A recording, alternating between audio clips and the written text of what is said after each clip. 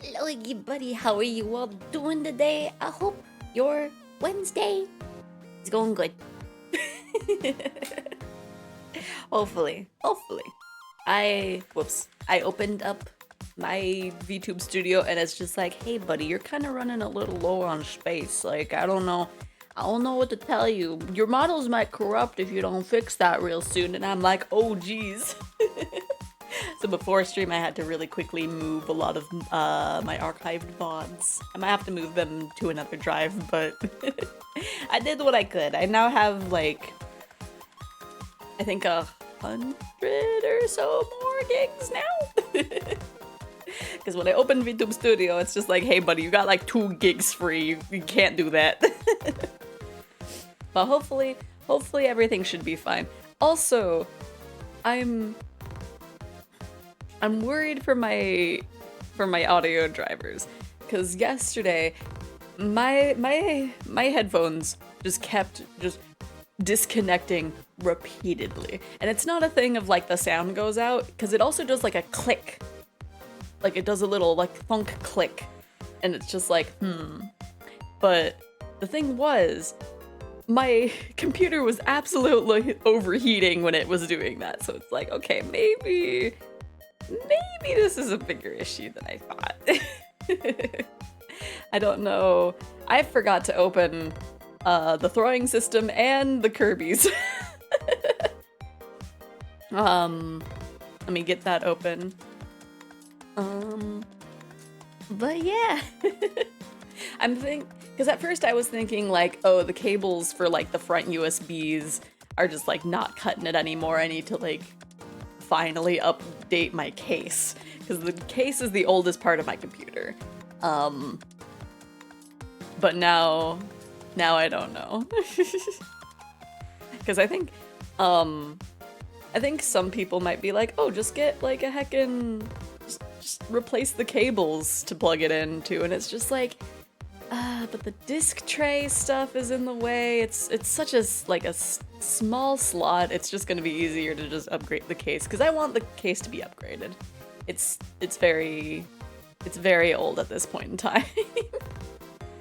It was like, this case has been with me from like when I first built this computer. So it's really that question of like, what is it, that like ship analogy of like, is it really the same ship? And then once I replace the case, it'll be like, well, there's no more parts for the original PC, so is this a different one or the same one? Let me see, let me get the game ready. There we go. Oh, whatcha? So, yes, let's see. So last time we got a bad ending, because the swordsman killed the Lord Man's Jacopo. And so it's just like, well, didn't want that to happen, but I guess it did. Maybe it should be fine. We got the key. And then she was just like, death to all of you. Even though we were just like, wait, we don't even look like the Lord at all. So I'm very curious as to like what's gonna be his reason for locking her up. I'm assuming that it's a similar reason to like Toma locking up the main character during Amnesia.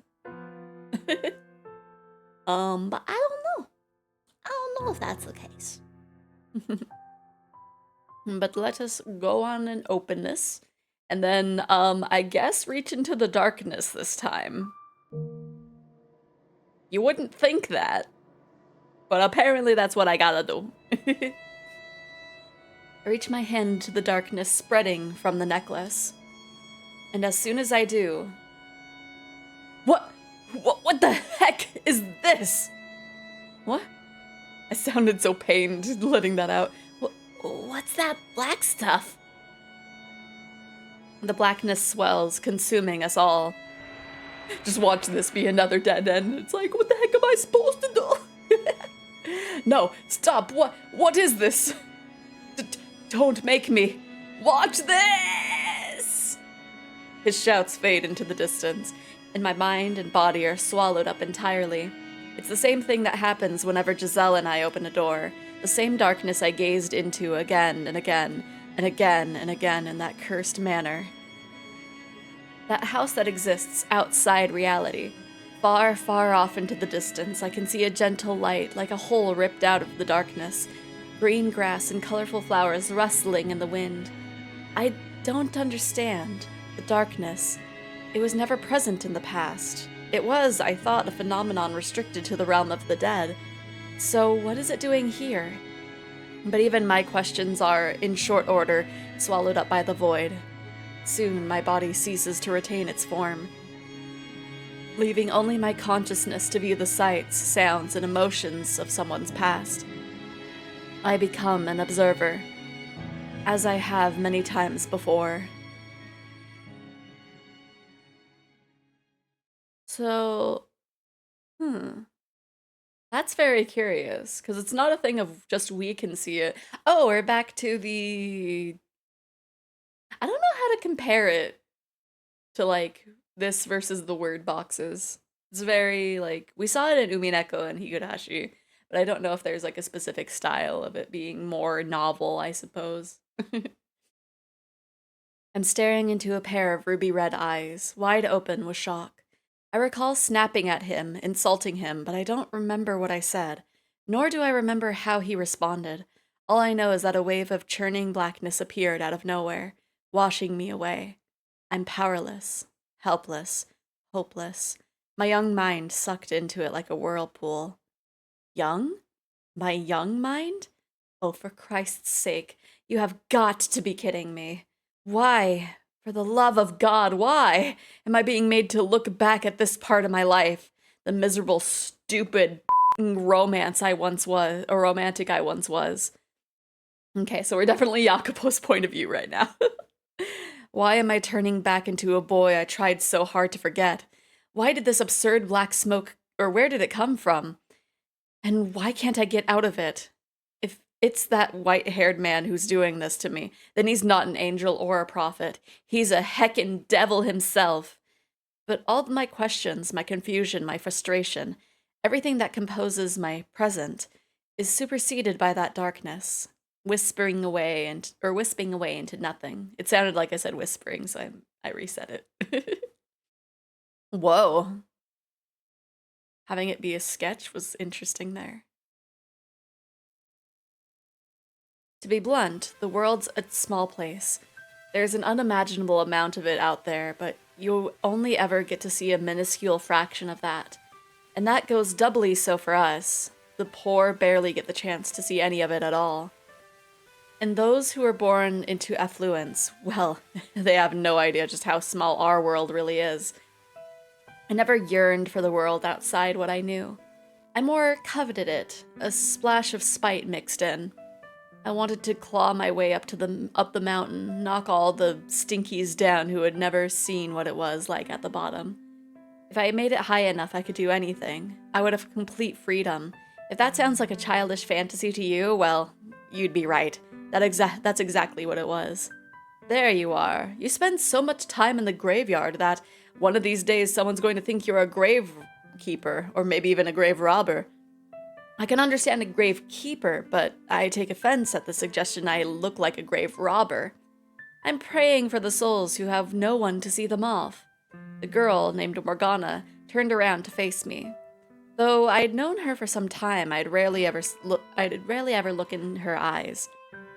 Her face was almost always concealed beneath a dark hood, revealing only the tip of her nose and sometimes her lips. Honestly, I don't get it. Why do you care so much? These are souls that have no one else to pray for them. At best, they may get a bit of lip service from a priest once or twice. It's our responsibility to offer a helping hand to the sick and the poor, to pray for the abandoned souls. What I don't get is why you need to pray for the dead at all. They're just bags of bones. I hope you enjoy an eternity in heck, blasphemer. Hey, that was uncalled for. I'm just joking, obviously. You take black humor to a new level. Morgana gave me a curt shrug, then turned away. She never faced anyone head-on for very long, and she had a perfectly good reason for it. It wasn't because she disliked me or anything. I don't think, anyway. About 3 years earlier, something had happened that had caused large patches of flesh to fall off her face. Supposedly, she had looked fine before, but I only knew her as she was at that time.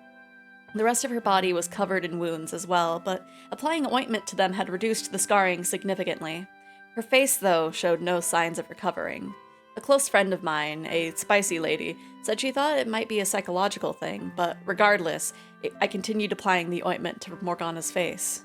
Hey, come on, don't turn away from me. I know you can hear me.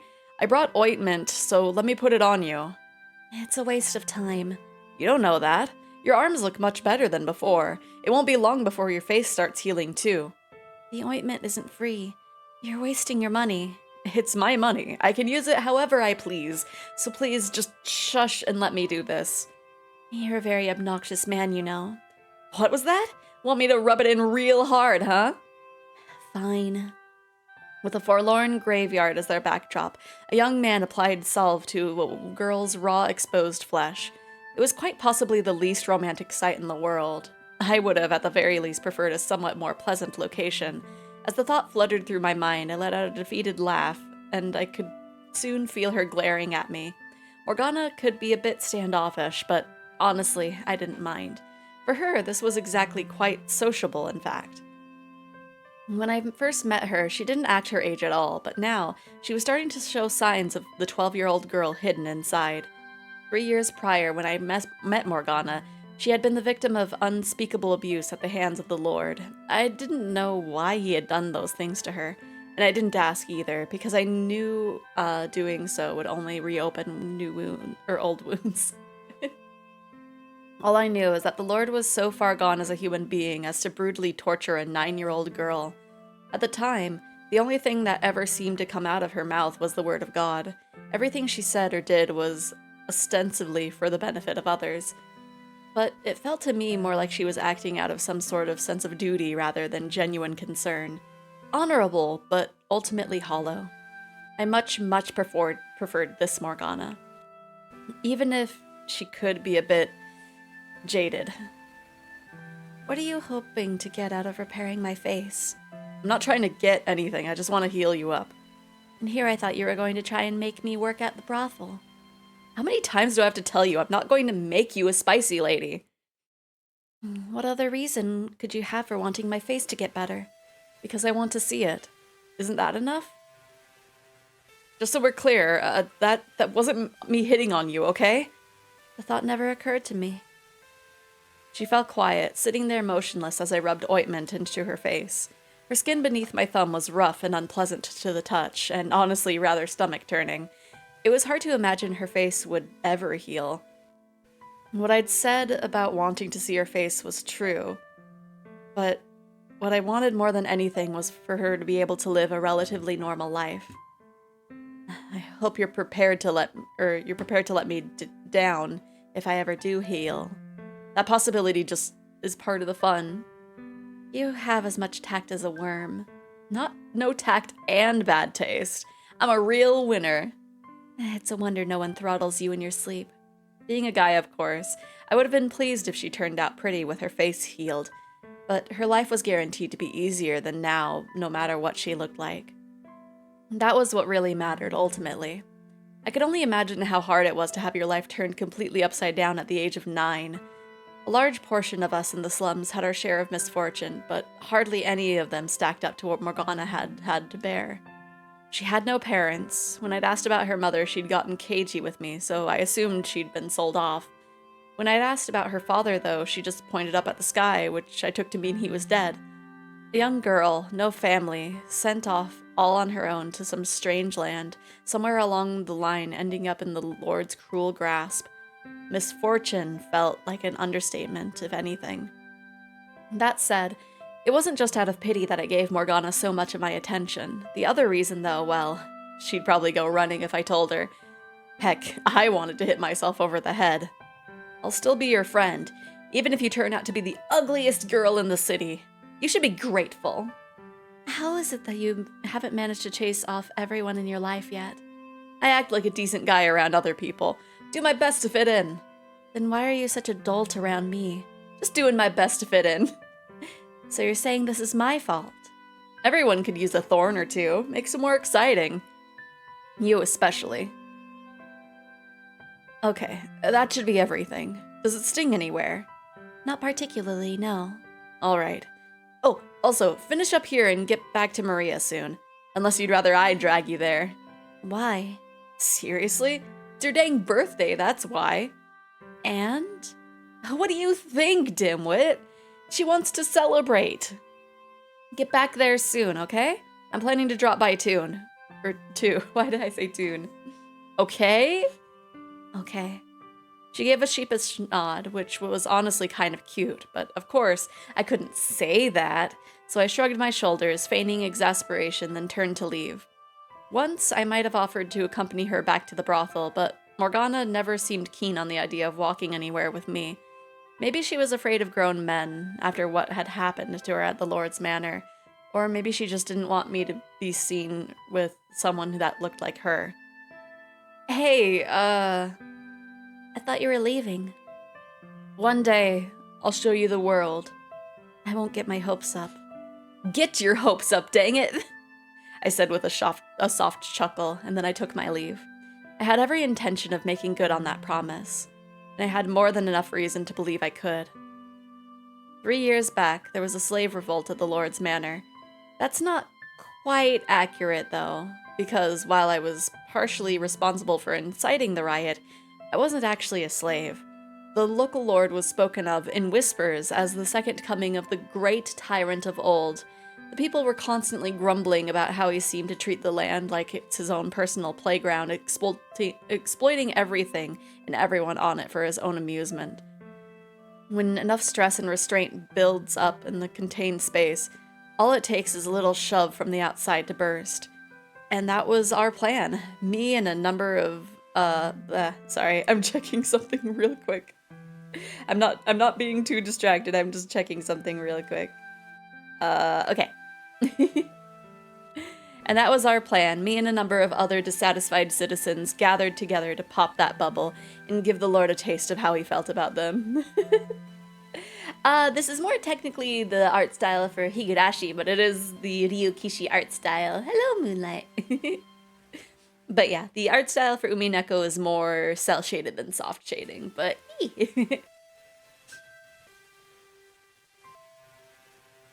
With the help of a slave trader, I infiltrated the Lord's Manor.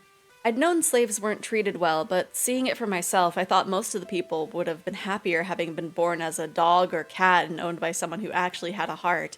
It was revolting, a flagrant injustice. Broadly speaking, there are two types of people who see injustice in the world. The first are those who have everything, who sit unchallenged at the top of the world, looking down on the less fortunate with pity. The second are those with nothing, who wish to overthrow the entire system keeping them down. It should come as no surprise that I fell in the second camp. Once I was inside, I went around the manor telling all the slaves about our plan. Most of them had long since lost the will to fight, but with enough assurance there were people on the outside ready and waiting to help, glimmers of hope started to return to their eyes. Finding out they weren't alone, that they weren't helpless anymore, had an incredible effect on their morale. And once the slaves were convinced, the revolt began. Hello, Sussy, how are you doing? Hopefully your Wednesday is going good so far. It ended up being much larger in scale than I had imagined, and many lost their lives in the process, but the majority of them managed to escape. Naturally, the slaves couldn't stay in the city, so I directed them to people waiting outside who would take them to another city or neighboring country. Yes, we are getting the Stinky's backstory. It's the very early bits of it, so it's definitely a thing of, like, he kind of likes her at this point. So I'm just, like, really waiting and seeing, like, okay, are you gonna try and justify his actions? Because I'm gonna look at it with doubt. I had neither the money nor the power to guarantee them a good life on the outside, but that hardly mattered to them. Everyone was sure that wherever they ended up would be better than staying, and I prayed that that would be the case. It was during the revolt that I saved Morgana. X to doubt, absolutely.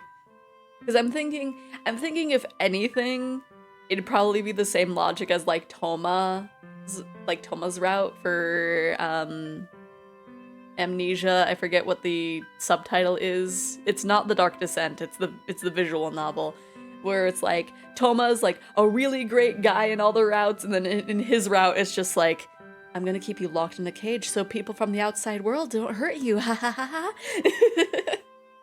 So I'm thinking it could only be that, but I don't know. I would have sent her off somewhere else like all the other slaves, but she was in so dire a condition that when I found her, that she could hardly even move on her own. She had been sapped of all her willpower. So I brought her to the brothel where a friend of mine worked and asked her to take Morgana in. My companions and I reveled in the revolt's success. It wasn't enough of an accomplishment to have any real political implications, but we still felt like heroes. Drunk on victory, we started talking about going bigger and starting a full-on revolution. Once the elation passed, though, we realized there wasn't much more we could do.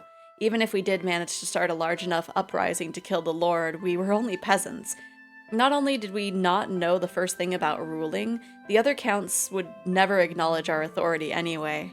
We'd pretend to be in control until the next in line showed up, and that would be the end of that. So we just ended up sitting on our thumbs, no way to do anything about our discontent. Skip forward to about a month before Morgana's birthday. One day a middle-aged woman approached me. I had never met her before, but she had wavy hair that reminded me a great deal of my own.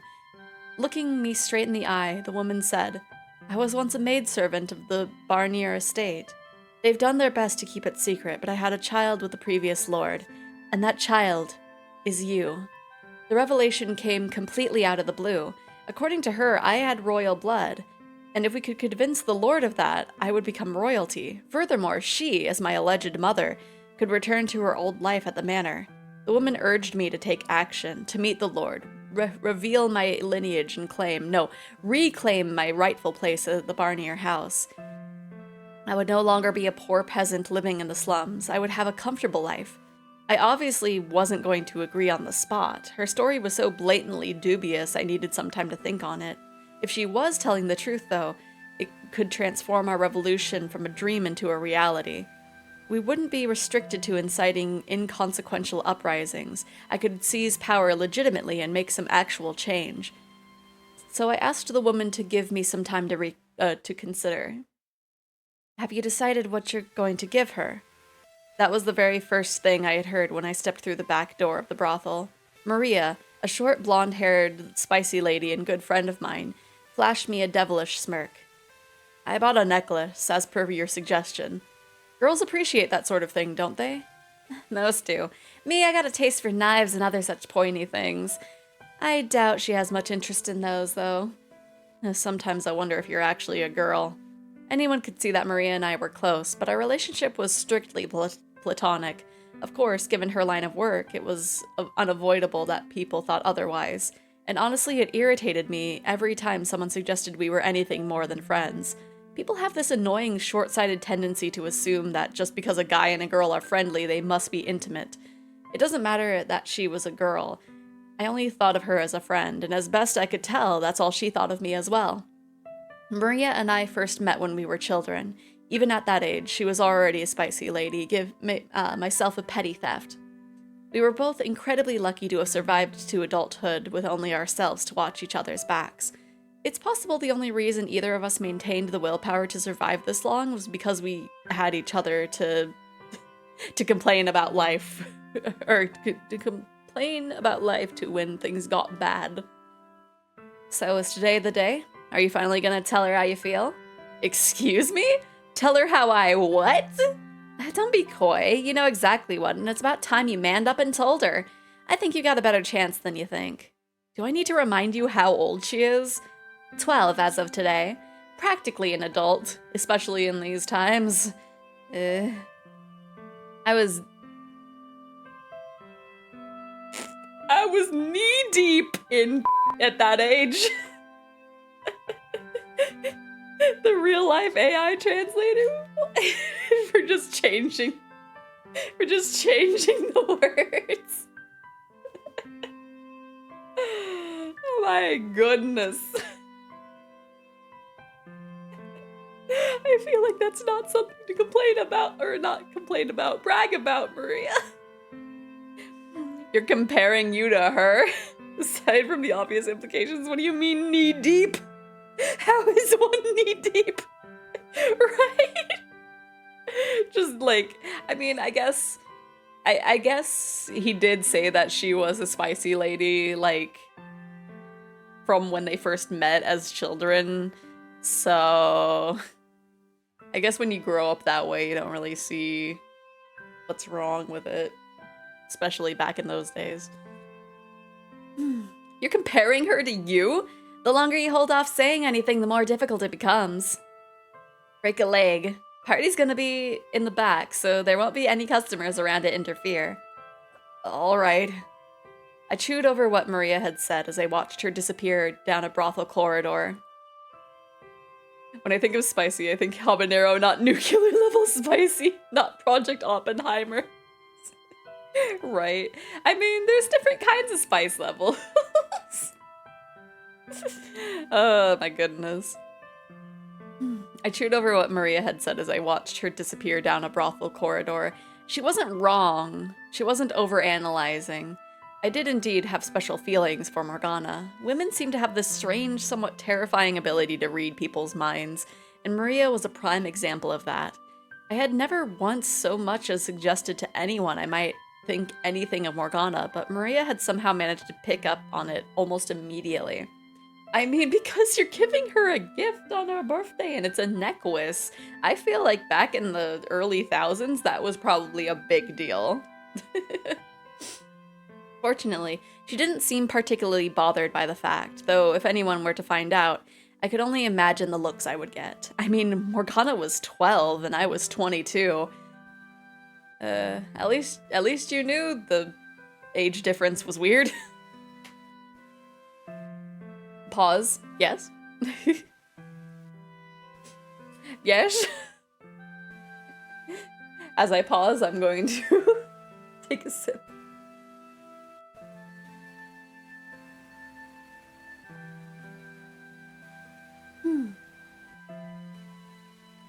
Just no words.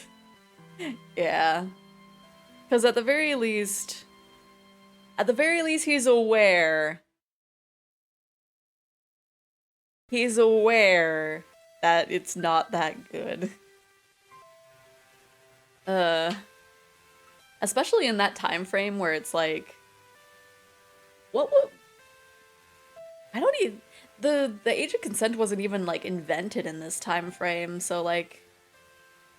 I'm trying to think of, like, what average age people were. Because, like, I know that there was, like, books of, like, history lessons of, like... people were considered adult at, like, a very young age or something because the life expectancy was very low, but I don't know. I don't know. I'm not condoning it. I want to make it clear. I'm not condoning it. Behind door like, hey, just get out here. But yeah, it's a lot to have him make. I don't know. Maybe that's why he locked her up. Just like, I love you, but people cannot know because of our 10-year age difference. Anyway. That wasn't normal. I've never felt this way about anyone else that young either.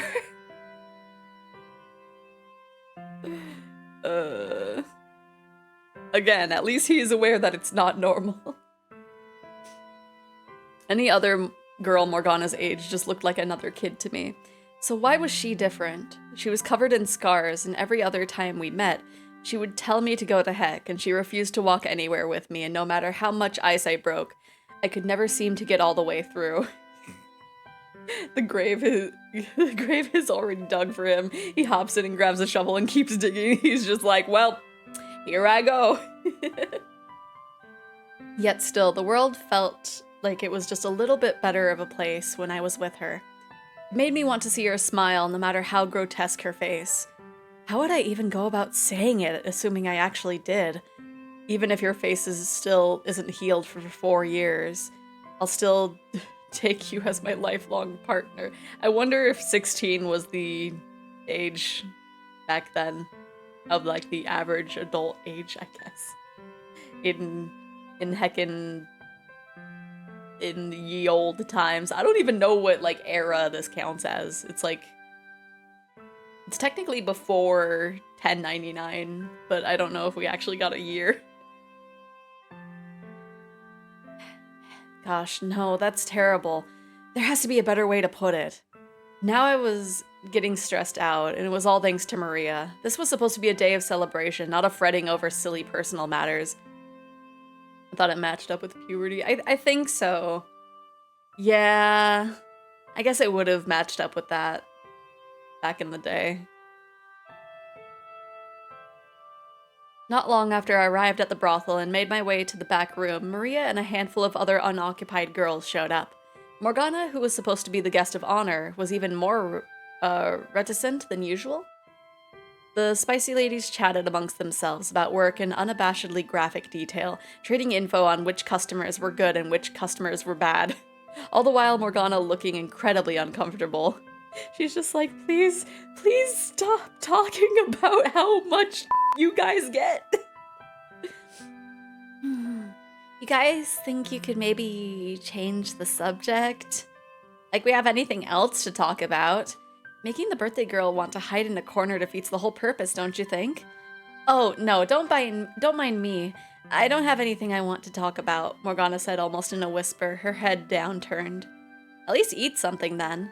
The cookies are barely sweetened and dry as rocks, but they're edible.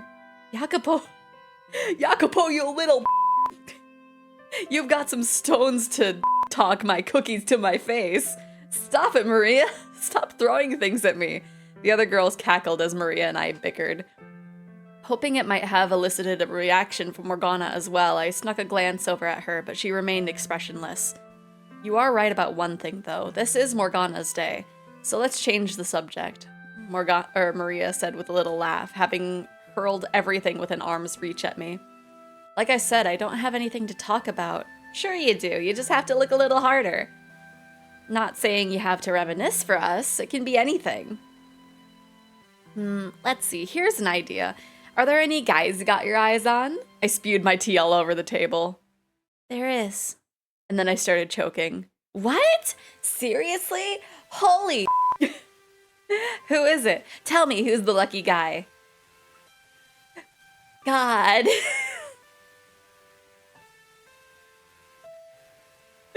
Is this why he locked her up? Everyone fell silent. Maria gave me a sympathetic look, and I knew exactly what she wanted to say. Sorry, kid, you ain't got nothing on God. Bro took that personally, right? I almost feel like that was like, not the final straw probably, but like one of the first straws. And also that's kind of weird because like the whole time we know Maria was just like, she's been seeing God as her dad. So, what did you mean by that, Morgana? Hole. If you're gonna dream big, right? Yeah, I get where you're coming from, pining after the all-powerful, all-knowing God. I'm with you. You bold-faced liar. The grass may be a heck of a lot greener up there, but it's a bit far, don't you think? You're better off settling for the weeds down here. Did she just imply I'm a weed? Maria looked over and gave a wide grin at the sight of me grinding my teeth, then continued. Say, the young man over... Wait, stop right there. Don't say another word. Whoopsie, me and my big mouth. I almost did your job for you. Damn it, Maria. This was not good. Like heck I was going to let her corner me into saying it here. I stole a glance at Morgana, but her gaze was locked on her knees. I couldn't see what, if any, kind of reaction she was having. Morgana, what she was trying to say is that I have to go. What? I have to go to the bathroom. Sure. Morgana got up from her chair and left the room in silence. I imagine I was making a rather flaccid expression, because as soon as Morgana was gone, Maria began cackling like a madwoman. My reply was the nearest object, courtesy of my throwing arm. Loser! How hard is it to just say it? It would have been easier if you hadn't cornered me like that. You think I believe you would have done it without a little nudge? I would have. Eventually. Eventually ain't gonna cut it. Now's the right time. And don't worry, me and the girls won't make fun of you for getting your rocks off to little girls. Yeah, Maria is kind of good in this time frame. That's not the reason I like her. Besides, I would wait at least 4 years before. Doesn't mean you can't tell her now. I think it'd do wonders, really. She's, well, you know. So, I think knowing someone cares about her will lighten the load a little bit. When she comes back, give her the necklace and tell her how you feel. And if she turns you down, we can all have a good laugh about it. After this stream is gonna be canceled. Wait, for what? For what? Maria and the few other girls chuckled. As uncomfortable as she was making me feel, she had a point. Regardless of whether Morgana reciprocated my feelings or not, there was a good chance that just putting them out there would help in breaking down the walls she had built in her heart. And maybe one day, I would actually be able to see her smile. I'll do it. I'll tell her. It didn't matter if I came looking like a loser. It didn't matter if Morgana wasn't interested in me in that way. What mattered was that she knew someone accepted her, regardless of her appearance or the things that she had been through. And if, by chance, there really was royal blood flowing through my veins, then I could make good on my promise to show her the world. I could put an end to her life of poverty and abuse, replace it with one of comfort and wealth. I could buy her even better medicine, something that could actually heal her face. If I truly were royalty, I could do so much more for her. Makes it sound like I want some kind of fairy tale, or want to be some kind of fairy tale hero or something. But honestly, I wouldn't have minded that. If I was going to make her happy, wipe away all of her past misfortune, why couldn't I make it a little dramatic? It wasn't usually my style, but in this case, I wouldn't have objected to a storybook ending. And then that's when the raid happened. This, though, no. This wasn't the kind of story I was hoping for. The heavy curtains separating the guest rooms had been torn to shreds, and they were splattered with blood. A man, apparently caught without enough time to defend himself, lay splayed out naked on a bed, his empty eyes fixed on the ceiling. Oh. Wait. Okay, I guess that makes sense on why it was in the back room, but wow. They even attacked customers. The whole area reeked of blood. All I could do was stare stupefied at the carnage. The heck? Why? How could this happen? My dumbfounded muttering went unanswered, though. The few who were still alive could no better make sense of the incomprehensible massacre than me. The sudden, arbitrary upheaval of our world, the inexplicable, inescapable reality. Shortly after Morgana stepped out, I heard a woman scream from the front of the brothel. Next, a man shouting. At first, I assumed it was one of the customers losing his temper over something. But the tone of the scream seemed somehow off for something like that. It wasn't long before the noise had escalated to alarming levels, so I dashed towards the source of the shouting. A good dozen men, bandits, or maybe thieves, they seemed more organized, had raided the brothel. They slaughtered all the customers, stripping them of any valuables, and they tied up the girls, killing any who resisted. The first thought that rose to my panicked mind was that I needed to find Morgana. I needed to get her out of there, no matter what. I couldn't let her birthday turn into a tragedy. She had already been through enough, and I had to make sure she didn't suffer any further. I had to make her life into something good. I searched and searched, but there was no sign of Morgana anywhere, until suddenly, something seemed to crash into me from behind, causing me to stagger. It took a few seconds for the pain to set in, which was when I looked down to see the tip of the blade sticking out of my gut. Blood streamed along the metal surface, and there was little bits of flesh caught on the edges. Ah! I turned around just in time to see the man holding it kick me away, and before I had time to process what was happening, I hit the floor and lost consciousness. If I were a hero, I could have surely eradicated all the violent intruders in the blink of an eye, saving everyone.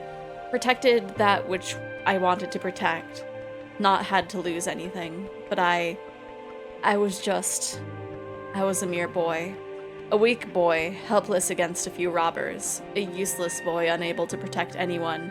When I woke up, Maria was kneeling over me, sobbing, no sign of the tough, foul-mouthed girl I knew. Aside from her, there were 2 other girls, also crying, leaving only 4 survivors. Apparently, I wasn't dead. Looking down, I saw my bare stomach wrapped in blood-soaked bandages. The brothel lay in ruins, a bloody pile of torn bedding, clothes, and bodies. I made my way back to the front, and all I could do was stare stupefied at the carnage. What the heck? Why? How could this happen? My dumbfounded muttering went unanswered, though. Maria stood beside me, quietly rubbing her trembling arms. Where's Morgana? I couldn't find her. Why not? I'm sorry. I looked everywhere, but I couldn't find her. I'm so sorry. I wanted to say I wasn't blaming her, but I couldn't find the words. If I had had the power, I could have prevented this from happening. What kind of power would I have needed, though? The physical strength to overpower the thieves? No, I needed to think bigger. If I weren't a peasant, but someone of real influence and import, no one would dare stand up to me. No petty thieves would ever even consider a raid on me, and I would have the power to punish anyone who tried. But regardless, this would have never have happened. I was supposed to save Morgana, or give Morgana a good life, to show her the world, to make her smile. If only I had power, absolute unflinching power. If I had climbed up to the top of the tower when the chance was offered to me, this all could have been avoided. If only I had asserted my place as royalty a month earlier, as the woman who claimed to be my mother had urged me to. I wanted power. Power to keep everything I cared about safe. The power to change this dang world. The power to stop those filthy thieves. The power to keep her by my side. I wanted power. I heard about the attack on the brothel, and that you were hurt. I'm so glad to see you well. About a week after the raid, I went to see the woman who professed herself my mother. I am my own mother. As you would expect of someone who had served at the old lord's manor, she was very elegant and graceful.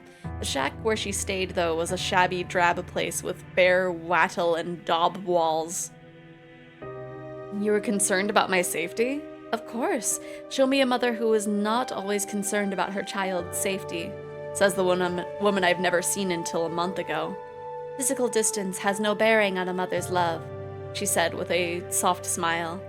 Age had clearly begun taking its toll on her, but I could see hints of former beauty. If you had gone to speak with the Lord and revealed your lineage when I first came to you, you would have never been in that kind of danger.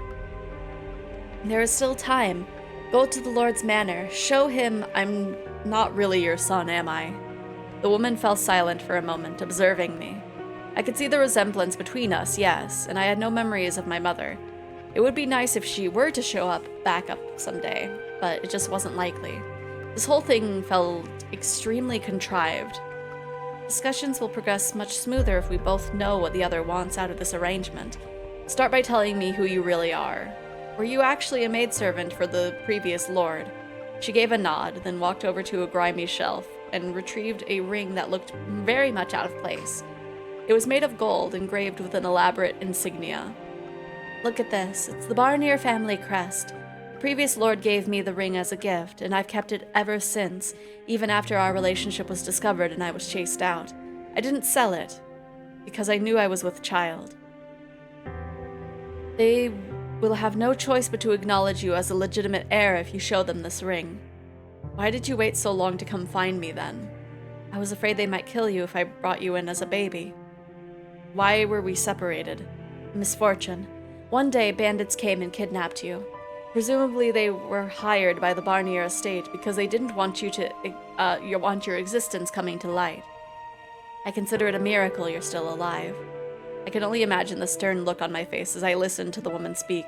Part of me did indeed want to take everything she said as true, wanted to believe I was someone important, but I couldn't convince myself I had anything other than a commoner's blood running through my veins. It would appear you've done your research. I don't have any other family, to the best of my knowledge, which does indeed make me a good candidate for you to step in and claim your stake on. If I were to guess, your child with the Lord has either passed away or never existed at all. It's probably true you worked at the Barnier's Manor, and it's probably true that you had a relationship with the former Lord. You were chased out, and now you live in poverty. You want to go back to your former, more comfortable life, and while you're at it, take vengeance on the current Lord. Who cares about Morgana?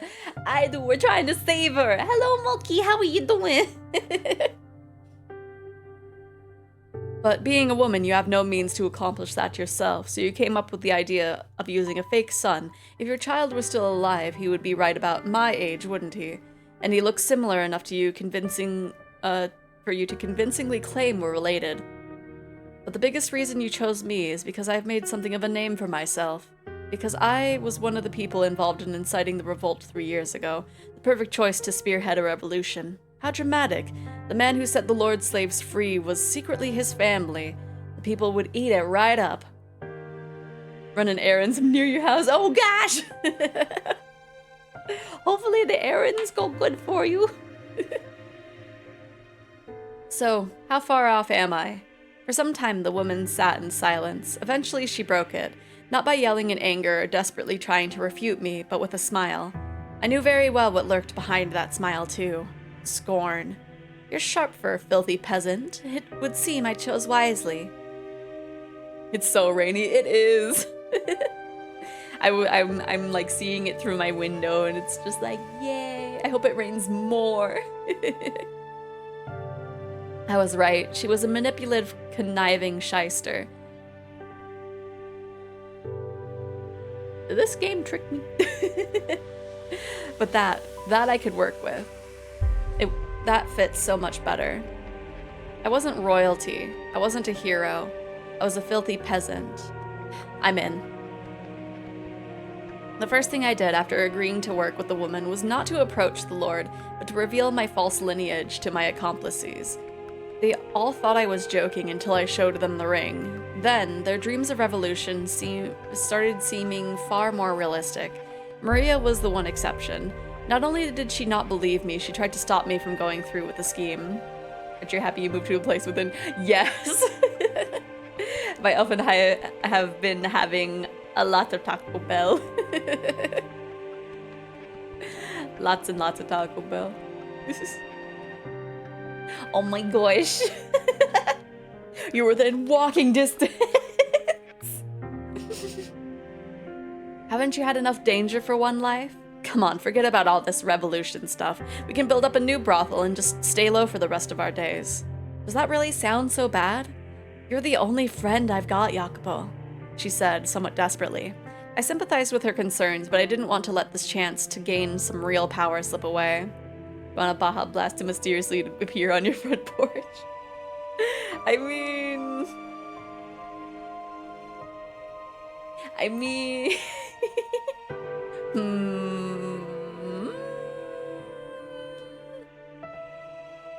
Maybe.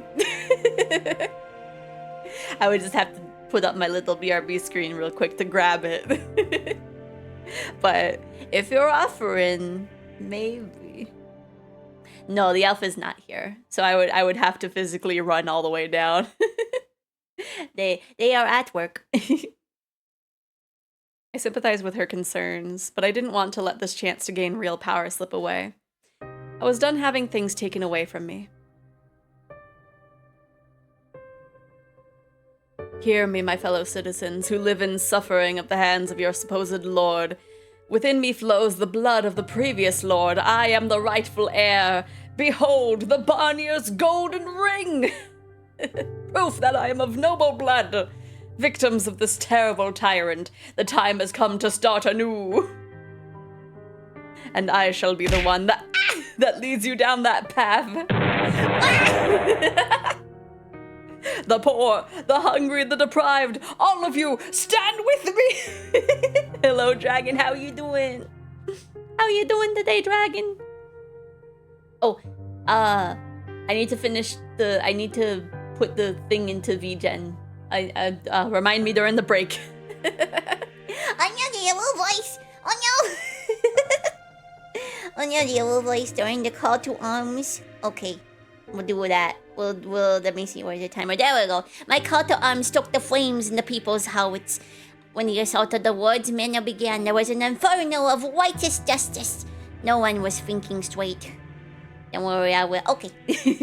Because I was getting everything else ready, and it's just like I forgot. Yeah, I have a Twitter post for it queued, but I forgot to do the regen part of it. I was about the only one with something resembling a clear head amidst the chaos. If I were really a hero, then I would have rejoiced in that glorious day, that momentous turning point in the city's history. I would have been honored to have led this charge. But this was all about that one woman's avarice and desire for vengeance. This was all about one man's lamentations for his own weakness. I wasn't motivated by any desire to help these people. The ward, backed into a corner, begged for his wife. I decapitated him, and I held his severed head up for the people. Their cheers and shouts filled the air. When I watched them rejoice, I wondered, was this the future that awaited me? Would the people come after me next? Was my head going to be in one of their hands one day? I hope not. The king and the other counts acknowledged my loyalty, though it was less that I had the barnyards ring and more because I thought it was the best way to prevent things from getting any messier. And with their approval, I finally became the ward of the land. I also assumed the former ward's name because despite his reputation with the people, it was a name people knew, and one that held far more clout than my own. And just like that, my long-time dream of power had come true. That said, simply becoming the ward didn't mean everything had fallen neatly into place. Many of the local noble families accused me of acquiring my rank illegitimately. They waited, fangs bared, for me to slip up. They even tried to set me up on more than one occasion. I couldn't trust anyone. On top of that, I took too long making the improvements I had promised the people. They would start saying that I was just as much a tyrant as the previous ward.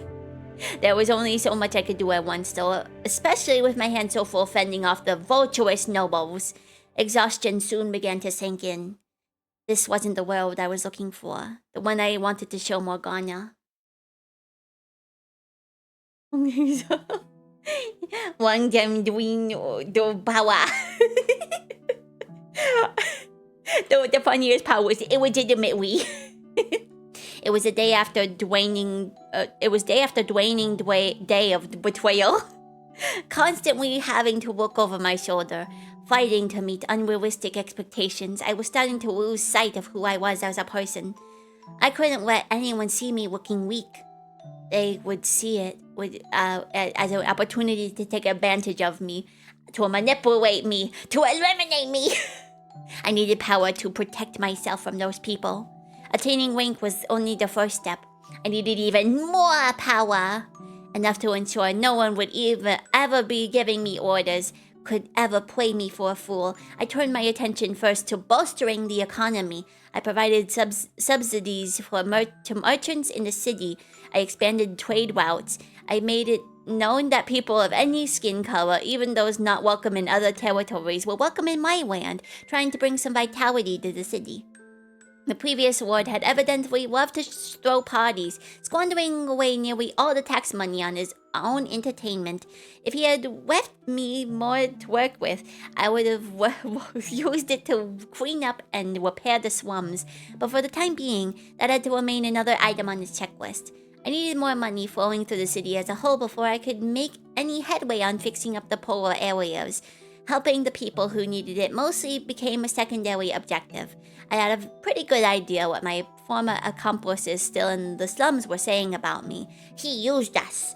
I could practically hear them whispering. Some of them even started publicly slandering me in an attempt to undermine my authority, claiming I wasn't suited to be in a position of power because I had spent most of my time in the slums. It wasn't long before they would convince the people I was just another tyrant. I had hoped that they, if no one else, would have sympathized with my position, realized that I had every intention of helping them and that I simply didn't have the resources for it yet. But no one saw what I was doing. No one believed me, even when I tried to explain. In one case, I invited an old companion to my manor to discuss matters, but the meeting only turned into an attempt on my wife. Having absolutely no one I could trust, no one I could call an ally, hit me a lot harder than I had expected. It twisted my worldview beyond recognition. I had no need for sympathy. I couldn't show care for anyone. Otherwise, someone would inevitably use it against me, old friends and strangers alike. An attempt on your wife? Gosh, the infidelity. My goodness, it's more likely than you think in this game. In fact, those who knew me best, those who were aware of where I had come from and what I had been before, were the ones who fought the hardest to tear me down. Rules needed to be created, punishments established. I couldn't allow anyone to take this power from me. Anyone who so much as suggested I had come from the slums, anyone who dared to disrespect me, had to be eliminated. All threats exterminated before they could reach me. Somewhere along the line, I had lost sight of my original dream. Lost all my desire to do right by the people I cared about. Heck, I didn't have anyone to do right by anymore. Why did I need to climb to the top of the ladder so no one could kill me? Why did I want money so no one could mock me? Why did I want power so no one could oppose me? 4 years passed, and I found myself in a very, very distant place. Wow. 4 years, just the amount of time for him to not be as weird with Morgana. Still weird. But in his mind... Miracle blood. Sounds like a sham to me. You never know. They say the sound of her first cry brought rain to the land before she was born, saving the whole village from drought. They say her blood has the power to cure any disease. One day a curious rumor came to my attention, the kind of whispering I wouldn't usually put much stock into. It was said that there was a witch living in a cottage by the lake. Few had ever seen her face, but they claimed she had the same voice as a girl who had supposedly performed miracles several years earlier in a faraway village. People loved their stories of heroes and miracles, and if I could show some support for the churches, then maybe people would stop complaining I was focusing too much on the economy. So I devised a plot to capture the witch and make use of her miracle blood. The story teaches you not to mess with the Messiah, right? I think the story teaches you a lot of things. I would establish a new church, have it run by a nun in the city. The city I'd been fawning over for some time. They called her the Saintess. There, I would call the witches, or I would take the witch's blood, call it a miracle medicine, distributing it in exchange for tithes, or tithies? I don't remember what it was, which the people would certainly come for in droves. I'll just keep it with tithes. Then that would make the scheme that much more effective. I'll worry about the veracity of the rumors later. Right now, all I want for you is to capture her and bring her to me. I was too busy to handle capturing the witch myself, so I went and found someone to handle it for me. He was a former slave who had, several years back, massacred an entire carriage of slaves and the slave traders transporting them. We know who this is. Obviously not an upstanding citizen, but there was little doubt that he had any trouble apprehending a single witch. The biggest reason I chose him, though, was because he was enamored with the nun. I honestly thought it was rather hilarious, a murderer falling in love with a nun. I had been expecting the man to object, but he agreed almost without hesitation. There was a mansion on the outskirts of the city, which the previous lord had built for himself and had gone unused since his death. It was there I decided to keep the witch, and it was there I decided to establish the church. The nun would have ample space there to provide temporary shelter to the sick and needy. I thought, with what little remained of my conscience, that I was doing the right thing.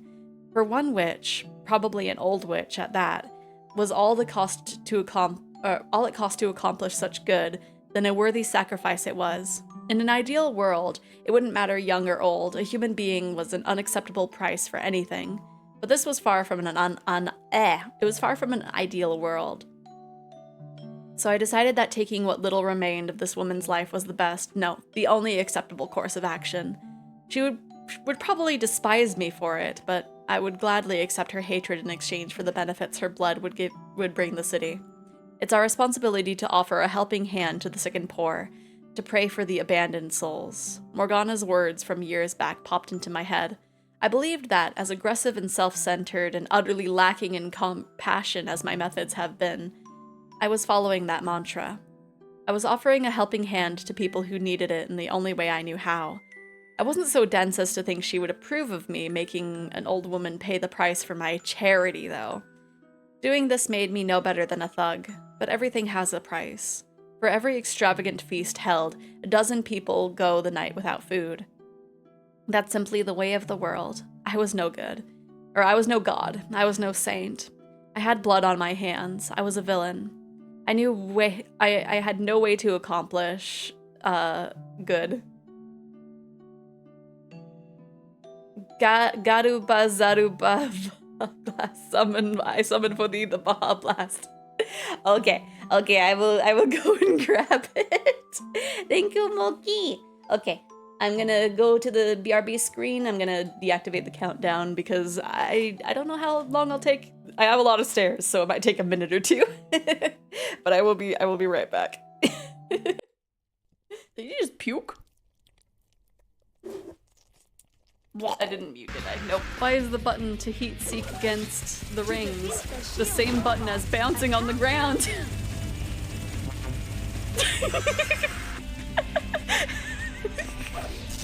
Let me get her.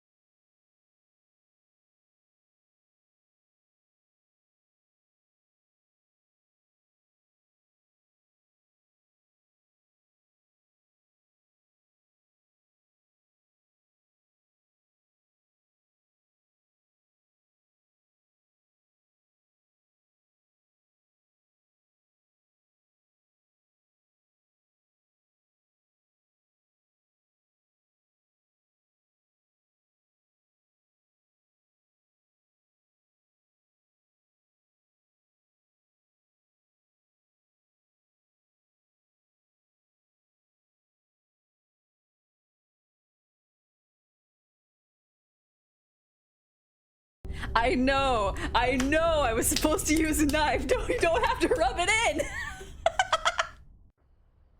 Whoa. Are you prepared for what lies ahead? To be impaled on the angler's hook like the one who came before. Here is your deck. Study it. Yep, those are cards, all right. My place was over here, right? Oh geez, I'm so embarrassed. Where was this? Was my island, right?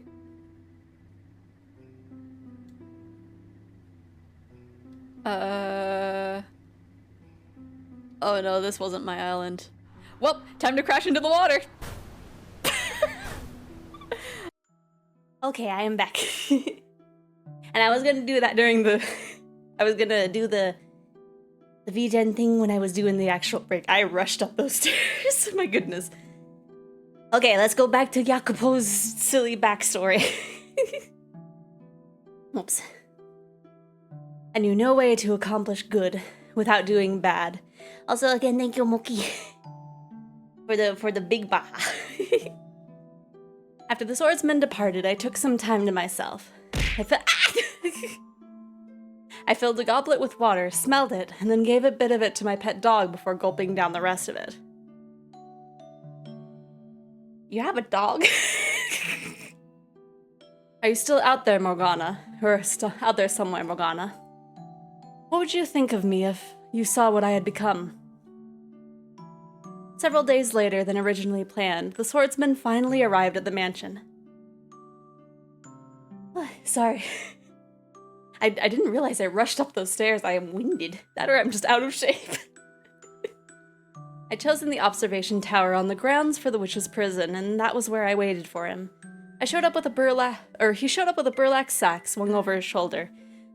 Oh! Maybe he didn't know it was actually Morgana until she was already locked up, and it's just like, oh, well, I can't back out of this now. They have a dog. It was there the whole time. Do not question it. They've been there. Their name is Dog. Yes, Dog. It has always been there. Yep, that's their name. He showed up with a burlap sack swung over his shoulder, setting it down on the ground, saying, "There's your witch." I could only hear muffled grunting from inside the sack, but it didn't sound like an old woman inside. The man's clothes and bag both reeked of blood. "Tell me you didn't harm her, Dog." Oh, wait. Was it not literal? Wait. Now I'm confused because Okay. Wait, no, he did have a pet dog. Now I'm worried. Because he's been calling this dude Dog. I'm just like, hello? Hello? Do we have more to worry about in this game? Tell me you didn't harm her, Dog. I smell blood. You only instructed me not to kill her. Mistakes were made. Limbs were lost. I cleaned up all the blood I got on me. No one suspected anything. Pet play isn't that worrisome compared to, like, true. There are worse things that have happened. But it's just like, No one suspected anything. That you were able to immediately recognize it as the smell of blood says quite a lot, Lord. You have killed before, haven't you? Enough yapping. She is alive, yes? Of course. I felt a tinge of guilt for the woman, but it didn't last long. Her role in my scheme, the fate that awaited her, was the same regardless of the condition she arrived in. I tossed my gaze from the man to the bag. He crouched down to untie it, revealing a young girl with one arm severed. As soon as I saw her, I knew exactly who the girl was. But why? What was she doing in the bag? Why was she the lakeside witch? What was she doing here? Why was she so pale and shaking? She's pale and shaking because she lost an arm! Why had I ordered her captured? How could I have done that?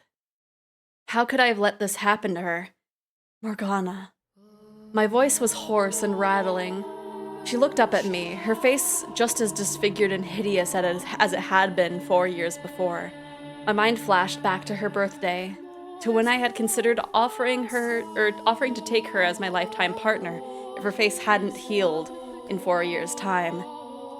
Is that you? Her question yanked me out of my memories. You remember me? Did Morgana remember me? The 3 years we had spent together? What kind of person I had been? The boy who had refused to give up putting ointment on her face. Those horribly unromantic encounters in the graveyard. Her taking shots at me taking shots at her. All that time we had shared. How could I ever forget? Morgana. She remembered me? How could I ever forget all the pain and humiliation you put me through? How could I ever forget the blood sabbats you so loved to hold? What was she talking about? Hadn't had enough, have you? Leaving scars on every inch of my body wasn't enough for you? You haven't had your fill of my blood? No, that wasn't me. I was the one who tried to heal those wounds. You're the man who bound me, cut me up, called me a witch, and then tried to kill me. I haven't forgotten you for even a moment. No, Morgana. I was the man who rescued you from him. I don't care how much my father preaches forgiveness. That's the one thing you'll never get from me. I despise you with all my soul. I revile you with every fiber of my being for every scar you gave me. I gave you a lifetime of hatred. No, Morgana, I was not aware you knew the witch, Lord. His voice made my blood run cold. I didn't just know her. Morgana was... Oh yeah, this do be heavy. There's been a lot of things in this series. This man, the Lord, he destroyed me, mind and body. No, that was another man. He was already dead. I had just taken his place. I had come from the slums, had been part of the slaves' revolt. I knew I had to tell her. He ruined my life! But between the sting of Morgana's accusations and my need to protect my current position, I couldn't muster the strength to do it. If someone were to find out I wasn't legitimately royalty, that I had come from the slums, then everything I had worked so hard to build up for who, though, would come crumbling down.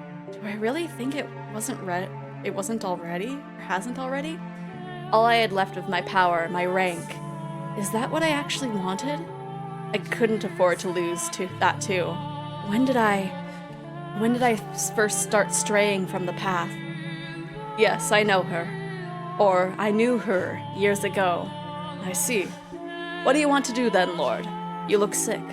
This doesn't change anything. We lock the witch up and proceed as planned. Yeah. I was kind of worried that it was gonna be that when the dead end that we got yesterday, she was like convinced that we were the Lord. I wonder why. Because I don't know if it would have been a thing if she was like losing her eyesight, but I'm not sure. Because like,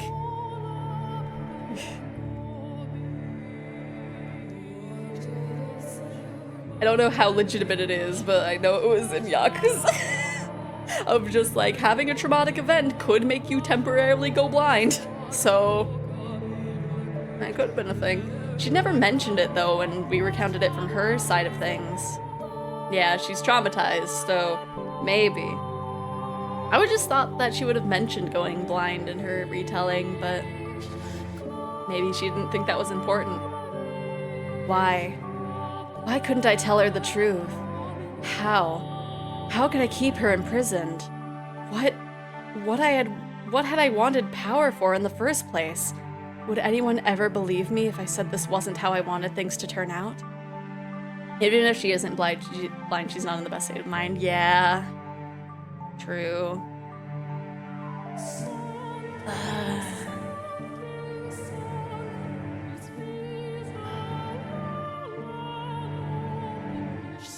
Would anyone ever believe me? Before me floats a man, twisted and writhing in pain. Although whether what I'm looking at could be said to resemble a human is a difficult question. It's a hazy, indistinct shape, on the precipice of being consumed by darkness everlasting. I know very well what I'm looking at, the moments before a man's soul shatters. Did I do the same thing to him that Morgana did to me?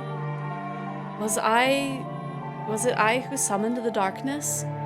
Who laid his past bare?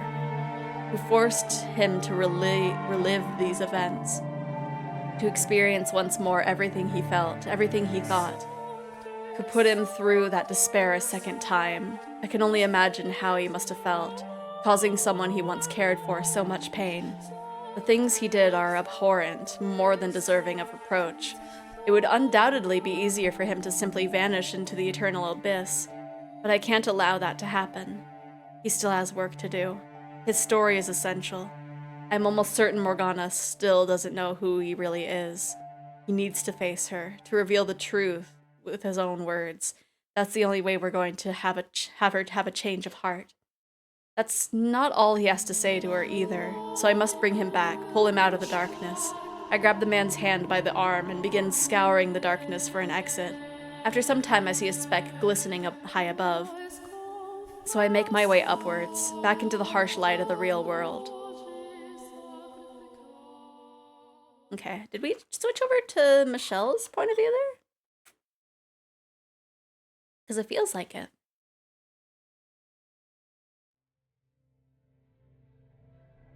The darkness parts and we re-emerge in the dining hall.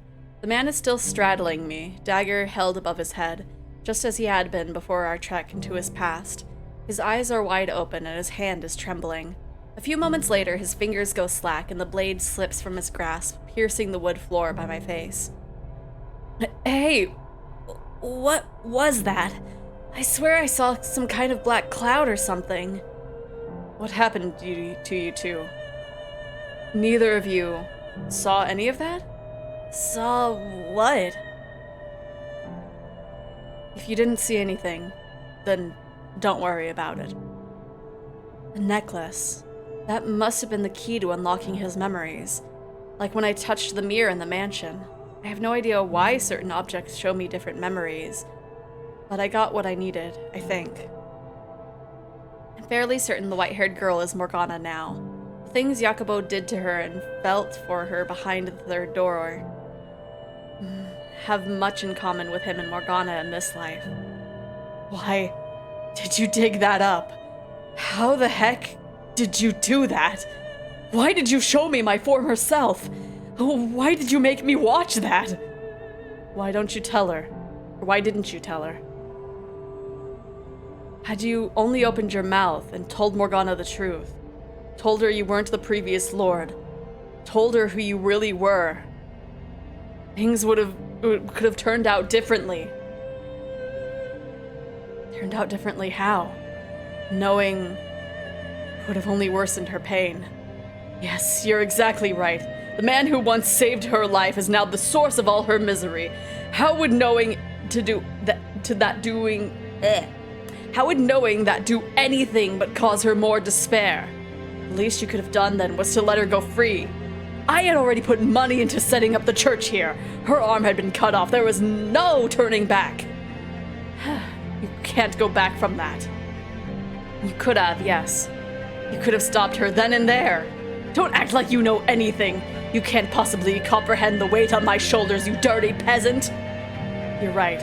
I can't, and I'll be damned if I want to. To heck with understanding the feelings of a man who could so easily lose sight of what mattered most for a little power. Gah. Money, power, that's not what you really wanted to hold dear. So how couldn't you let go of that? Or why couldn't you? Why did you have to go and let what mattered most slip through your fingers? Had you done anything, it wouldn't have had to come to this. I couldn't have people knowing where I came from. I needed wealth, rank? No, you didn't need any of that. Do you have any idea how much Morgana treasured her time with you and Maria? Do you know how she described that period? As one of the brightest chapters in her life.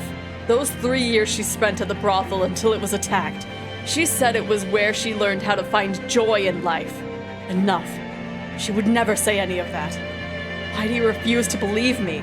She never opened up to anybody. That's all just your fantasy, what you want to see in her.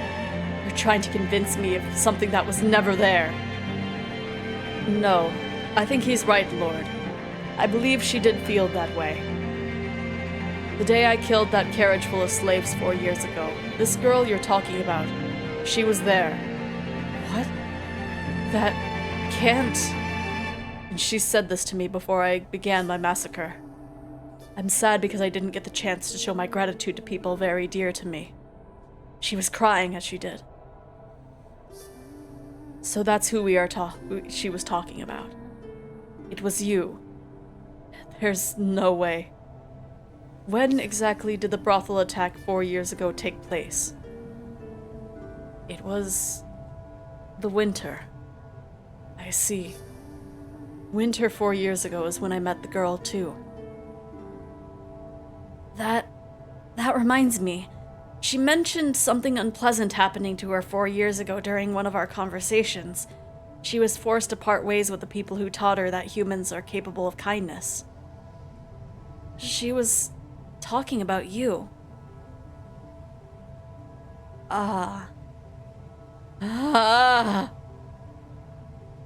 There is still time. You can still set Morgana free. You can still reveal your true self to her. She was likely in shock that day, not seeing or thinking straight. She still thinks you're someone else. Hearing you were the Lord, it set something off inside her, preventing her from seeing who you really were. Her time in the previous Lord's captivity left scars even deeper than she knew. So all it took was that one word, and in her eyes, you became him. Which isn't to say you haven't caused her much pain yourself, but I still believe your truth is the key to allaying her hatred. It will change her perspective of the world. I'm certain of it. So please, release Morgana and spill your heart for her. I was planning to end it all with the Harvest Festival. What? I was already planning to set her free then.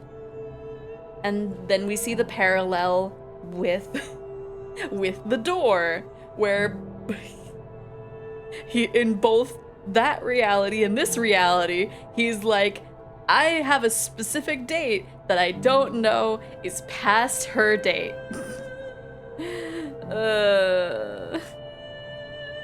I knew dang well that it was much too little, much too late, but I needed an excuse to face her. Some occasion to give her that last nudge. So I told myself, that's going to be the day. That's when I'm going to do it. But you had to show up out of nowhere, digging up my past, telling me to do it earlier. Throwing all my plans out the window. Now I need to wait 3 to 5 business days to make a new plan. You still think I'm the reason your carefully laid out plan fell apart? I'll let her go during the Harvest Festival. Tomorrow she goes free. No, you have to do it now. You have to do it now, you stinky. Ah! Tomorrow is too late. What difference does it make? When the bell tolls noon on the day of the Harvest Festival, Morgana dies. I've had more than enough of your so-called prophecies. I'm done. Why do you still refuse to believe me? I'm not making anything up. I'm from the future. I know how this ends. Having an occasion and a plan can certainly make it easier to take action, but you can't just wait for the right occasion for everything. Sometimes, if you don't act on something as soon as you've decided to do it, you'll miss your chance. Or if you're like me, you trick your brain into thinking that you've already done it, and you just look and you haven't done it, and you're like, oh. Oops. In your next life, you make the same mistakes. You lock someone up that you care about, eventually causing her to break down entirely. And you're so fixated on waiting for the right occasion, you completely destroy any chance of salvaging anything. If you're set on releasing her, then release her. Jacopo! Stop being so dang fixated on your occasions already! Enough. Darn you. You're right. You don't have to tell me I'm being a fool. I'll do it. Right now, I'll do it. I'll release her.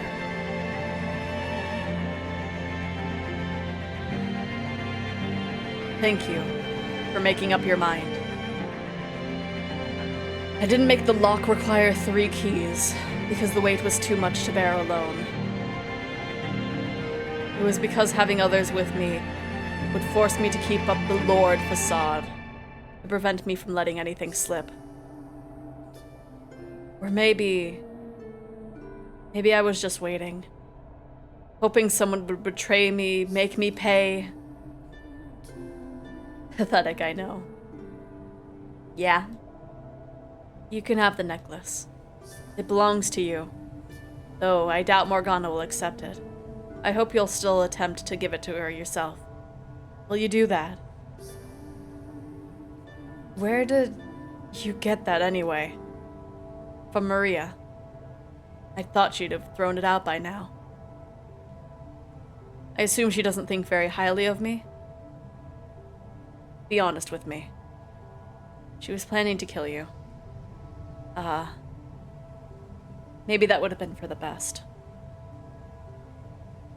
To her, I'm nothing but a power-hungry traitor. The necklace, I'll take it. Here you are. We're gonna save her! We're gonna finally save Morgana. When he takes the necklace, Jacopo looks as though he's on the verge of tears. Whether from the pressure of not wanting to lose face, or simply because he's no longer able to. He doesn't actually shed any, though. The other two just stand and watch him quietly. Neither of them saw the vision of his past, but they don't pry either. Our exchange was probably sufficient to them to give them an idea of what happened, even if they don't know the details. Clutching the necklace in one hand, Jacopo takes up the head of the procession to the observation tower.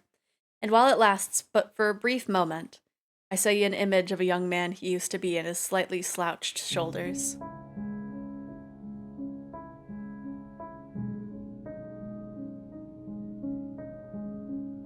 I forgot that we were gonna pass the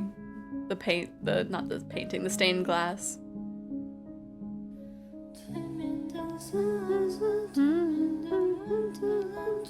They each insert and turn their individual keys, the lock disengaging and the door giving a deep groan as it swings open.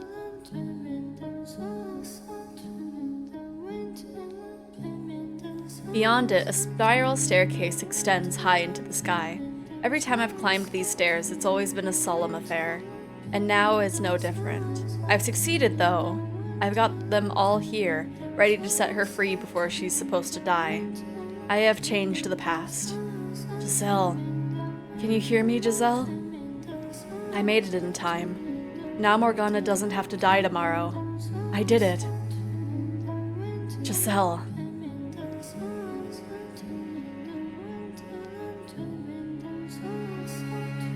With me. Come on. Do you guys hear talking behind the door? Is there someone else in there with her? There couldn't be. It's only Morgana. Stay with me, please. Come on. You can't give up now. Oh, be quiet. As if you have any idea what I'm going through. Of course I do. No.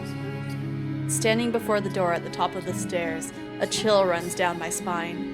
Before I have time to consider what might have caused it, my body moves on its own. I shove my way past the other men and push open the door. Is Giselle there? It's either Giselle or future Morgana, but I'm not sure. I know. I'll come up with something pleasant to take your mind off things. I'll come up with a story. A story? How about this? A dove flies in through the window up above, a piece of parchment tied to its leg. It's a letter from the prince of a neighboring land. You read it, and then you write a response. I don't respond. After exchanging letters back and forth for some time, the prince comes to find you. I'm not going to fall for your silly fantasies. Holding on to something, even a fantasy, is better than believing in nothing at all. I don't want you to give up hope. Baseless hope only breeds despair. Not that you would know that. Besides, if anyone's going to come for me, I don't want it to be a prince. There's only one person I want to see. They're all stunned and silenced at the scene unfolding beyond this door. Morgana is having a conversation with herself. This does answer the question of who the white-haired girl is and where she came from. But I can't... This is just... No one should have to go through this. Her mind has split into two. Oh, Morgana, it looks like you have visitors. They're here to take my blood. Or they've got no use for me anymore. And are here to kill me. Oh, don't be so negative. Look, there's someone new. Kill me. Just set me free already. Morgana, you know what my wish is. Kill me and curse. Put a curse on them. Come on, Morgana, look up at them. Your letters, they made it. I never wrote any letters. He's got long hair as white as snow, and eyes like rubies. He's beautiful, like an angel descended from heaven. An angel. Morgana. I've come for you, Morgana. Come to set you free. Would you please undo her shackles, Jacopo? As you say.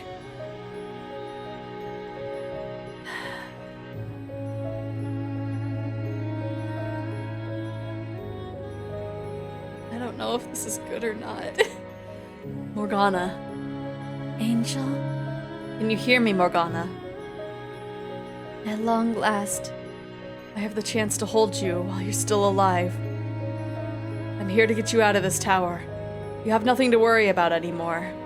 You can go outside again, see the sun. You can go back to your old life. Angel. Morgana. Angel. No one's going to hurt you anymore, Morgana. The three of them by the door, none of them had any malice for you. Angel. You're free. You can go free again. Angel. You can have a normal life. No one is going to take any more of your blood. Angel. Please, Morgana. Please stay with me. Don't you want to leave this place? I'm going to set you free. I'll take you back to your cottage by the lake. I'll get you medicine. I'll help you with anything you need. If you want to go somewhere far away, I'll take you there. I'm begging you. I've waited so long for this moment. Morgana. I've been waiting so long for God to send an angel. Are you an angel? Are you an angel sent to deliver me from this place? Hello, Iron. How you doing? Please deliver me onto my father's presence. I can't go back out there. I can't live in the mortal realm any longer. I don't want to. There's only one place I wish to go. O holy servant of the Lord. You are an angel, aren't you? Morgana. Please, deliver me from this place.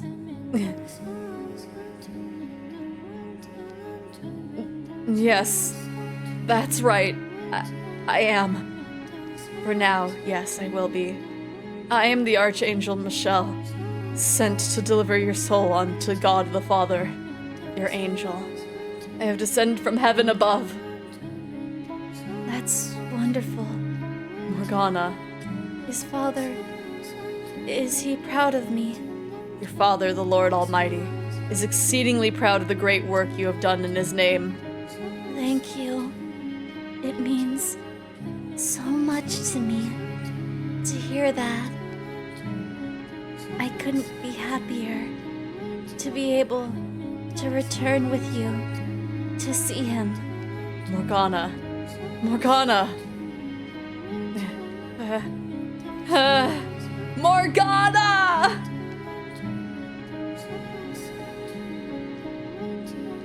Her body goes limp in my arms. Seems to have come in a moment. Yeah. I'm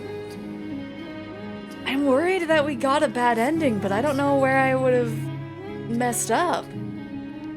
As the last of her life slips away.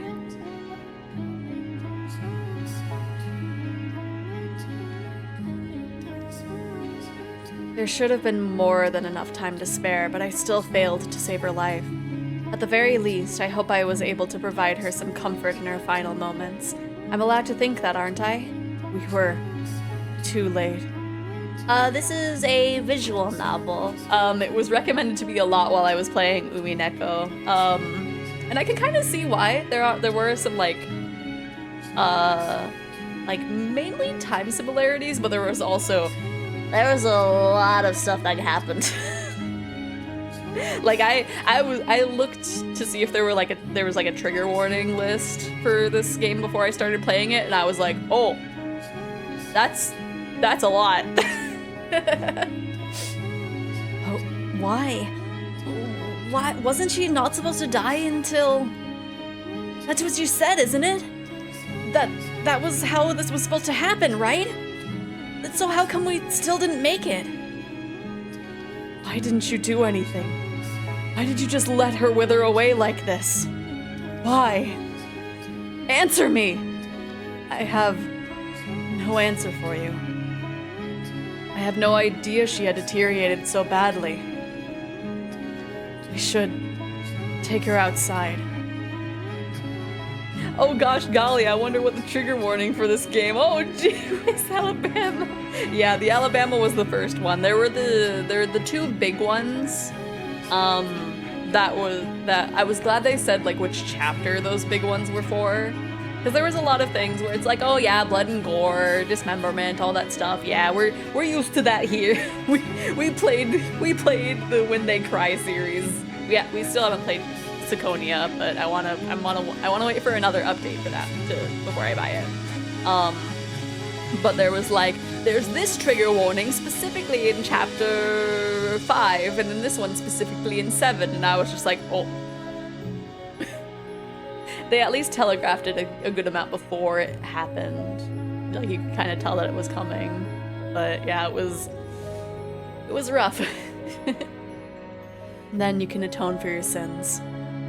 But first, we need to take her body somewhere clean. Death does not mean you are free of pain. We need to ensure her soul can depart in peace. You won't see me objecting. You need to say now what you were going to say to her. You must let her know the truth. She's dead. What good will it do to reveal my feelings now? Are you really that dense? Of course it will do good. Her physical body may be dead, but her soul is still there, watching everything, listening to every word you say. I don't believe in souls. Well, I'm begging you to change your mind. Let Morgana hear what you have to say. Don't let her soul seethe in hatred. Please. I'm begging you. Okay. Morgana, I am not the lord you knew. I'm the man who put you through heck. I killed him. I'm the man who freed you from his grasp. I'm the man who spent the next 3 years with you. We were poor and food was scarce, let alone good food. But those were happy times. Just about every day I'd come to rub ointment on your face. I'd tell you to look at me and you'd reluctantly turn my way. I used to think a lot about the face you'd make when you finally gave in. And then there was Maria. I can only imagine how obnoxious you thought the two of us were when we were in the same room together. You sitting off alone while me and Maria go at it, not making a peep. Me always trying to sneak glances at you. There's so much I never managed to tell you. I hate myself for being too weak to put any of it into words. I could apologize, but I doubt you'd forgive me, and I don't want you to either. Hello, Rocket. Why do you keep calling Dragon stinky? Or smelly, rather.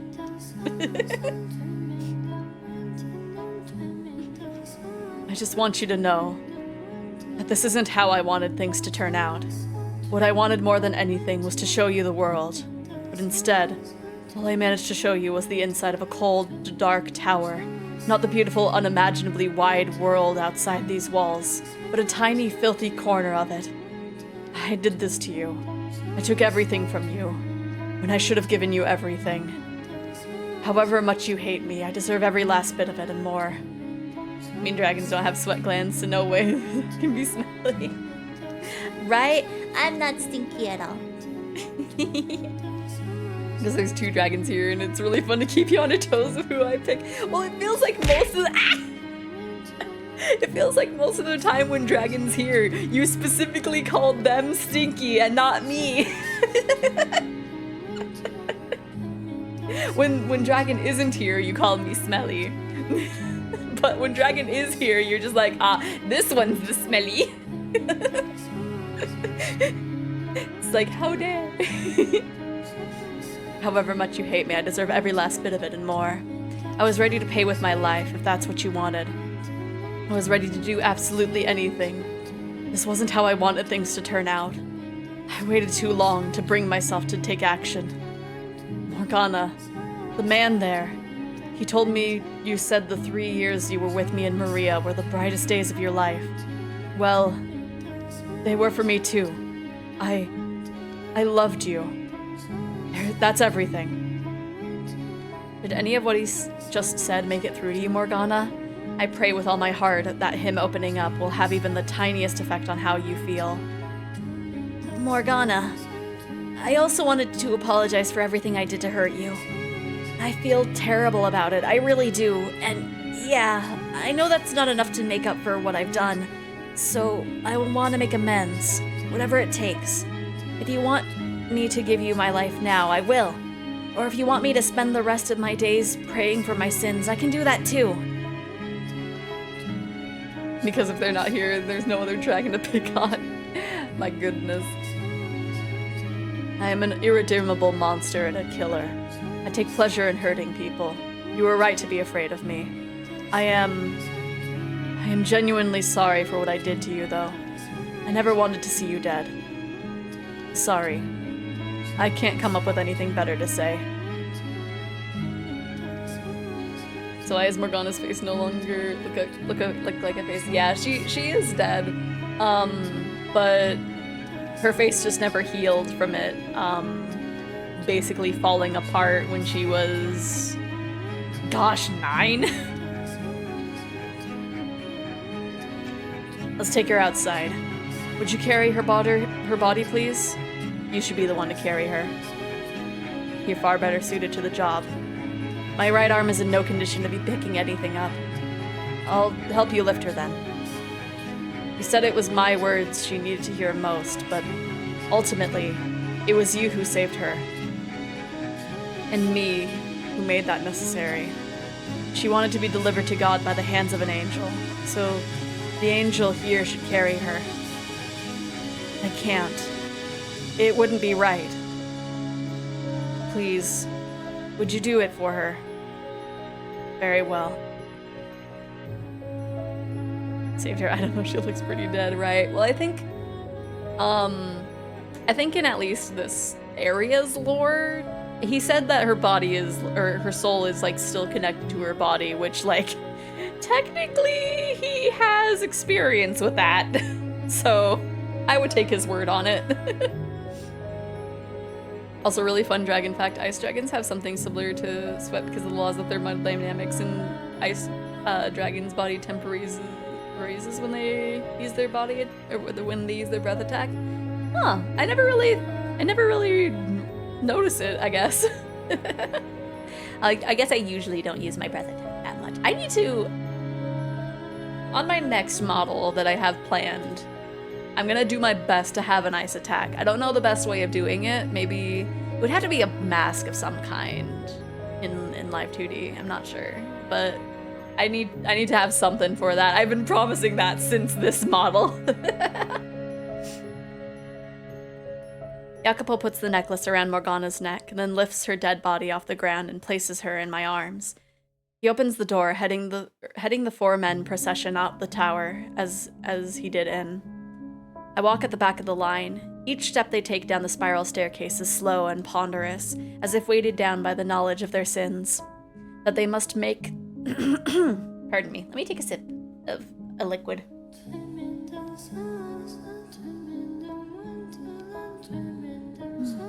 That they must make their own way to the place that they will make their atonement.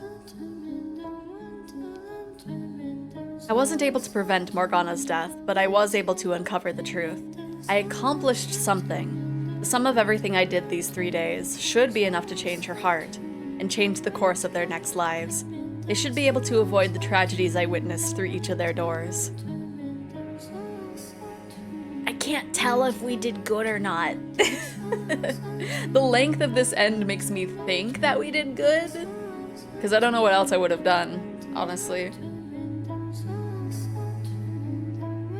When we step through the door and people see Morgana's body, we'll be made to pay for our sins. Ultimately, I'm the one responsible, so the 2 of you are welcome to stay behind. I'm coming with you. The girl died because of the things I did. I can't just pretend it didn't have anything to do with me.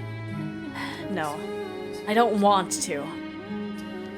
I never had any intention of fleeing. You may have been the one running the operation, but I did just as many terrible things as you.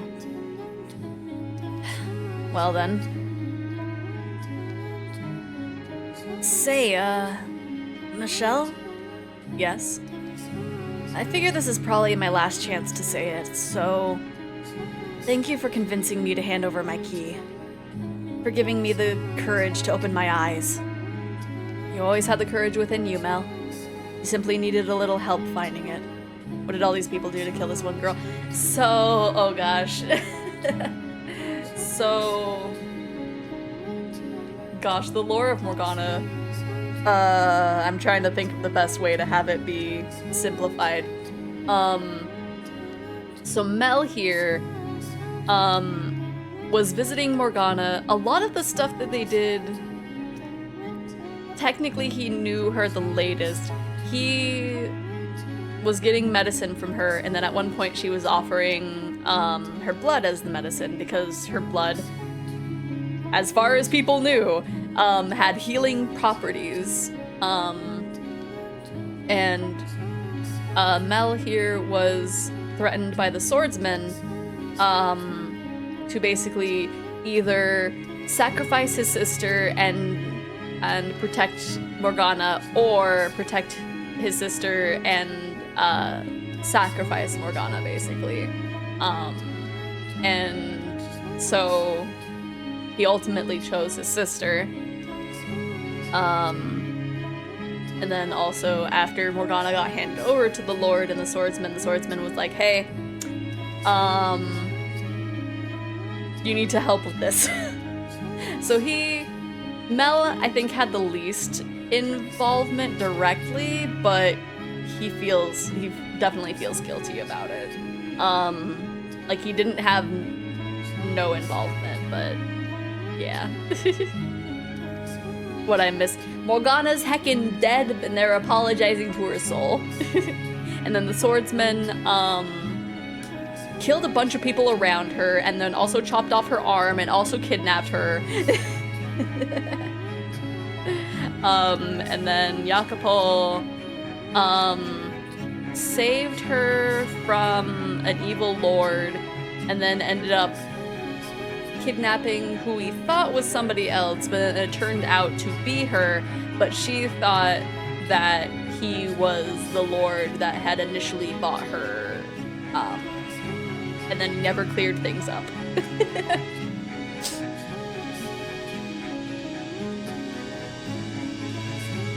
Got hit with that purple flashlight. No. Yeah, she just died early, but like I think her soul is still there. But yeah, I think we had our date of.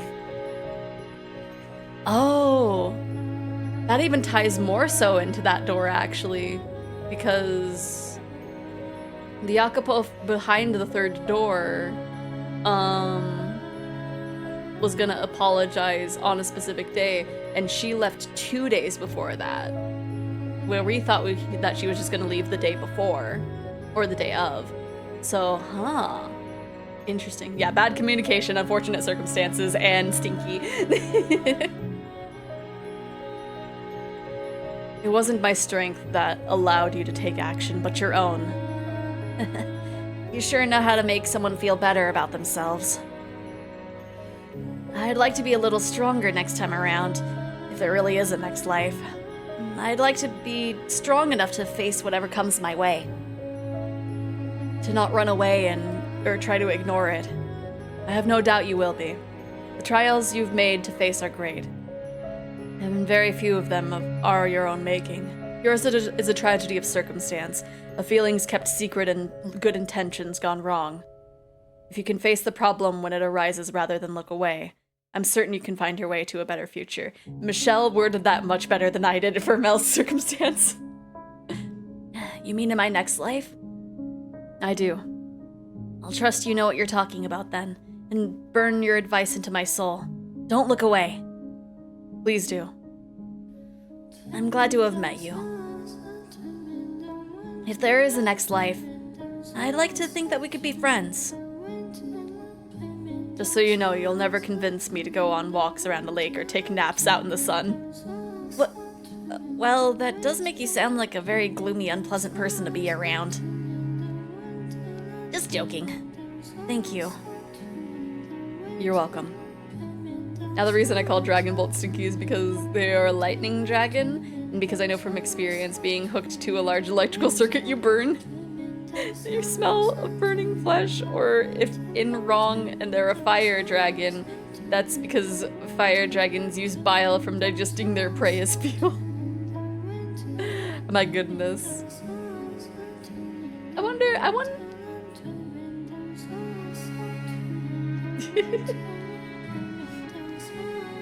I am curious. I am. Cartoon Network gave me this name. Oh, true. Yeah, that was your lore. So you could be an anything dragon. But how does that make them smell? Just figuring out lore for Dragon Bolt. You know, you kept telling me you weren't an angel, but you actually are, aren't you? I promise you, I'm a regular man. You told Morgana you were an angel. Angels and demons don't get along very well, so I'd rather not run into you in my next life. I appreciate what you did here, though. I'll do my best to be more human next time. Please do. If I repeat myself what you told me, that what I need most is restraint as I make my departure from this world, then maybe I won't forget, even if I do lose my memories. Burn it into my soul. I rather like that. I feel like that's reminiscent of something a bird in Hotiful Boyfriend says. Oh wait, no, it's carve it into your soul, kid. I think I'll follow the boy's lead here. Or Lloyd lead there. That would be best. And I'll be praying that, even if you aren't capable of love, you'll be able to live a peaceful life with a good woman who loves you. Not like a lightning dragon is being fried by electricity. Right? That would be bad, just cooking yourself by using your breath attack. That you'll be able to make her happy by doing so. I still think she'd be better off never knowing me. Whether you want her to or not, she's almost certainly going to meet you and fall in love with you. You know, now that I think about it, she's not as normal as I first thought. She's a peculiar woman. I can't say I disagree. Well, I guess this is goodbye for now, then. That it is. I know everyone else is doing it, but I've got nothing to say to you. Didn't expect you would. Huh. Though I suppose I do have something I'd like to say to you. And what might that be? Be more open with yourself and stop holding things in, gosh dang it. If you want to talk to somebody, don't be like, okay, I'll talk to them in like a week. If you had only put your feelings into words, things would have turned out differently in both this life and your next. Coming from you, a man who looks even more closed off than me, that rubs me very much the wrong way. Better? Do I really look that closed off? In more ways than one, yeah. That part of me is deeply ingrained. You telling me to open up won't magically disentangle my personality and make it be. I don't think you're as twisted as you believe you are. I'll consider it. If this next life nonsense you're selling is true. Please do. Lord have mercy, one heck of a man certainly busted his way into my life. The last thing I expected was for an outsider to be the one to get us to open that door. Good news, Dragon Bolt. Most dragon species are closely related to the exceptions of undead, and ice dragons are their lineage split off sooner, so earth, fire, and storm dragons have similar biology. No, but frying your prey does leave the smell on you. Oh, that's fair. Impressive work for one man. It is not only my doing. I had help from a number of people.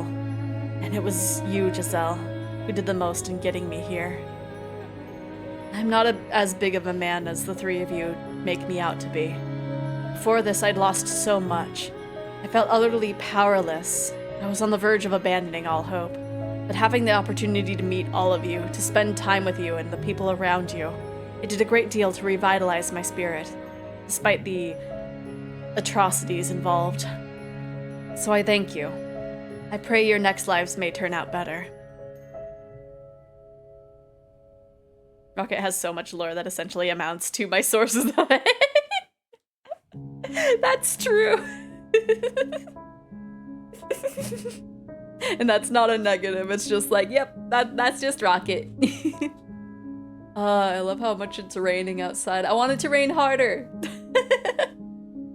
I want it to rain so much I hear it go. Yeah, not a negative, just funny. The funny thing is I'm making this up on the fly. Yeah! I'm glad.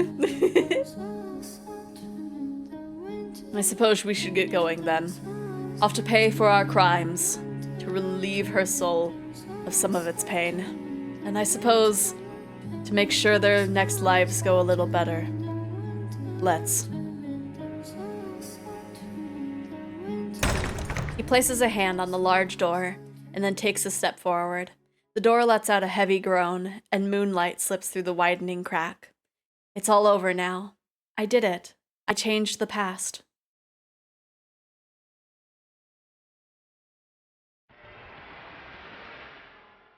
Ooh? Oh. What? What the heck? What I see beyond the door is not the nighttime courtyard. The sun hangs high in the sky, shining down on the blood-soaked grass. What happened? Heck you, butterfly effect! Change the past for the better, I don't know. Because we just opened the door and the slaughter already happened. What's going on? That's when I notice. The weight of Morgana's body is gone from my arms, and then... out in the courtyard. Nellie. I see a flaxen-haired girl vomit blood and fall to the ground. A young man kneels over her and takes his own life. No. There are dead and dying townsfolk all around the nun. The swordsman is skewered as he scrambles to reach her. And at the door, just on my back, Jacopo. Maybe it's just we're speed running to the next lives. It should be fine, right? It's fine, right? The Lord lies unmoving, slumped against the wooden frame in a pool of blood. How can this be? We were all just talking not a minute ago. How the heck did we go from that to this?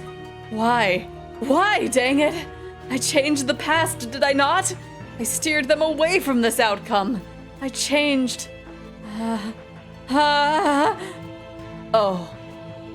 Oh, that's what this is? As much as I don't want to believe it, it makes sense. The sense that something wasn't quite right I've been feeling ever since I got here. The darkness that swelled up when I touched the necklace. I was never in the past at all. This isn't the real world. It's the realm of the dead. Same domain in which the cursed mansion resides. Which is why, when I arrived here, something felt off. Because death filled the air. Somewhere deep down, I could sense the similarity between here and the mansion, that gathering place of departed souls. It was never possible for me to travel back in time, to exist and interact with the real past. I was able to summon the darkness because this isn't the real world. Merely a reconstruction, a projection of their souls' memories. It was all set in stone long ago. None of the time I spent with any of them was real. Every emotional moment I thought I shared with them was all an illusion. None of my conversations, none of the smiles I managed to get out of them were real. I was never there. I was never present in the past with them. I'm currently some time after all that, sometime beyond the era Morgana lived. Beyond the 17th, 18th, 19th centuries. What I spoke of as their next lives was actually their past lives. Totally going to use this to write a funny parody of Steve Irwin because we all know for a fact if dragons really would call Dragon Hunter, not Crocodile Hunter. My goodness, no! I mean, I guess he didn't hunt them, like, in that way. He just was like, oh, look at this beaut! Just finding a little wormling and it's just like, oh, this boy's a real chunkster. All three tragedies are history. Immutable, irreversible history. There's nothing to change anymore. What, then? Did I fight so hard to achieve? What did I accomplish by warning them of their next lives, by convincing them to endeavor to take different paths? I mean, I don't know, maybe the doors will change? I don't know. Nothing? Was it all for nothing? I go limp at the sight of it all, dropping to my knees and sending ripples through the sea of blood. Morgana, the girl who called me an angel and asked me to deliver her onto her father, is still chained up inside the tower. What did I accomplish? What purpose did anything I do serve? What was all the big dang waste of time? But my cries go unanswered, simply fading into dead air. Giselle, who kept me going for so much of this ordeal, is still silent. No, I did accomplish something. It wasn't a waste of time. Everything I did, it wasn't for nothing. I may not have changed the past. I may not have stopped their tragedies, but I achieved something. I uncovered their stories. I learned the truth of everyone's involvement. I can't take that away. You can't take that away from me. I know you're out there, Morgana. I know you've been watching this whole time. You know the truth now. I accomplished that much. That has to change how you see them, at least a little. If the present Morgana has a change of heart, decides to let go of her hatred, then that should cause the cursed mansion to disappear, set their souls free. I'll take that leap of faith. That what I've done is enough. And make my way back, believing there's a future for them beyond their tragedies. I'm coming back, Morgana. I'm returning to that house, to that world of blackness, seething with hatred, to my present. I'm going to try this once more. An honest attempt to really see you, to face you, Morgana. I'll be there as soon as I can.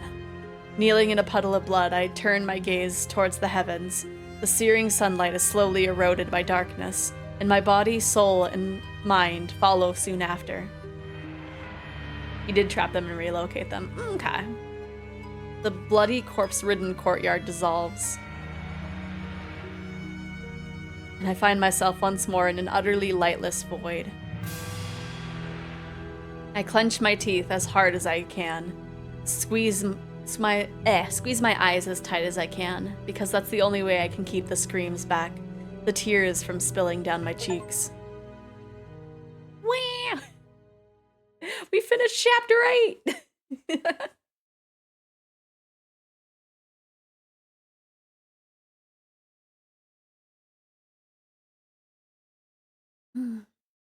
Right, ba-da-doom. Michelle. Open your eyes, Michelle. Come to me.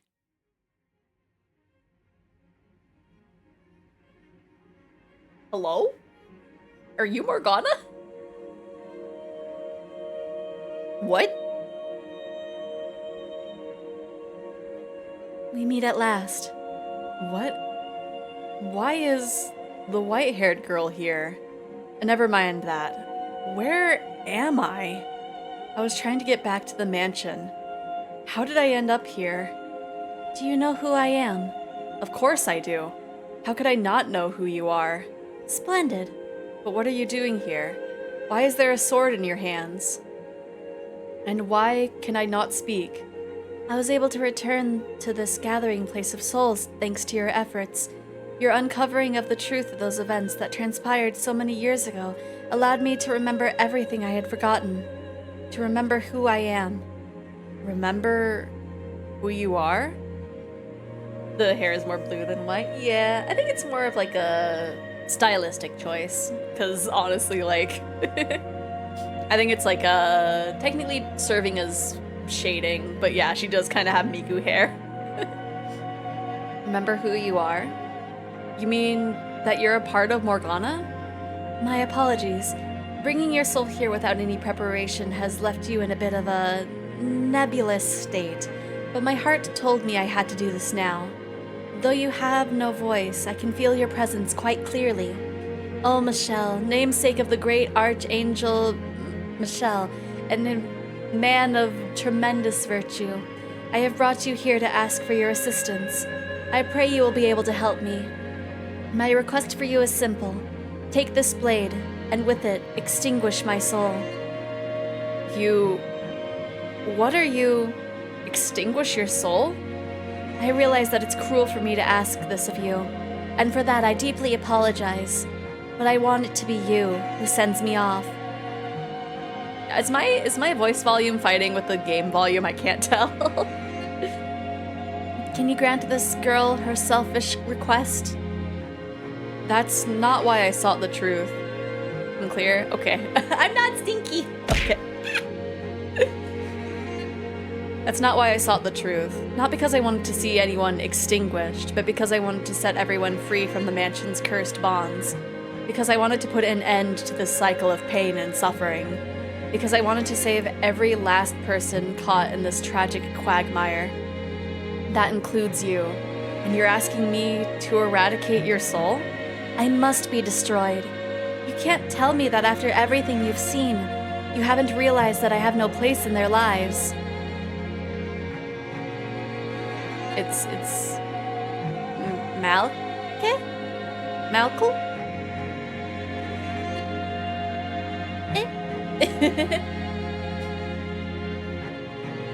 While it's true Morgana wished for misfortune to befall them, oh. Maikai? Hatsune Mitsuki! My goodness. Hatsune Morgana! While it's true Morgana wished for misfortune to befall them, if I hadn't been there, none of their tragedies would have taken place. If I hadn't been there, the flaxen-haired girl would have been able to let go of her yearning for her brother. If I hadn't been there, the shipwrecked merchant's lover would not have lost her place as his tether. If I hadn't been there, the ambitious businessman would have never been betrayed by his close friend. Yeah, the white-haired girl was Morgana. We were led to think that it was Michelle, but we were fooled.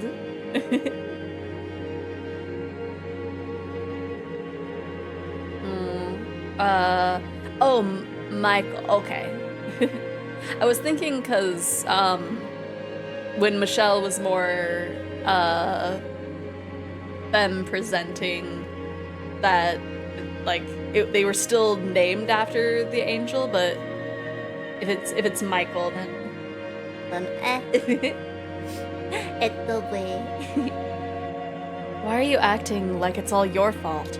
Are you trying to say everyone would be better off without you? I was not a victim in the tragedies. I am culpable for them. Culpable? Like heck you were. I saw everything from start to finish. You didn't intend for anything bad to befall anyone. You just acted out of the good of your heart. And you were trying to tell me that makes you culpable? What do you say we answer one last lingering question, Michelle? The question of what I am. The explanation might be a bit lengthy, but I would like to share it with you before I depart. I was, as you ascertained, created by Morgana's mind as it broke down in that tower. I was born to be a receptacle for her pain, to ease her suffering. But there's more to the story than that, Michelle. Yeah, it's named after the angel, so it has Hebrew pronouncing. Because I think, because I remember,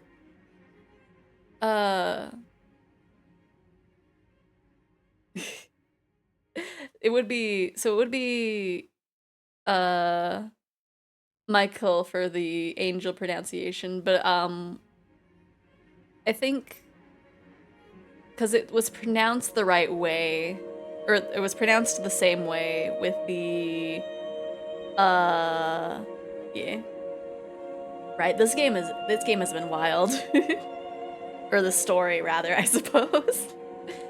Upon her death, Morgana's soul was afflicted with great pain resulting from the hatred and resentment she bore. Although I guess I never did, like, I don't know. I checked how to, how it was pronounced, with the way that is. But I guess I didn't check, like, any other way of pronouncing, I don't know.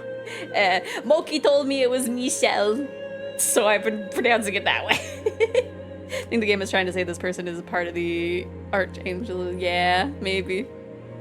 The fact that she viewed herself as a saint only served to amplify that agony.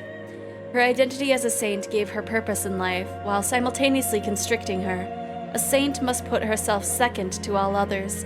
She must be caring, generous, forgiving. and she must not bear any ill will for anyone. That was not how she felt deep down, though. She was not a saint out of the goodness of her heart. She wanted to hate them, but her identity would not allow her. Those two conflicting aspects of herself tore Morgana apart. Ah, okay. She was unable to withstand it, so she took all her saintly characteristics and gave them to me, caring for others, putting herself second, being forgiving. And then she severed that part of her soul. So that's why you always seem so abnormally pure-hearted. So it is similar. It is similar to Shannon with Beatrice, that I've now learned is how you pronounce it.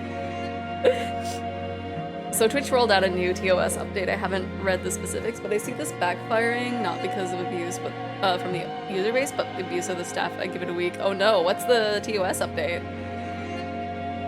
I was no longer a part of Morgana, but something entirely separate. However, I wasn't me yet either. When you came to the mansion and resurrected Morgana, you resurrected me as well, but I had no self at first. I was, I suppose, not much different from the particles of dust floating around the mansion, but eventually the dust gained a sense of self, taking form as a human soul, and descended into the realm of man and the fate which governs it. What do you think the first thing a new soul wishes for when it's born, Michelle? To live. I wished for a continued existence in this world, in a world where I was never meant to exist. I refuse to accept that there's anything wrong with wanting to live. I was supposed to remain within Morgana as a part of her. I was never meant to be a soul on my own. To become one was to turn against the laws of the universe. I wished to live, and Morgana wished to curse the three men's souls, though we sought after completely separate things, because we were once two parts of a whole. Each of our wishes were shaped by the others. In order for the incomplete soul-like mind to survive, it needs something to bind itself to the world, something strong enough to prevent the universe from correcting the anomaly. And so the wish of that anomaly gave birth to yet another anomaly, a house that sat outside the currents of time, one that can descend into the mortal realm at various times and places, and it was that house that served as a tether for my soul. You mean it wasn't Morgana's power that created the mansion, but your own wish? And why did it have to be that house that bound me to the world? Because that was where she lingered, the girl from which I was formed, which meant that my wish had the consequence of granting Morgana's with it. The house, having obtained perpetuity, served as a place for those reconstructed by Morgana's curse to return to. Furthermore, my connection with her had another consequence.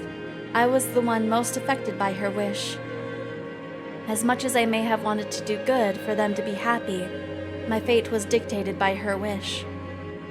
In that position, my merely showing affection for anyone was damnable.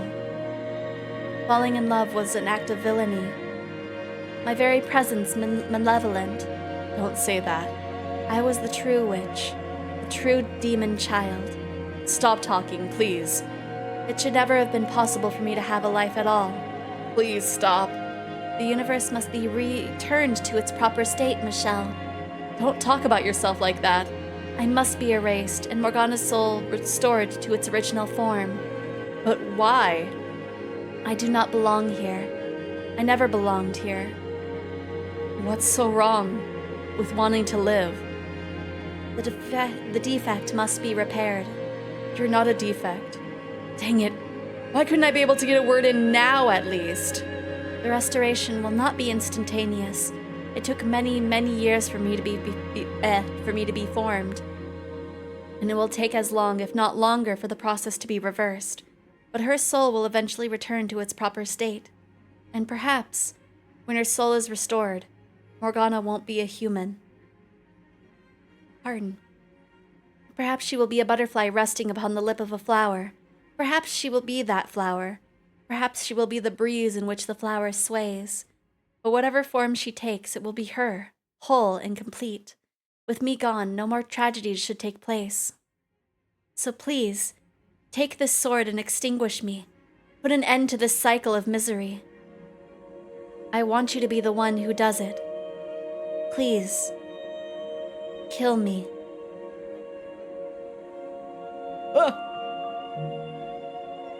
It's like there was only one choice, and so I figured if I stood there for too long, I would be like, okay. You're asking too much of me. Yes, I want to save Morgana's soul, but do you really have to die for that to happen? Is there not some other way? Won't you do this for me? I cannot. I could never take that sword. I know it's unfair of me to ask this of you, but I want it to be you. As selfish a request it may be, I want the curtain drawn on this. Huh? What? Erzat's life? Erzat's? I don't know what that is. I can imagine it means like cursed or something equivalent to that. But I don't think I've ever seen that word. By the man I admired so deeply. You admired me? She is basically you. Made or used as a substitute, typically an inferior one or something else. Oh, so not cursed, like.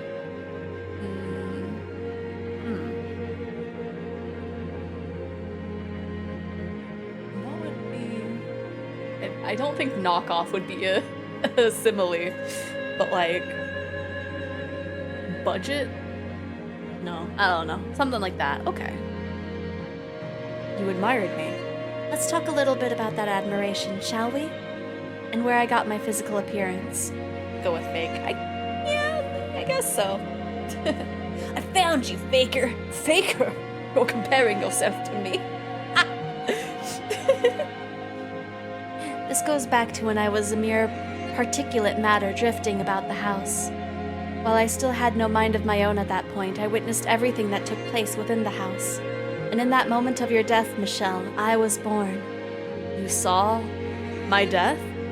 Your actions that day appeared to me as the very definition of selfless and honorable. Your life bore many similarities to Morgana's. You were both abused, imprisoned, and called a witch. But while Morgana sought vengeance, you watched your own mother burn your crucified body, and you wished for release rather than revenge. There's nothing honorable about that. I had just lost all hope for myself. I expect you'll disagree with me. Say that it was a sign of your weakness. But that was not how I interpreted it. Self-sacrifice being one of the core characteristics Morgana gave to me, I was deeply moved. You didn't curse those who had wronged you in life. You chose your own destruction, and I admired that strength of spirit. That admiration helped you shape my wish, to determine the form I would take, the name I would have. That's why whenever I gained a physical body, it was modeled after yours, with snow-white hair and ruby-red eyes. It could fly through walls, disappear, and fly. I was much more cool than the other guys. I forget how the lyrics go. Why my name was always Michelle, after the same angel from whom you took yours. I am in no way worthy of anyone's admiration. My admiration caused both you and the woman you love a great deal of pain, and for that I apologize. But it also shows just how much I wanted to be like you. I would ask for you, if you would be so kind, to consider this a great favor for a starry-eyed little girl. A girl who quite literally idolized you to her very soul. Don't. I couldn't ask for a greater honor. How could you tell me that? Than to be erased from the world by you, my idol. Then ask me to kill you. Please, Michelle, be the one to send me off. No! No! No matter how many times you ask, I can't kill someone who told me they wanted to live. Whoops. I know what it's like to wish for life. I don't know if you realized it yet, Michelle, but this is the first time we've actually met. The story of the fourth door was Morgana's creation, which means that, until now, we've never been in the same place while both aware of the other's presence. And as far as you should be concerned, I'm a complete stranger, yet you still hesitate. I'm glad that you're reluctant, but you've shown me enough sympathy.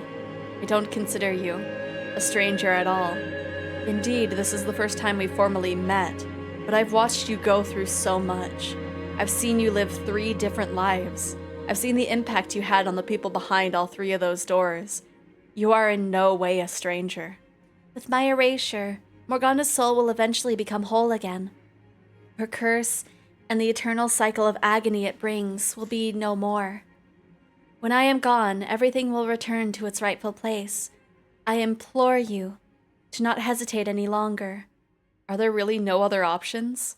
Is killing you really the only way to make things right? To release everyone from their curse?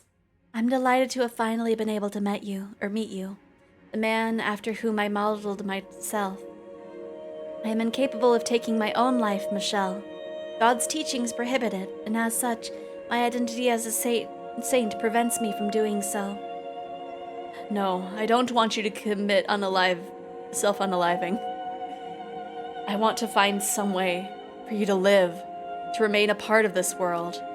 I know that by asking this of you, I am causing you great heartache, and for that I offer you my sincerest apologies. But so long as I continue to exist in this world, Morgana can never truly have redemption. Tell me, who is it that you've been fighting so hard to save? That doesn't mean that I didn't want to save you too. I believe that I could save everyone summoned to this mansion. That no one would have to suffer anymore. That there would be no more tragedies. Michelle, take the sword, please. No. No. Worry not, Michelle. Doing this will allow you to save everyone. You'll cast off the darkness inhabiting the house, set all its prisoners free, give Morgana her salvation, and give me mine as well. Extinguishing my soul will be my salvation. I've had a full, satisfying life. Even in every moment of it was rooted in iniquity. I had full beyond my share of happiness.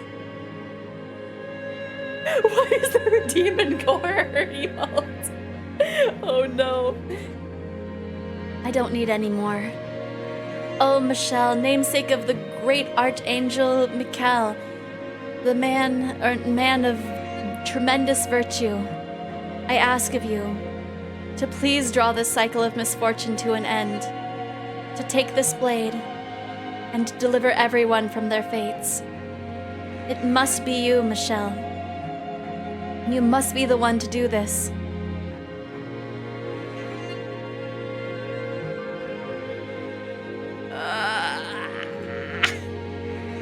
When was the last autosave? Oh gosh, it was 2 hours ago. Okay, cool.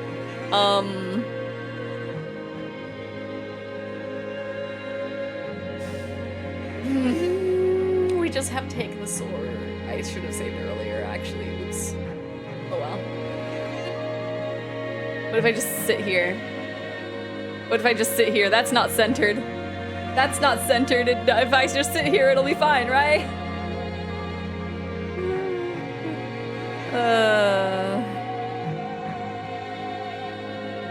Guess I got no choice. Thank you, Michelle, for having the strength to do what must be done. And I apologize for putting you in such a difficult position. Once my soul has been erased, I will be gone from this world forever. I will not return, not in this or any other form. I feel no woe in that knowledge, though. I welcome my destruction with utmost joy.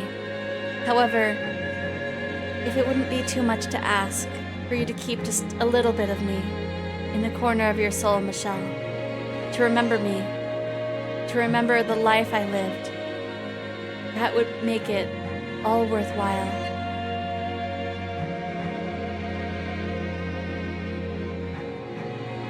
Thank you, Michelle. You may very well be a genuine. We're a genuine.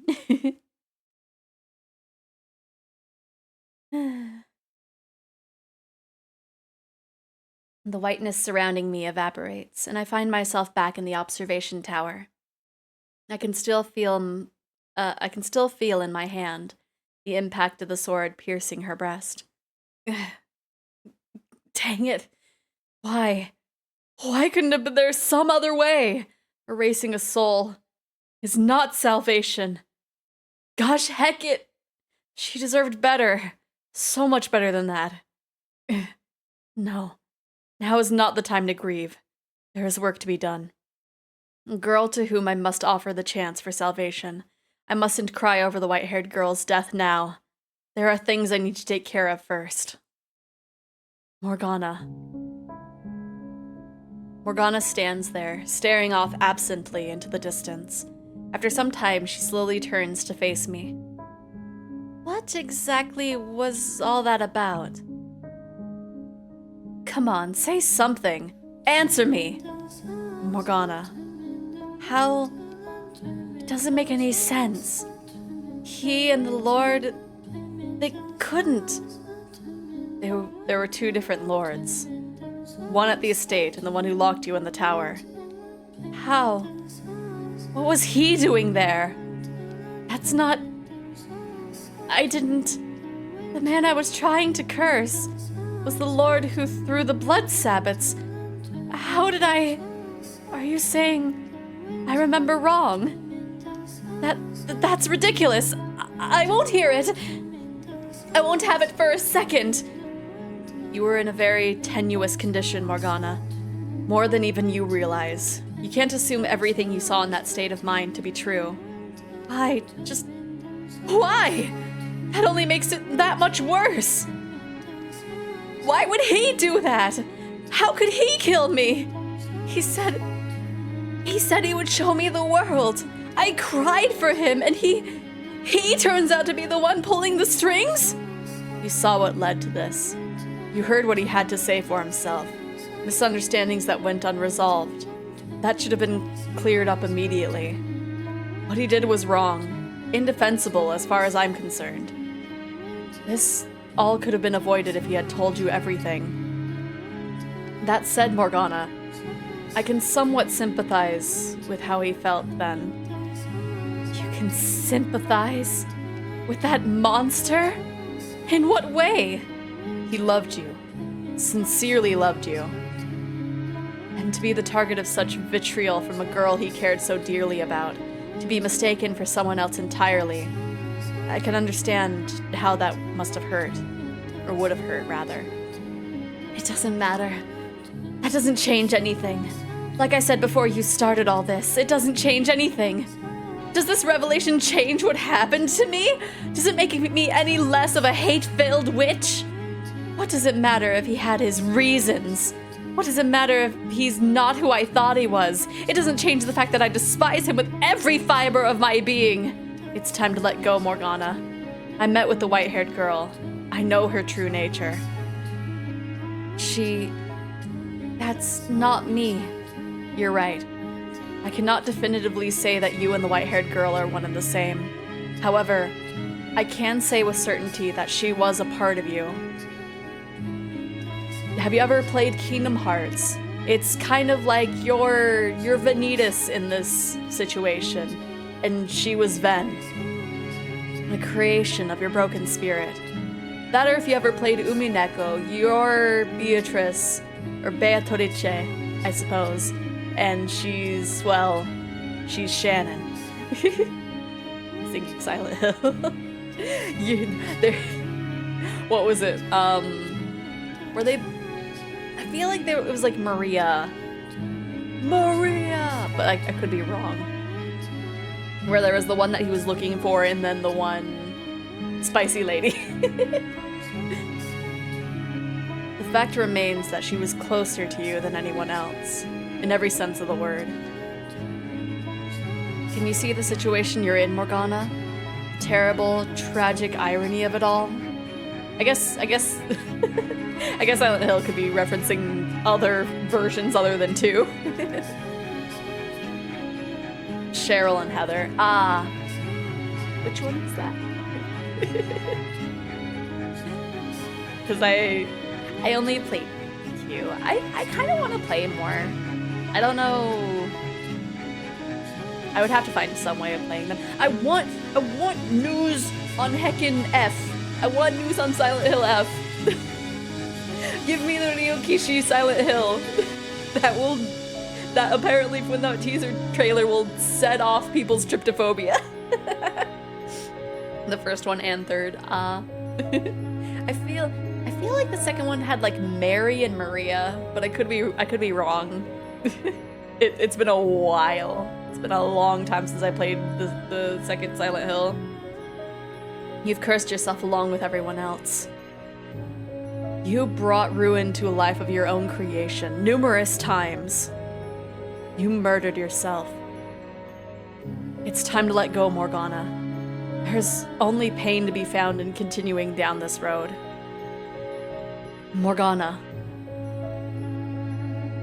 I take a step towards her and she steps back, quietly maintaining our distance.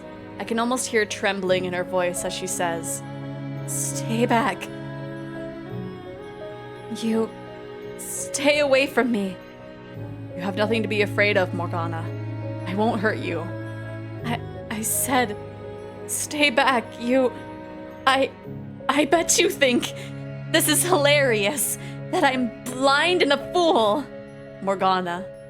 Yes, good on you, my dear. You've revealed my big secret, that I'm a feeble-minded little girl with a poor memory. You've uncovered the truth of my death, discovered the white-haired girl's true identity. I always presumed she was you.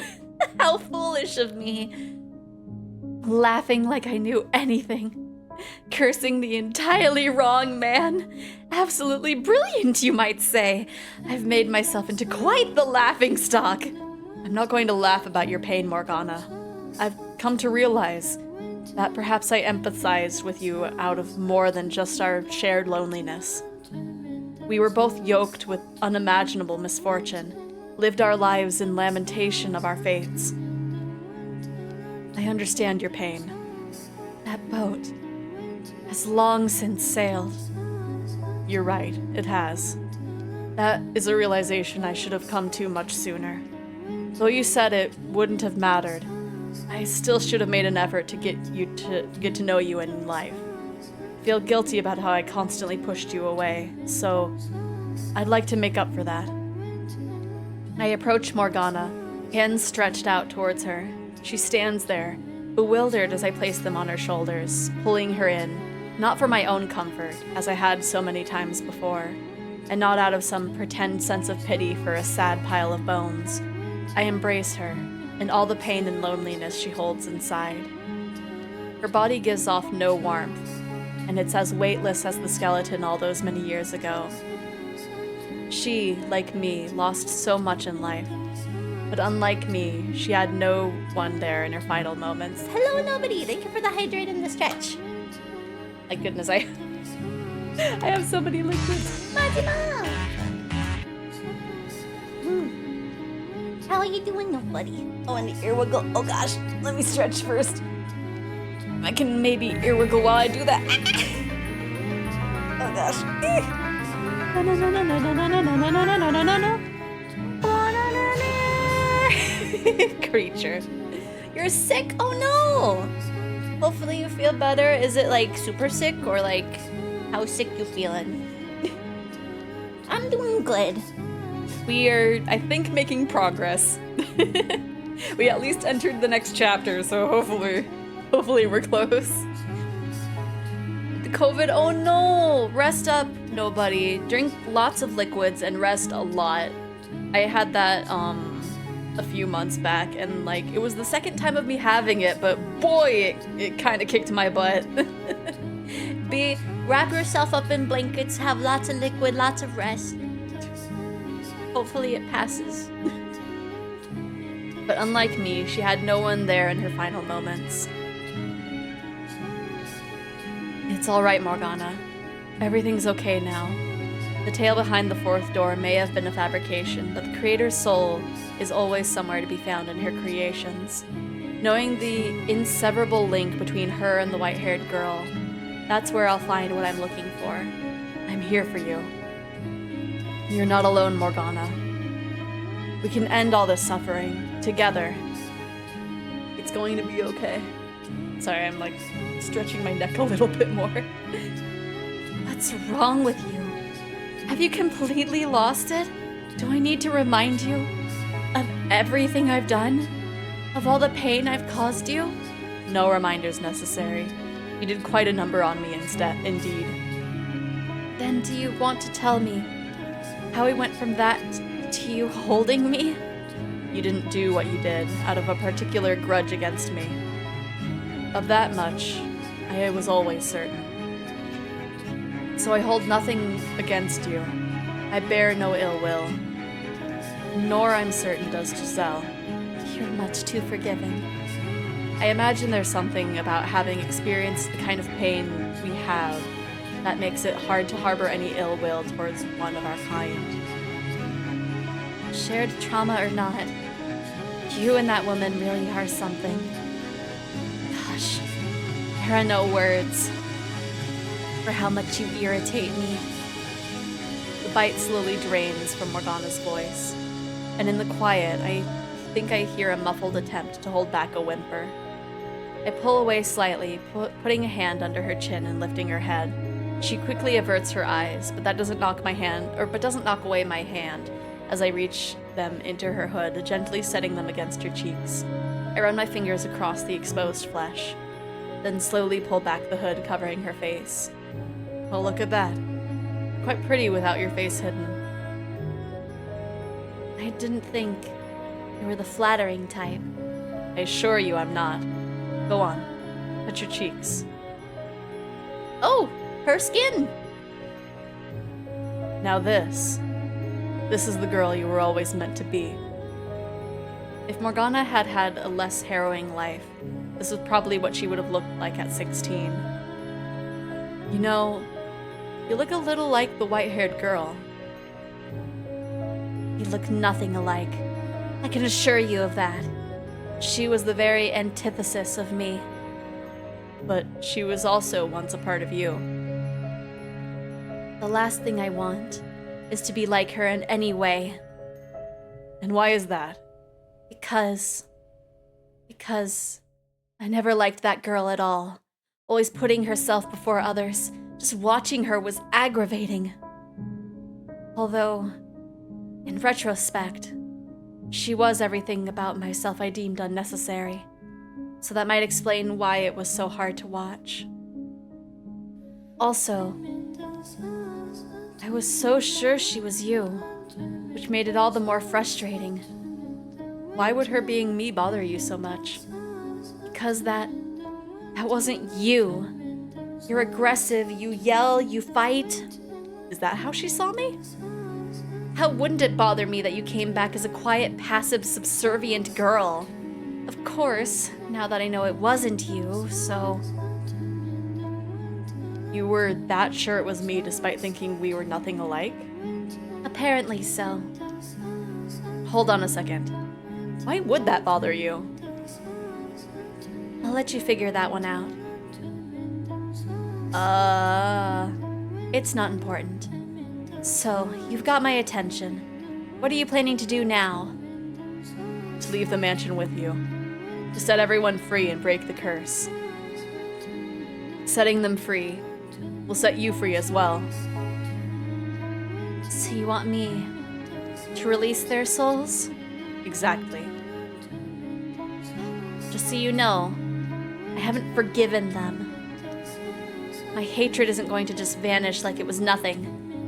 I'll never be able to forgive them completely. But you're right. This has gone on long enough. Morgana. I'm not even sure what I'm doing anymore. It's all your fault. So sure, I'll release their souls. I'm so glad to hear it. However, I don't want to see them alone. I'm not sure I'll be able to set them free if I have to face them on my own. That won't be a problem. I'll go with you. We'll go see them together. You get to be my guide this time, then. You get to take up Giselle's old mantle. That I do. Even if it means taking this hand? You honestly think I have any reservation about that? Gosh, I swear. You really are the worst. Lead the way, my dear. where their souls wait. I am really confused as to where Giselle might be. I hope we get all reunited at the end. But I don't know. No hands, yeah. That's the only hand that she has, because her other arm was chopped off. Hand in hand, we travel the cursed mansion's corridors. The halls overflow with darkness, cut off from the sun and devoid of color. Despite having spent so much time in this place, it's never stopped being depressingly gloomy. For one, or no one for any reason, should be left behind in a place like this. I'm still curious as to like what is set up for the We cross through the living room, making our way to the back garden door.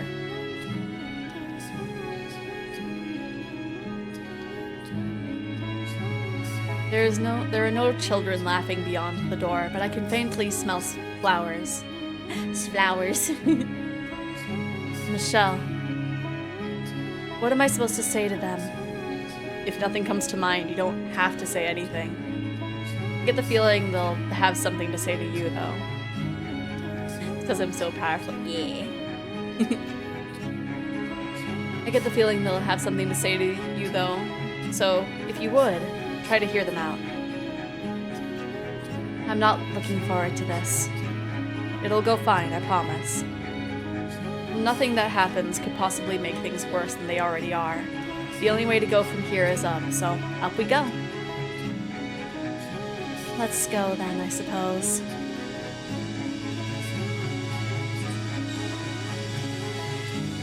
Just forgive their sins. A hollow breeze brushes through the gray-filled rose garden. The shadow standing there turns towards us.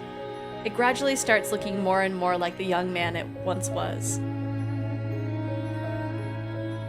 Morgana?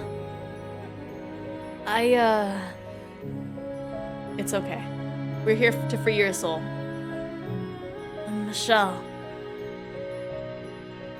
You forgive me for what I did, Morgana? No, I don't. All this means that I'm done cursing you. Either way, thank you. I know what I'm doing here now. Or I guess I remember what I'm doing here. I deserve to be cursed after everything I've done to you. It can't have been easy, that's for sure. I'm sorry for all the pain I caused. What's done is done, I guess. Still, I wasn't lying when I said I wanted to be friends. I meant it. I really did. I know now why you did what you did. Why you sold me out. Some people might say you had no other choice, but as the girl you actually sold out, those are words you'll never hear from my lips. Fair enough. Nonetheless, objectively speaking, you too were a victim. Do you not resent me for punishing you in spite of that? Huh? I presume you're now able to recall everything, both your first life and the second one I subjected you to when the house was called Rose Manor. Yeah. What happened then was the result of my wish. You have every right to despise me. The way I see it, with or without your curse, Nellie still would have had the same feelings for me. It was my fault for being too dense to realize she thought of me as more than a brother. Things would have turned out the way they did regardless. The white-haired girl was the spark that set her off, though, and it was because of me that she ended up in that mansion. My wish was to see your life utterly ruined, and in service of that desire, the white-haired girl was born into that era as your half-sister. So I disagree. My curse did play a significant role in your fate. Regardless, I don't feel like it would be right of me to blame you. Things turned out the way they did because I was weak and ran from the problem instead of facing it. Michelle wouldn't have had to get hurt either. If only I had more of a spine. I guess calling her Michelle is kind of confusing with Michelle here, huh? How should I refer to her then? Girl Michelle, maybe? Creativity is not your strong suit, is it? She wouldn't happen to be around, would she? She has departed from this world, or perhaps it would be better to say she returned to her rightful place in it. Giselle. Well, Giselle is a different person. Giselle is Giselle. When Giselle is missing, we haven't seen her for a while. The girl you knew as Michelle is gone forever. That's too bad. I was hoping I could apologize to her too. I believe you made your feelings quite clear. Not that she would hold a grudge against you if you didn't apologize. That's simply her nature. Oh. Well, Morgana, I'm so sorry for everything. I'm going to free your soul from the bonds of this cursed mansion, after which it should return to its rightful place. Okay. But before that, I've got one last thing to say to you, Michelle. To me. It was a little hazy, but I did kind of get to see what you were up to until just a little bit ago. If you hadn't done what you did for me, for Nellie, for Morgana, for everyone, I'm not sure I would have been able to work up the guts to apologize. I'm pretty sure I would have still been convinced I wasn't at fault. It may not have been real, but your effort wasn't in vain. Thank you. You're welcome. Well, I guess this is goodbye. Farewell, now. Until our souls cross paths once more in the boundless sphere of fate. Bye, Morgana. This fades out of existence. You don't have to tell me that he wasn't a bad person. But bad people aren't the only ones who do bad things. It's true, yes. Having a conscience can be a double-edged sword.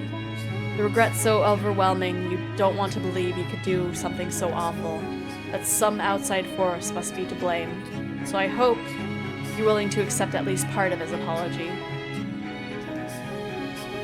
Lead the way, my dear, to where the next soul waits.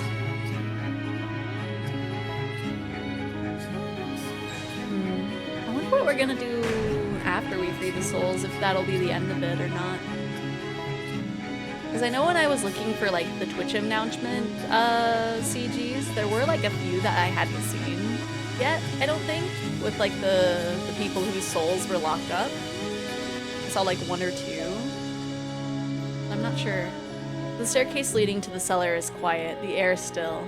No sounds of flesh being devoured, no stench of blood, just darkness reaching ever downwards. I'm going to have to ask you to go in first this time. I don't mind. I'd rather not be skewered. It'll be fine, I'm sure. I doubt he'll attack. I can't say I'm anywhere near as confident as you. So you get to be my meat shield, should anything go wrong. So that's what I am to her. We may not have bodies, but we are still capable of feeling pain. You don't have to remind me. I have to say, I'm surprised you actually made it to the top of the tower. Is that supposed to be a compliment? Half and half. Regardless, don't assume you're safe just because you're already dead. If he were to attack you and destroy your soul, it would be erased for all eternity. There would be no coming back in any shape or form after any amount of time. Just something to keep in mind. I'm not worried. We shouldn't have any trouble talking to him. If you say so, then off we go. I forgot to close my Pokemon sleep. Oops. I push open the cellar door. Behind it, a shadow of a man sits on the floor, leaning against a stack of boxes. He slowly rises to his feet upon hearing us enter. And as he does, the blackness dissolves away, revealing the man.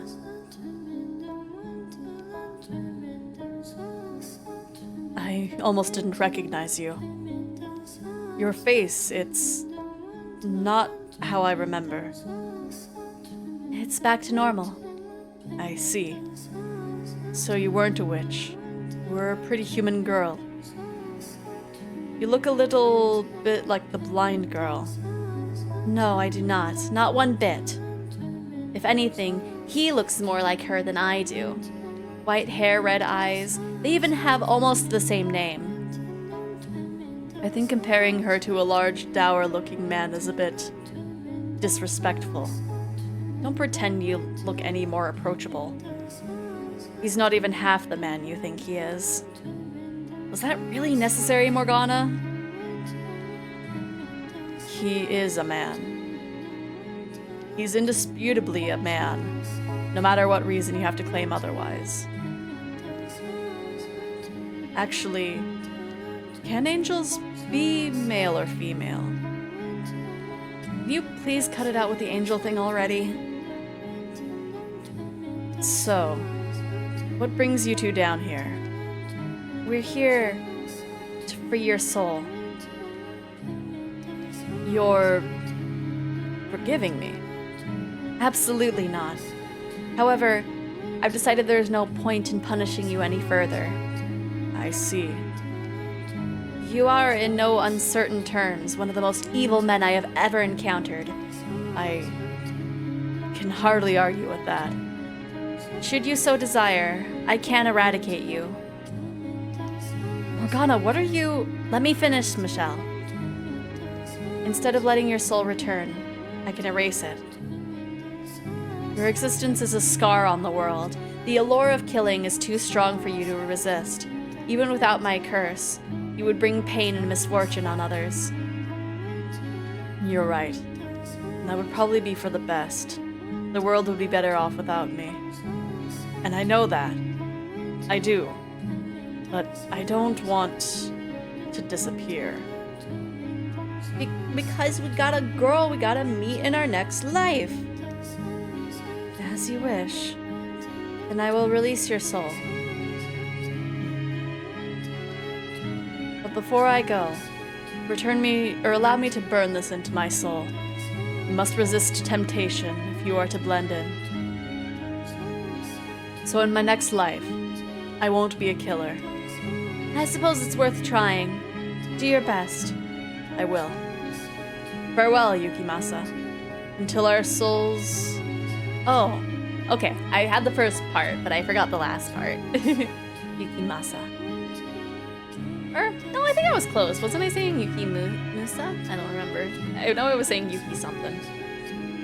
Until our souls cross paths once more in the boundless sphere of fate. Farewell, Morgana.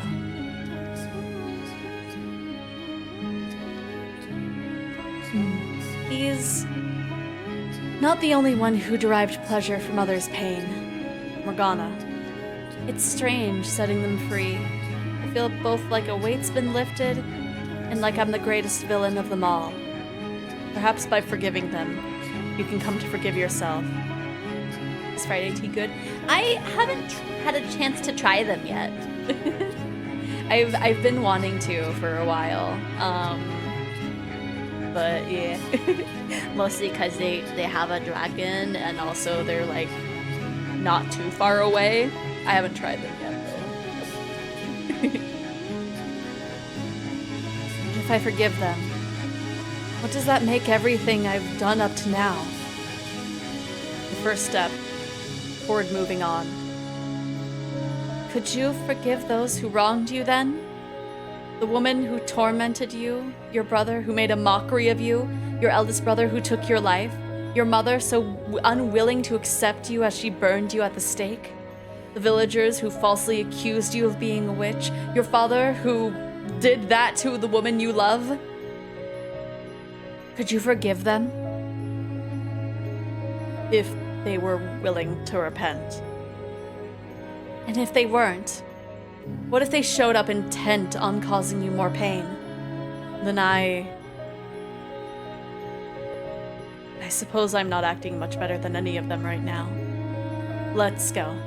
We have one more soul to free.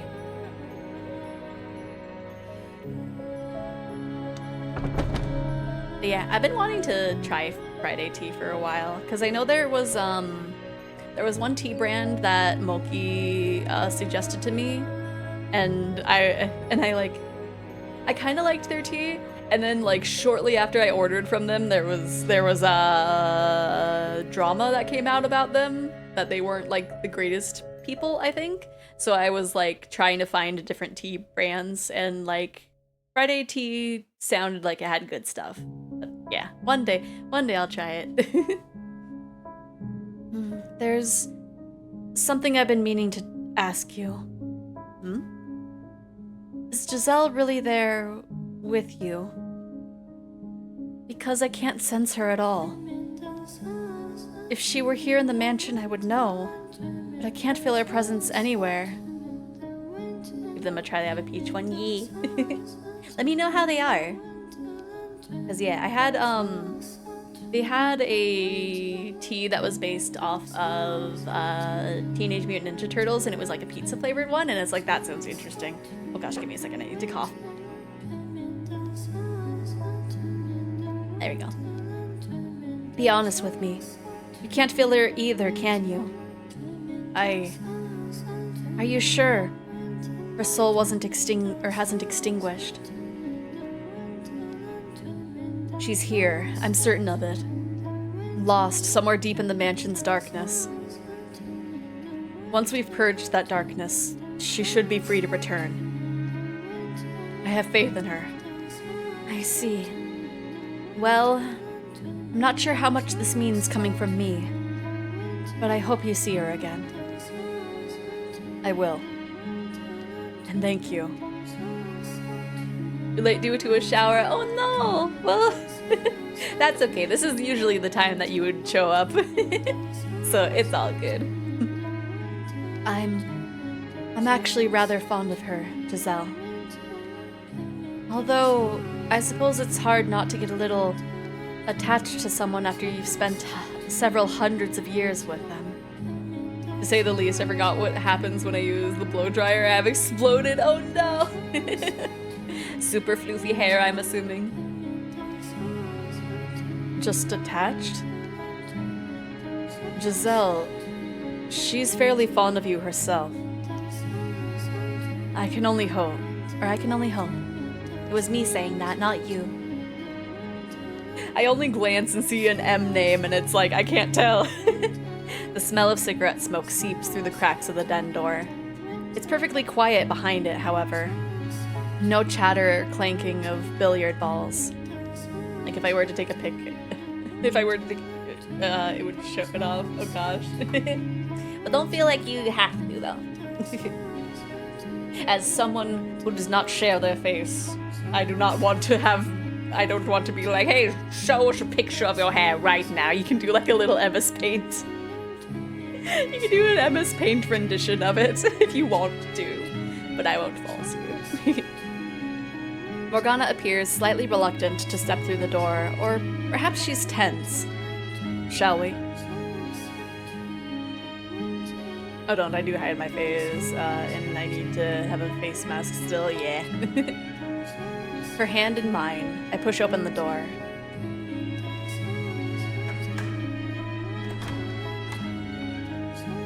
Shadow is perched on the edge of the dark green rectangular table.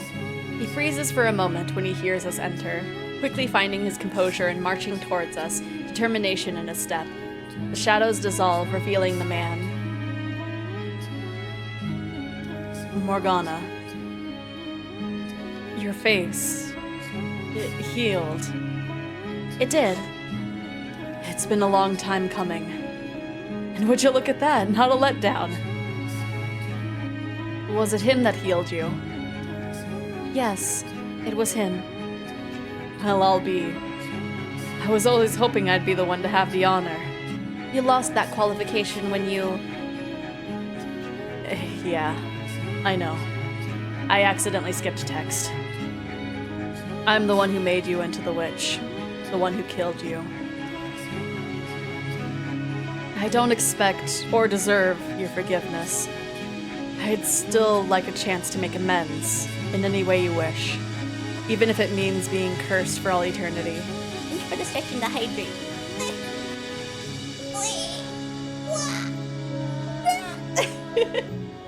Just makes like attack noises. Or getting attacked noises, I'm not sure. I'm here to release your soul. Once that's done, that's it for me. No curses, no forgiveness.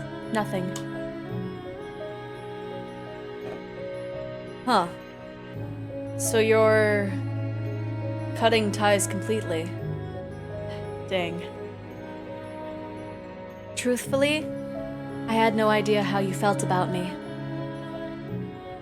But that ship sailed long ago. I have the photo. It's funny. Oh gosh. Far, far too long ago. I know. Nothing can change how I feel about you. Not anymore. I bet. I'm going to release your soul now. Could you hold off on that for a moment? I don't expect you to reciprocate or even accept, but if I don't put my feelings into words, I'll never let them through, or I'll never get them through to you. I think that's how she put it, anyway.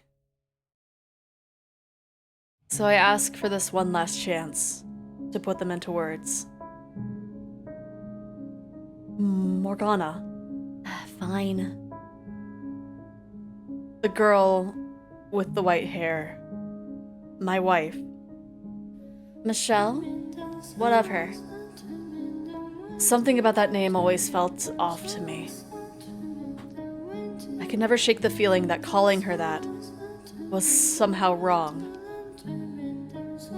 When I first saw her, first saw that smile, I was dead certain that she was what had always been missing from my life. That I had finally found what I had been searching for. And now, I know why.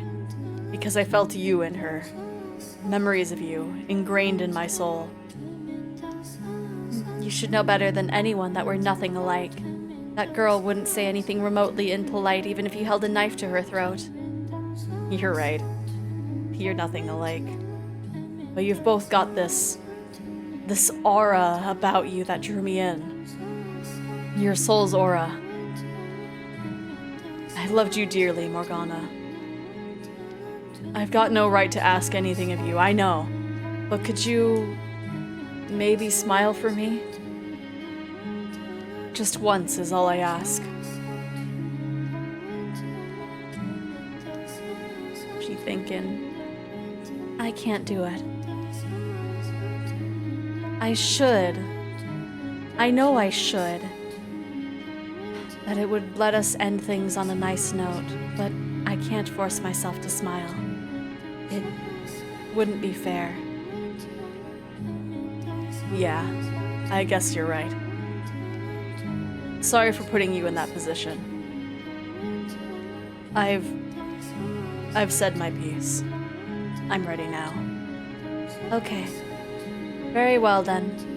Farewell, Jacopo. Until our souls cross once more in the boundless sphere of fate.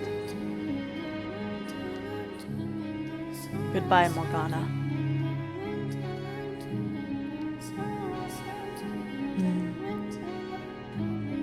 You couldn't have done anything more for him? Such as? I won't deny that my feelings about him are complicated, but the things he did to me, they eclipse all that. Merely learning the truth, hearing how he felt, is nowhere near enough to erase that. Couldn't you at least put a little hope in your next lives? And that maybe you two could try again? No. No, I can't. I don't want to encounter him again. Ever. Then, if nothing else, could you try to forgive what he did, or can you try not to forget that he did save you once? I suppose.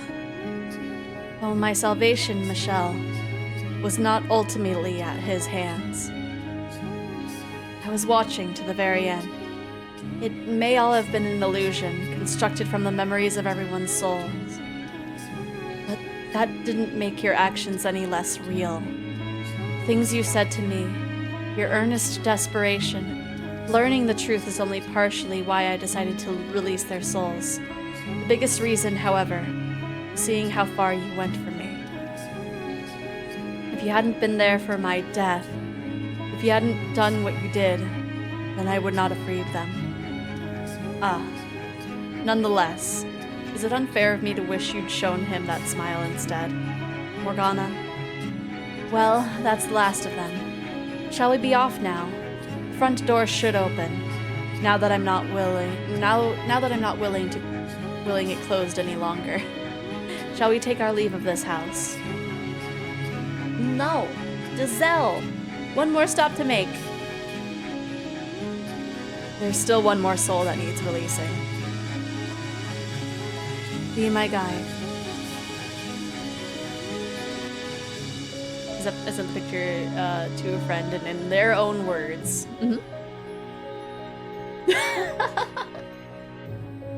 My goodness.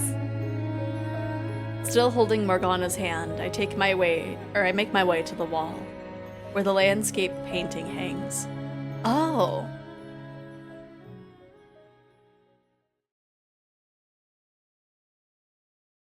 This is the other brother, isn't it?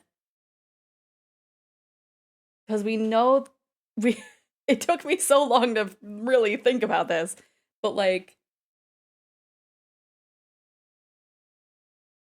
because they mentioned that they were a painter and they wanted to apologize to Michelle. So this has to be the other brother. You told me to come back if I ever figured out your name, Georges. Hey, Michelle. Hello. How'd you figure out it was me? Of course I'd recognize my own brother. Well, granted, I didn't recognize you at first. It's not every day your big bro winds up as a painting, huh? It came as quite the surprise when I finally made the connection. I'll bet it did. Hold on a minute. You two are brothers. I assumed you knew. Oh, hello there. Quite the companion you got there, Michelle. So, what brings you two into my little corner of the house? I've decided I'm going to extinguish the mansion. Oh, really? Well, isn't that something? You act like I just told you that what I'm having for supper. This place is going to disappear. Forever. Well, yeah, sure, but what brought about this? I've lost interest in cursing them. Ah, now that's some good news. You seem to get along together fairly well with her, or surprisingly well with her. Time out the hoo-ha and nobody else to talk to, and it'll do that for ya. Not that she ever gave me the time of day much. You expect me to stand there and listen to you yammer on for hours on end? Listen to so much music that made me think of you. Okay, I love you, my elf. Hello. Just... and thank you for the hydrate. But hello.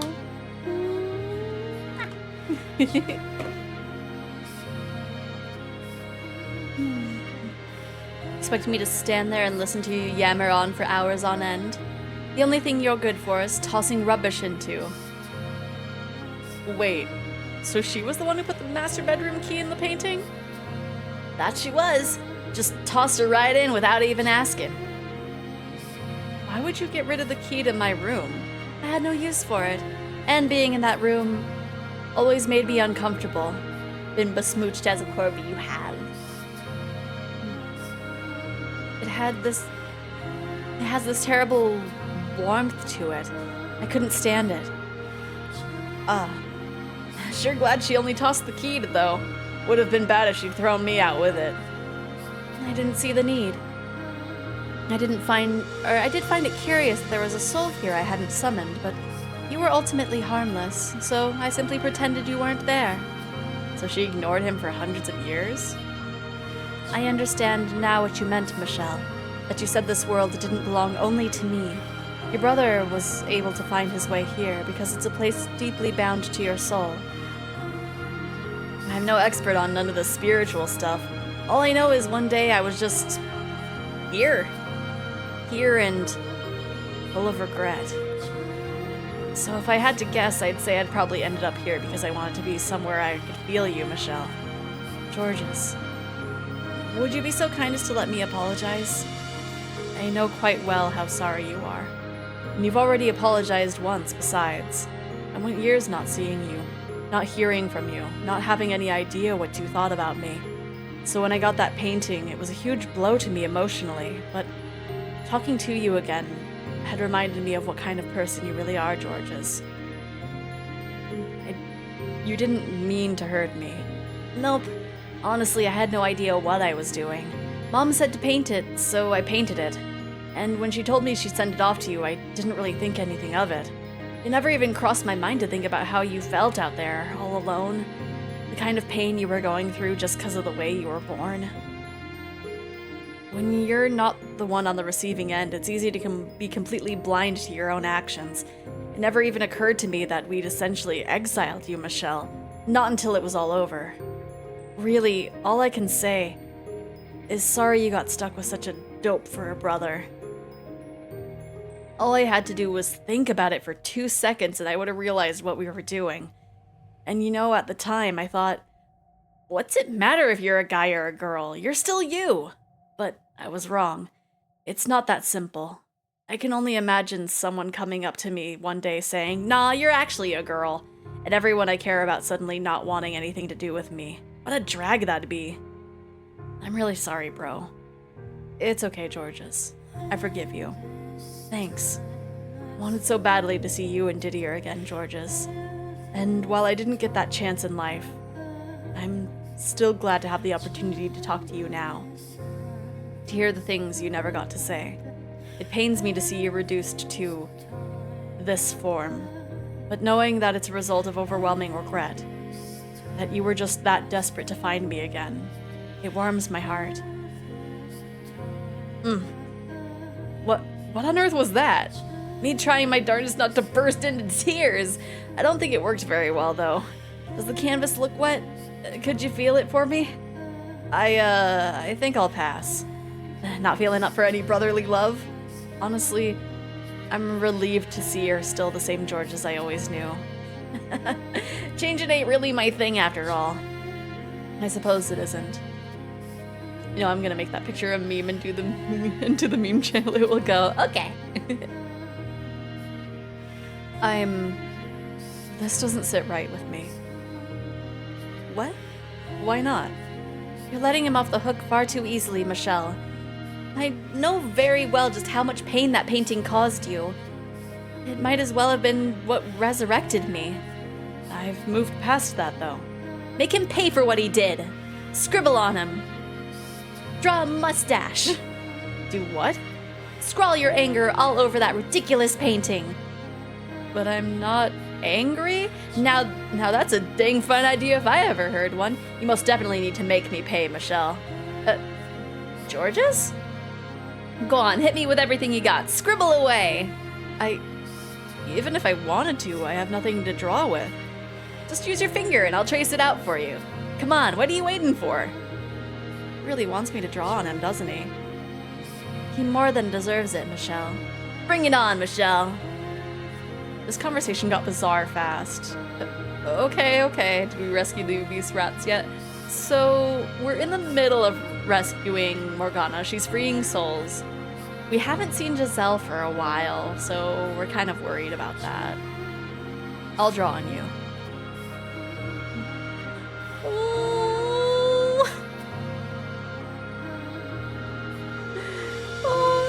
And the brother that did not become a knight is trapped in this painting, we found out, and so they're like, make me pay by scribbling on me, and so now he beat through the family and even had the ugly cat. Now that is downright ghastly. What? You might actually have potential, Michelle. Voodoo dolls are the last thing I expected from you. 4 of them at that. And a demonic being alongside them? Oh, I can just feel your burning rancor, Michelle. That's not what I drew at all. What? Then what is it? It's not important. Now that that's finished, I think it's time we all took our leave. I'm trying to think of who the other person would be, because it would obviously be Michelle and his 2 brothers, but I'm not sure who the 4th person would be. Oh, I can come too? Well, I might need a little help with that, Michelle. As you can see, walking ain't one of my talents. That's alright, I'll carry you. Be careful taking me off my hook. By all means, feel free to drop him, Michelle.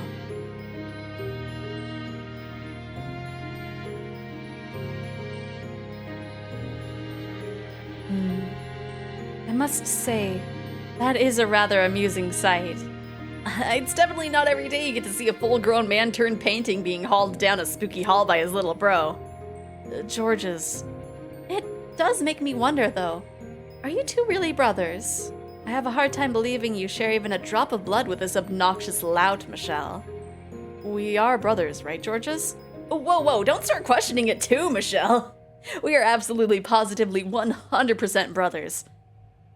She has a good point, though. We don't even look much alike. No shocking family plot twists here. I've known you since you were a baby, Michelle. Maybe you were secretly illegitimate, Georges, not me. You're not going to let go of this, are you? I'm just playing with you. Oh my god, you just laughed. Yes? What? I didn't get to see it. What was it like? Give me all the details. An ordinary laugh. Is the world ending? It's not that big of a deal. I laugh just like everyone else. No, you most certainly do not. Nope, you definitely don't. Well, so much for my tearful reunion with the brother I always knew and loved. Anyway, since we're breaking character here, how about one from our favorite witch, too? And no cackling, that doesn't count. Excuse me? Why would you want me to? Because every time I've seen you smile, it's never been about anything good. Plus, now that you got your face back, you're actually quite the looker. Go on, give me a big ol' grin. Not happening. Come on. Okay, fine. If you don't want to do it for me, pretend that it's for Michelle. What do I have to do with anything? You can do it for all Michelle, can't ya? Show him those pearly whites, girly. Oh, if you insist. I suppose I can smile for Michelle, but only him.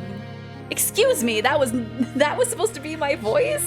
Because I do not sound anything like that. Look at all puff in your cheeks and red in the face. Georges, try not to teach her too much. I don't know how anyone can stand you. It's like every word that comes out of your mouth exists solely to ruin the mood. You know, maybe it won't hurt to lighten up a little bit. This is the end of a long journey, but that doesn't mean we have to make it a somber and uptight affair. I'm genuinely not sure how I feel about you, the most somberly uptight man I know, telling me to lighten up. She's got a point, but I'm not that bad, am I? Anyway, shall we be off now? That we shall. The witch and her band of merry men departs. I'm not sure if one person and a talking painting constitutes as a band. Zell, I know we'll find each other again. I have faith we will. We'll cast away this mansion's darkness, and then I'll await your return, no matter how long it takes.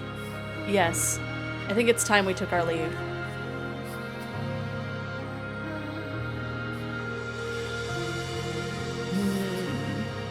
Having finished what we set out to do, and retrieved George's as well, we make our way to the mansion's entrance hall. The large door stands there, firmly shut, holding in the darkness as it has for countless generations. But that time is almost at an end. The door ready to be opened, to end the cycle and begin anew. Being a painting for all those years, I never realized just how big a place this was. All I ever got to see was a hallway and maybe a couple doors. I mean, talk about dull, you know? I feel like I'm on an adventure, exploring a whole new world. A very, very dark world. Michelle, would you mind shutting him up? If only it were that simple. You blame me for being talkative? It was a lonely life. It would be fine if you had any concept of the appropriate time and place to be chatty. Are you aware of where we are right now? The entrance by the looks of things. Precisely, the end to a centuries-long act of vengeance is but a few feet beyond that door, and you're chatting away like it's another day in the court. Try to maintain at least a semblance of gravity if you would. I'm starting to notice you're rather ceremonious, aren't you, Morgana? This is a day to be celebrated, not to be all stiff and no fun allowed. Are you not at all worried? There's no guarantee any hope lies beyond that door. After all, when the mansion disappears, so too will we. And that is the rightful state of things. Our present forms may cease to exist, but our souls will live on. And so long as they do, we will eventually return to the world. Let us press onward, not fearing a temporary end. Well said, Michelle. If I had feet, you'd have just swept me right off them. Georges, I'm beginning to wonder what would happen if I threw you at a wall. Now, let's not do anything hasty. Oh, for God's sake. You're the guide. So let's go then, shall we? Dark world. Oh no. Morgana's right. There's a severe lack of gravity to the affair, but thanks to George's lackadaisical nature, whatever fear I had is gone as well. His ever-playful interactions bring me back to when I was alive, to when it was me and my two brothers. Fond memories of the times we had together, of the admiration I had for them, of me chasing after them. Nothing could possibly replace those days, and I'm glad I had a chance to reflect on them, if briefly, before the end. I take a few steps forward, stopping just in front of the door, and Morgana steps up beside me. I envision the light that lies beyond it, radiant and white, waiting to rip through the darkness. The light we seek, that we've long sought. I take in a deep breath. I look up at the door, place my hand on its hard surface, and push it open, welcoming the future it holds. Be back soon. I forgot I had to do something. Oh no, well, we're gonna take our break soon, I think.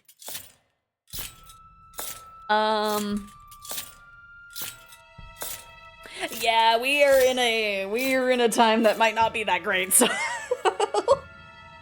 we're actually gonna take a break quick. Because I'm getting hungry.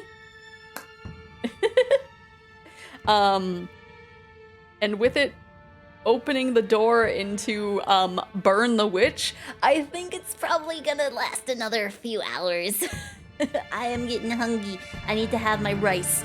So there's a good time to get up and stretch, use the bathroom, get a snack, get some water, and then I'll make time better with Jugi no kokoro sure kere kai jari suigo no suigo e matsu urai matsu furai matsu kunaru tokoro ni sumu tokoro yabaru kuji no buru kuji pipe no shuringan no gurin day no pokuri no choke no chosuke. I didn't know it between the good and days.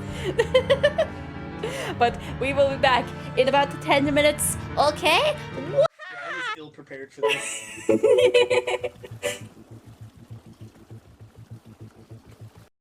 Yes, you are safe from the scan. It is only me who can be scrunched. Oh, and I need your help installing tits. Okay. It's thankfully an easy process. Yes, you should draw now. Thank you for the stretch and the hydrate.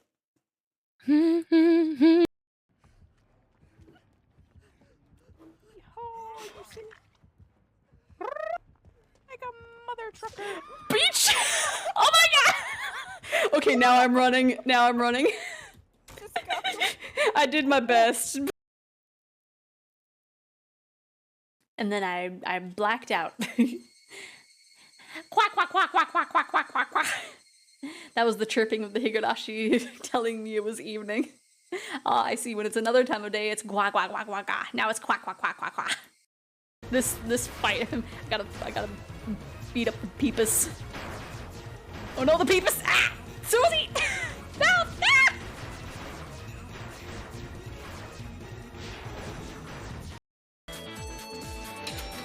You! See? Understandable.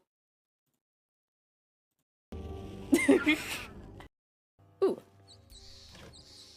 Fish and cheese. Perfect. Let me see. Cracked stone. Something underneath here. Is there? That was so sudden.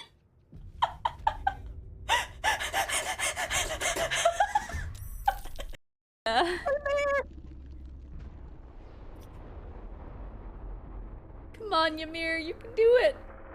I need to wait to finish being unalive first to see you. Oh Did my she do it? god. She found a vault. Ooh. Yeah, baby, that's what I'm talking about. That's what it's all about. What? I've been correct more than once, haven't I? But this is also what makes me so hot for you.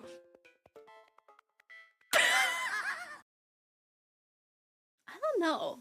I think it's mostly nostalgia.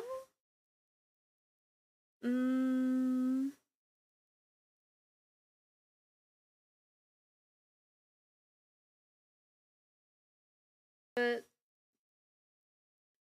I don't know. I guess I would say the characters. Because I really like Hanya.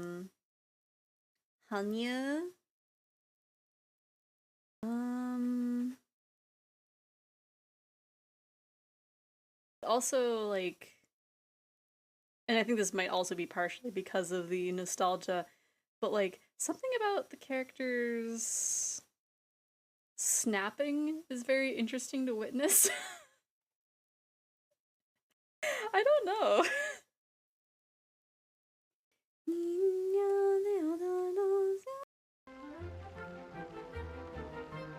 Eat it, bees! Neapolitan. The Neapolitan ice cream.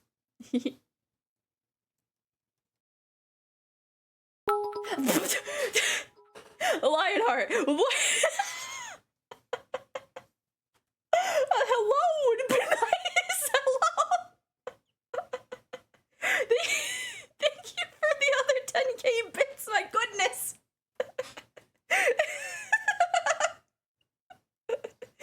Check over there. Hello, Daddy. You guys did not hear that. You guys did not hear that. Huh. A lot of these people. Give me the clown. He's still over there.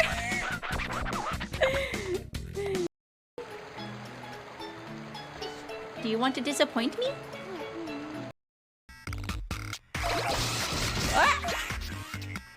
I just wanted to shop, sir. I'm totally not. I kind of was pickpocketing, but I don't have pockets, so you know, I'm just rolling around. You know, I'm not stealing. Ah! Rude. Oh, you got a lot of animals. Would be a shame if I yoinked them.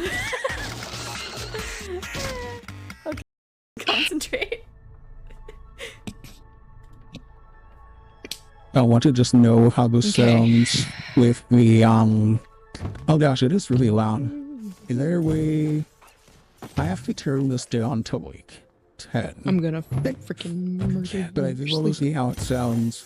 Just get on the. Yeah, with the corn thing. So it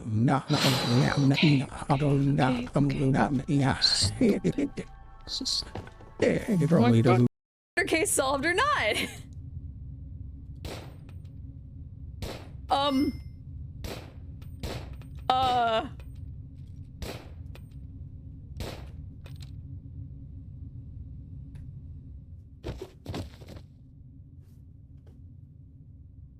What just happened? Then quick stretch, like the second. Okay.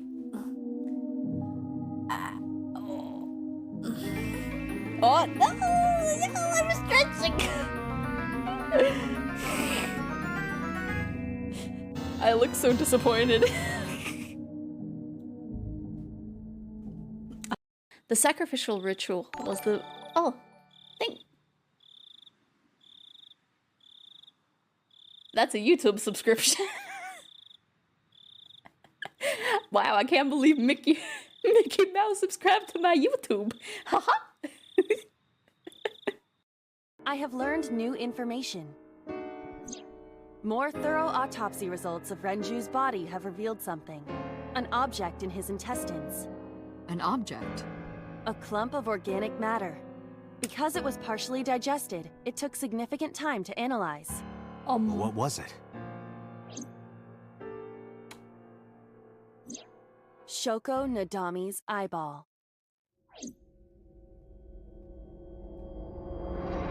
What? We're trying to get answers, please. We're trying to get answers. I don't want more questions. Someone knocked on the door. George was snapped back to reality. Oh yeah, you exist. The door is shyly tut.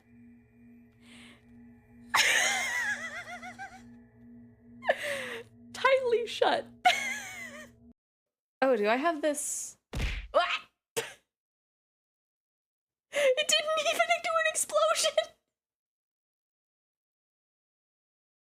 It didn't even explode. I just got bonked into existence.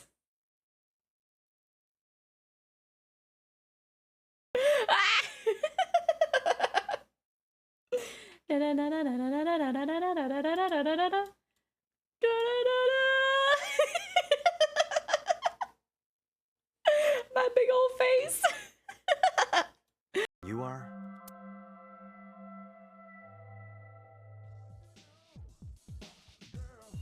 A skeleton.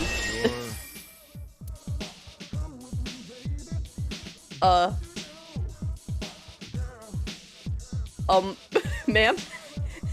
Ma'am? Ma'am? Where do I even start? Sir, what are you doing? Sir! Sir, no! No, don't crash into the island! It's our home!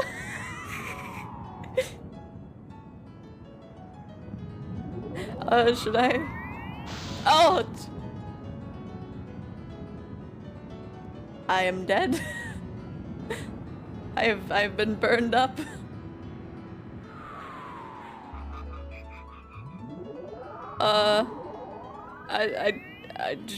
Should I be away from the island as you crash down into it, or should I,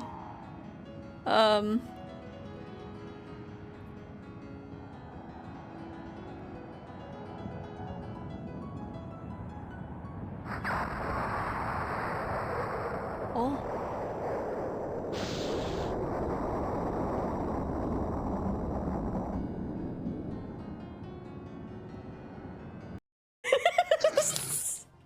Now I attack.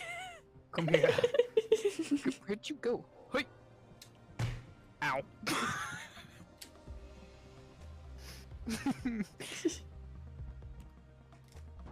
Come here. Oh shit. Ooh. Can we capture a shark? Oh no, there's Oh, a you shark. might. Be very careful. Oh my god! Oh my gosh! I did not. Hello. Hopefully everybody had a good break. I forgot to do the thing on VGen during the break because I was busy scarfing down my rice because I know I'm not gonna have many chances to heckin' bite into it during the rest of this game. But let's see how much of the past we have changed. Maybe, hopefully. Burn the witch. What? Crucify the impure. We take one step back, then another. What we find outside is not a blinding realm of light, but churning blackness and the stench of blood and rust. Metal clanks, growing louder with each heavy footstep of the approaching night. Oh! What happened to you, Didier? That's heckin' intense! Death to the unholy. 3 days and 3 nights hanged upon the cross, purified by the fires of heaven. Death. What's going on? I never summoned this thing. Even though we were no longer holding hands, I could feel Morgana trembling.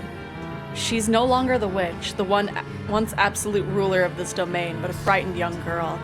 Placing my arm around her shoulders, and pulling her in, I stare dumbfounded at the night.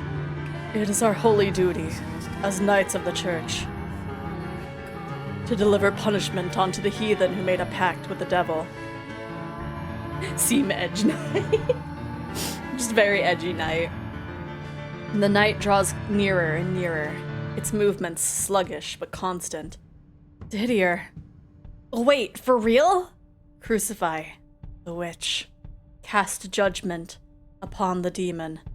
The word witch coming from the delirious, vengeful phantom's mouth proves far more distressing for Morgana than me. Whoa, hold on. What's Dee doing here? Please come to your senses, Didier. I know it's you. Judgment, crucifixion, execution.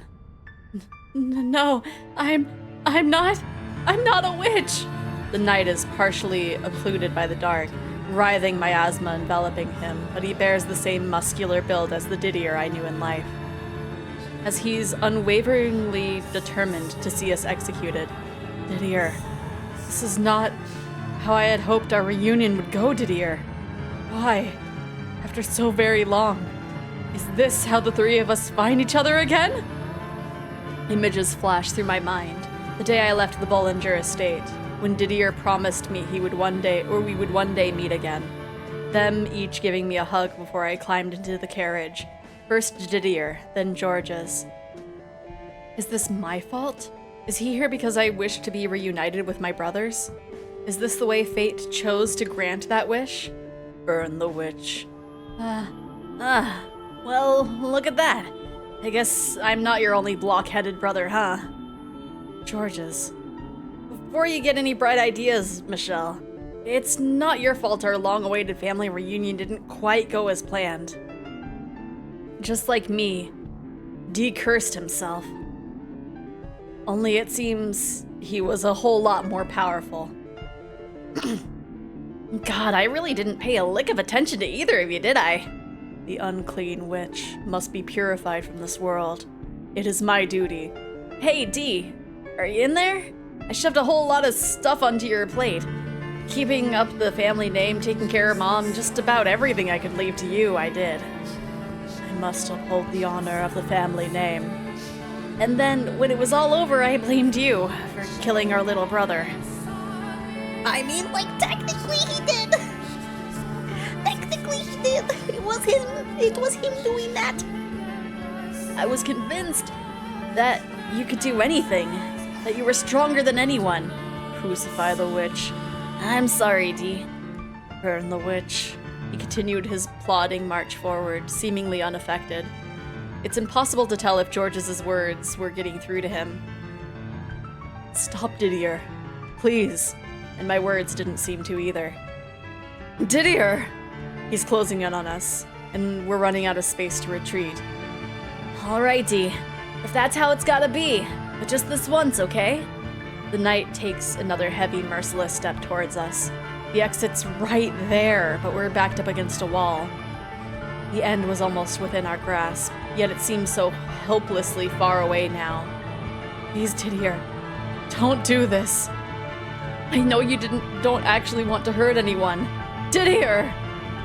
The knight raises his sword, thrusting it forward with a sharp whoosh. Death. But then, breaking free from my grasp, the painting leaps into the air. I'm really sorry.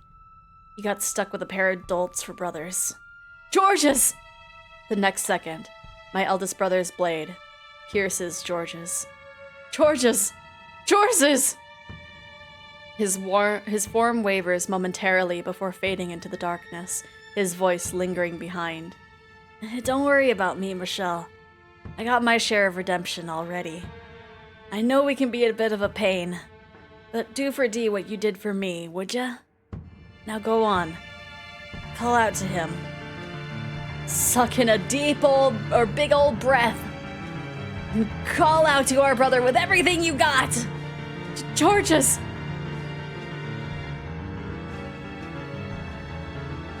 It is my duty to punish the impure. Yeah, to uphold the Bollinger name. Didier! Despite having already stabbed George's, the knight continues his march, blade pointed straight at me. I clench my teeth and glare at my oldest brother. Running is out of the question. This doesn't have to go on any longer. It is my duty, as the eldest son. You deserve to be freed from your bonds as well. Be gone from this world. Didier! I shout his name with every ounce of air in my lungs.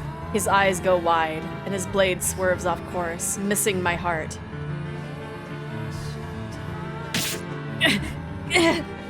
And piercing my gut instead. Didier, it's okay. You can let go now. It's not your responsibility anymore. You have no duty to anything anymore.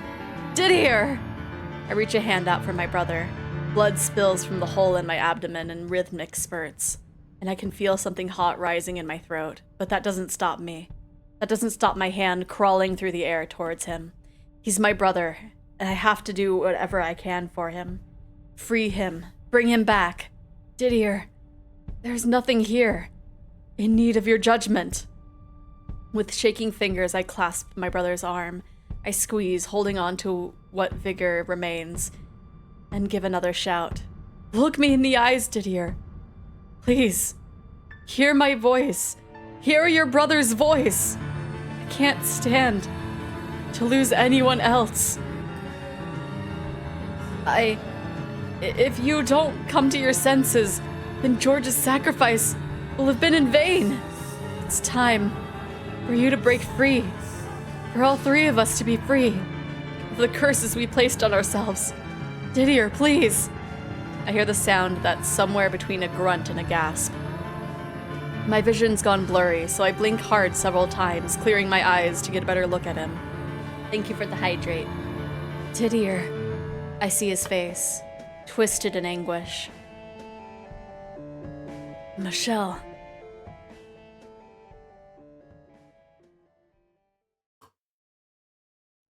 Didier. Oh, thank goodness. You heard my voice.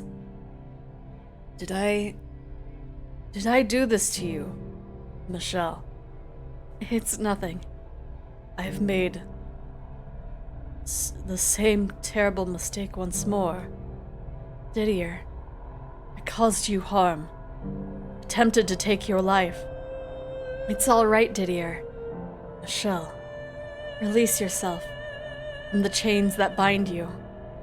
But those aren't your duties anymore.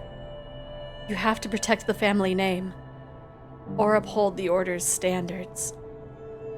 Or you don't need to. I think I messed up saying what I said. You can do as you wish. Punish me for my wrongdoing. Please, Michelle. Punish me. Didier. Cast judgment upon me. It's all in the past. Judgment is not necessary for anyone. That doesn't change what I did. I killed you. I hanged you from a cross. I must be made to pay for my sins. Punish me, Michelle. I implore you. Didier, I think I know now why you never removed your helm that day. Why you remained silent for the whole ordeal. Michelle, you were crying, weren't you? Weeping for me. Your tears are atonement enough for me. Michelle, you bore a great deal of responsibility in life. As the Bollingers' firstborn, you were obligated to protect the family's honor. And as a knight of the church, you were tasked with the duty of my execution. You had no other choice. I sincerely believe there was nothing else you could have done. I bear no grudge against you, no resentment for the decision you were forced to make, and I certainly don't curse you. Let's just forget it all. It's long over and done. Still, it was a mistake I never should have done, or made, rather. I took the life of the purest soul I know. There's no honor in that. Didier, I put protecting the family name above protecting my actual family. You trusted me, believed in me to the very end, and I killed you. I knew what I was doing. I knew you weren't cursed. I knew you weren't a witch. I knew you weren't a demon child. You were never unclean. You were my brother, your family, and I robbed you of your life. There's no one in the world more unfit to be a knight than me. You don't have to be a knight anymore.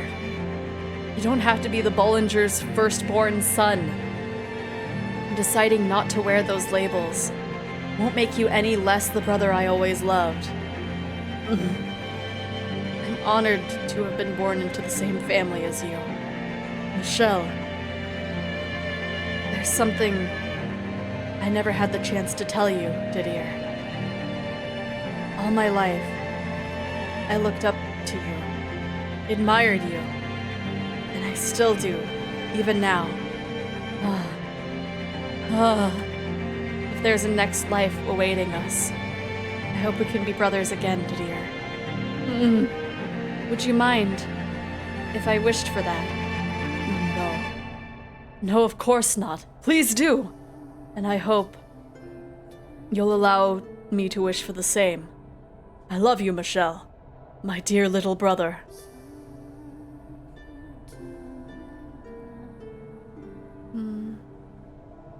Upon those words, Didier's phantom begins fading away. A white mist that almost looks like it's made of undulating particles of light rises up around him, and before he's completely enveloped, I catch a glimpse of tears streaking his cheeks. It's the first time I've ever seen him crying. I attempt to give him a smile in return, but if I were to guess, I'd say it probably looks rather forced. The fact that I'm fighting back tears at the same time certainly isn't doing anything to make it convincing.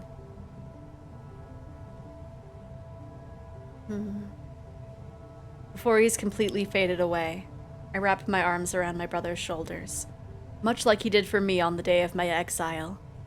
Not as an eternal farewell, but as a promise we'll meet again.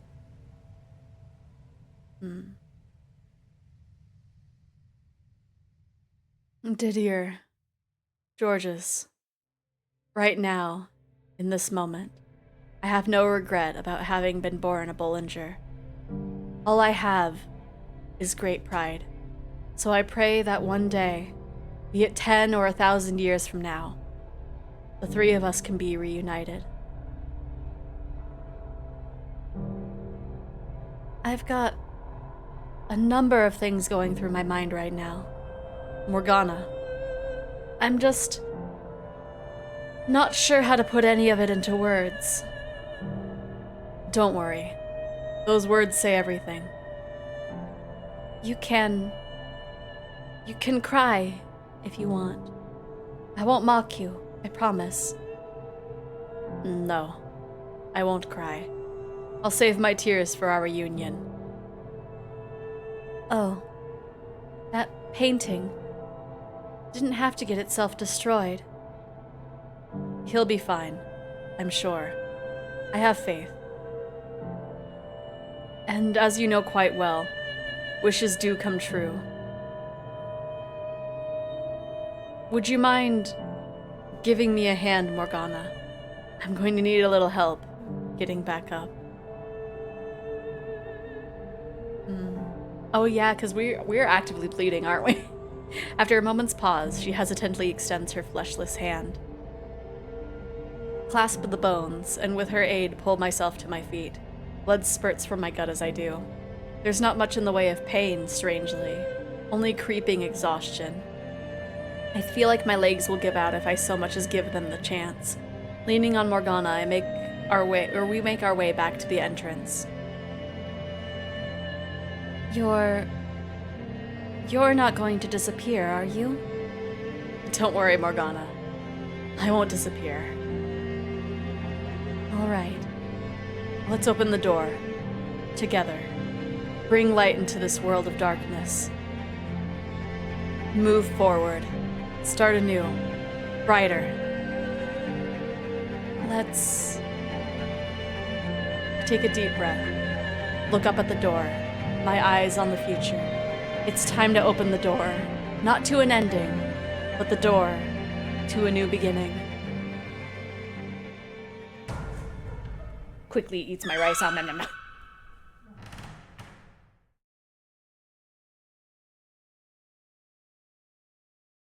May the world that awaits us be filled with light. My friends are my power. Kingdom Hearts is light.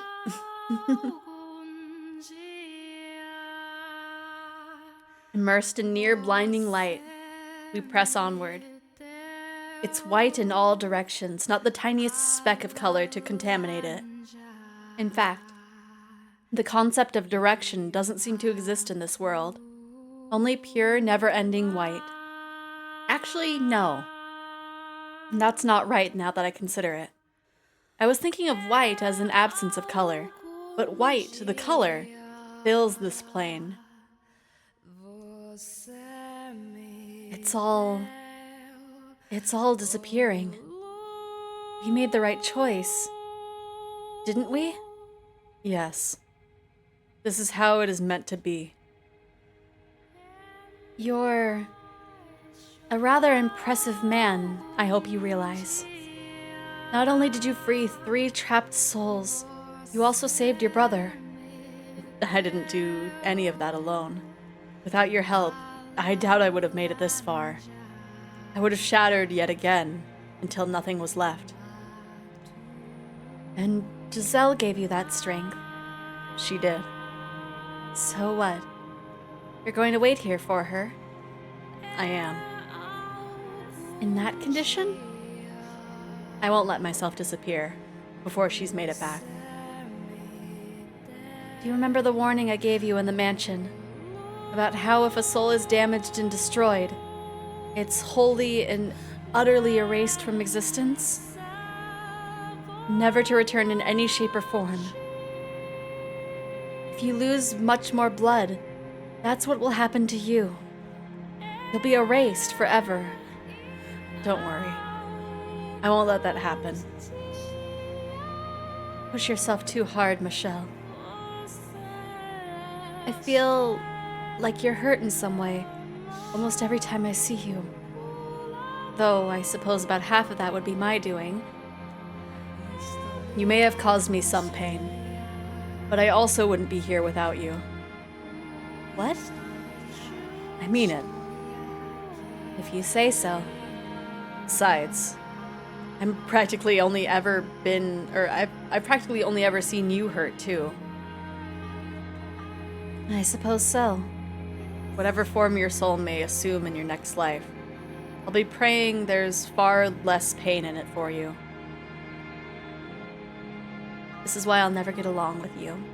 Always concerned about others. Can I ask you something?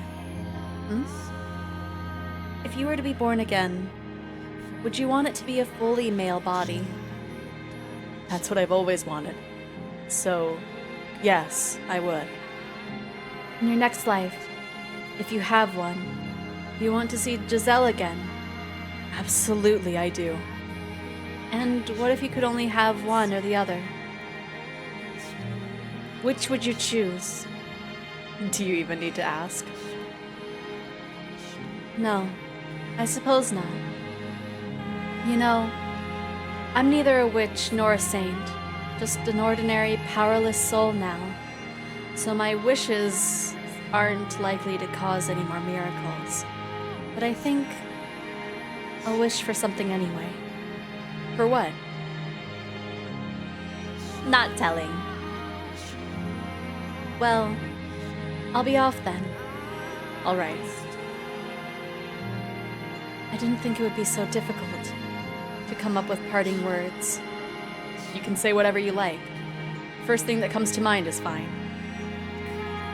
Okay. Then I'll say to you the same thing I said to them. Farewell, Michelle. Until our souls cross paths once more in the boundless sphere of fate. Farewell, indeed. If, however, if by some infinitesimally low chance we do happen to meet again, Would you be my friend? Morgana. Absolutely. I wouldn't want it any other way. I'm not a nice person, you know. I'm nothing like the white-haired girl. I'm sure to be off-putting and rude, to cause you much grief and pain. Don't worry. I'm resilient enough to handle a little pain without pulling away. You're fine as you are. You don't need to change. So let's meet up in our next lives and become good friends. Not good friends. And not acquaintances either. Just plain friends. Understood? Understood. I'm rather looking forward to it. Now, this is goodbye for real. So I suppose I'll part with some uncharacteristic honesty. I'm glad to have had you in my life, Michelle. And thank you for everything. Morgana, farewell. Until our souls cross paths once more.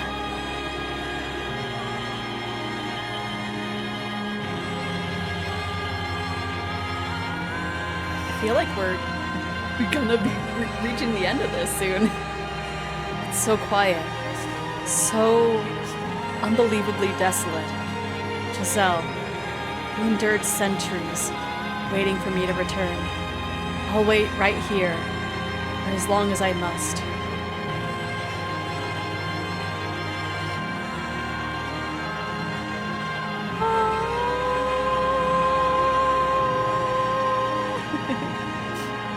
I'll let it do its thing.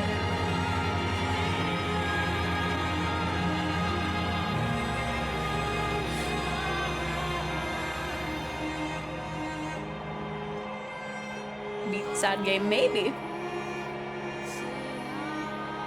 At the very least, very soon, it feels like a closing it off. Oh gosh. I can feel the mansion, that gathering place for the departed, fading away. I did it, Giselle. I broke the curse. I cast off the darkness. I saved Morgana. And all the other souls trapped there. I couldn't have done it without you. I miss you, Giselle. All I want is to see your face, to hear your voice, feel your warmth, tell you how much I love your smile.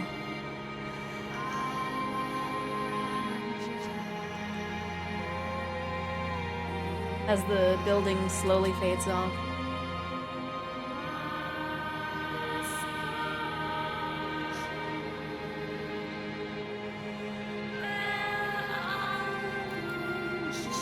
The hall and the basement, or cellar, rather.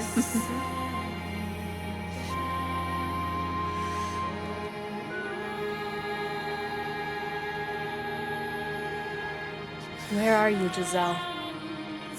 I know I said I wouldn't let myself disappear until you came back, and I'm wishing with all my might for my body to hold out.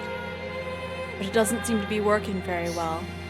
I'm coming to realize, as I grow weaker, that the will of one man is nothing in the face of the will of the universe.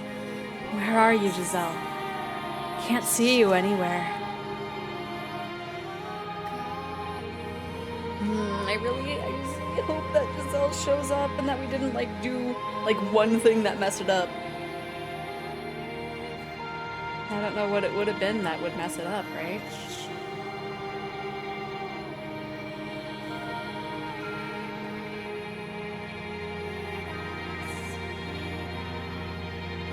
Unless I had to give a different answer when there was the girl talk, but I can't imagine.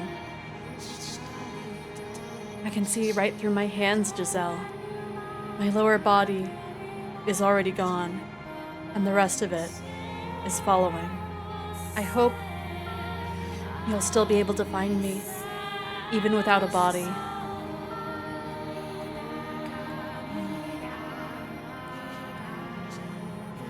Very sad.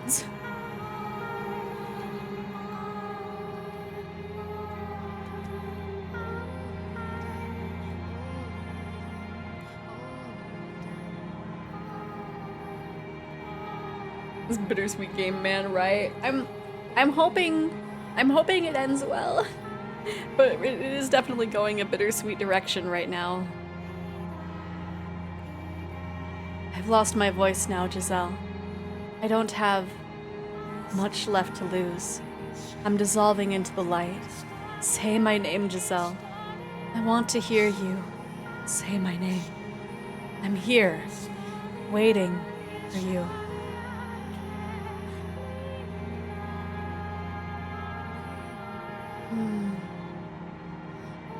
It's like, man, where did she go? Where did she disappear off to? The three of us were supposed to be one big happy family group, friends, I don't know. Big happy polycule.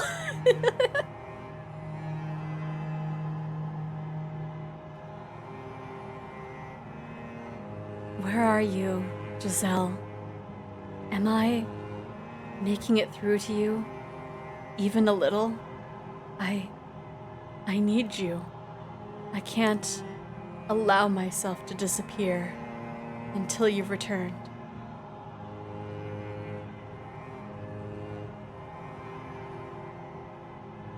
And there's our bed.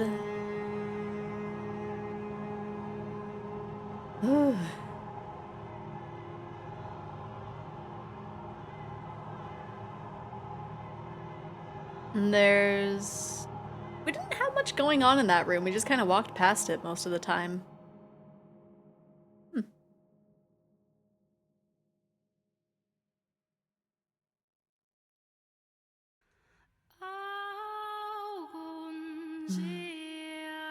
Giselle.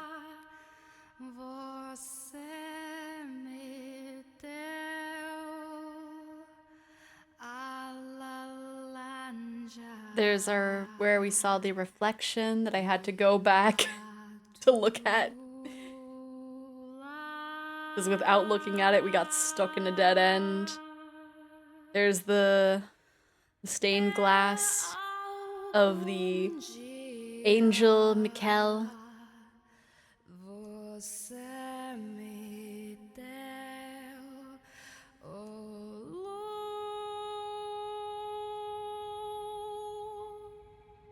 Michelle.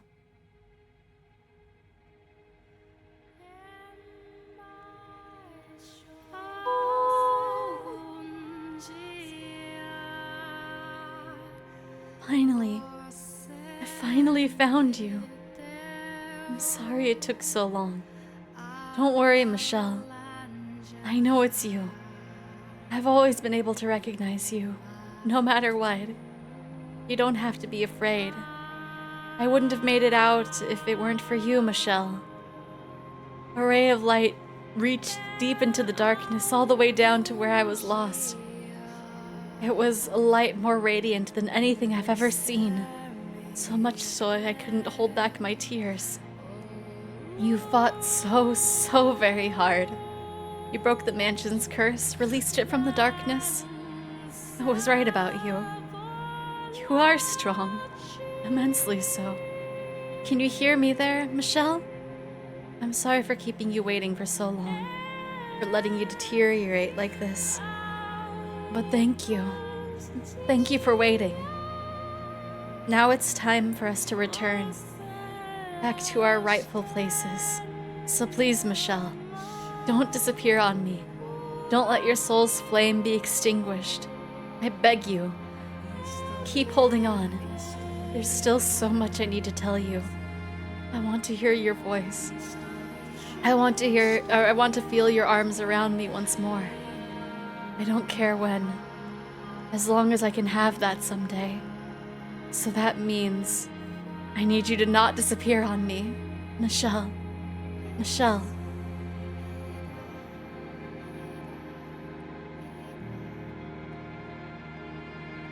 Don't tell us we disappeared anyway. I believe in you, Michelle. I believe you're still there, that you're still holding on. So I ask that one day you'll come and take my hand again.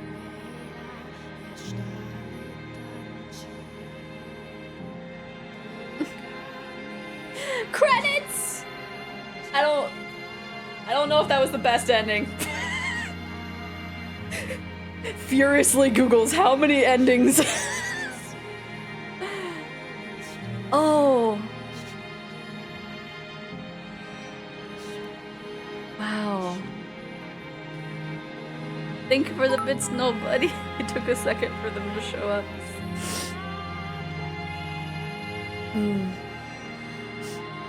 26, 67, 20. Yuki Masa was only 25? Wow. No. Credits with age of death is wild, right? Maria was 24, dang. Pauline was 22. Wow.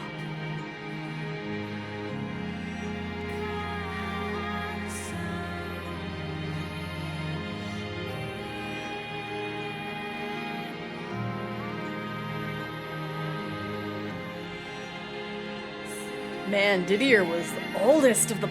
Oh, Georges was older than Didier? How? Wait, what? I thought they were saying Didier was the oldest son, hello? How was Didier that much older than... How was Didier younger than Georges? Wow. Or wait, no. Died sooner, probably. That makes more sense. So wait, how did Didier die then? I had to step away, now it's credits. Well, it was credits for like the death, so I'm not sure. There's definitely more here. Mel's in school now? Hello, anybody in there? Class is about to start, and last I checked, the teacher never came in through the window. Oh, right. Just a second. Been doing that a lot lately, just staring out of the window. You watching for something, or just spacing out? There's this girl who's usually around here around this time every day. Right over there. See her? Huh?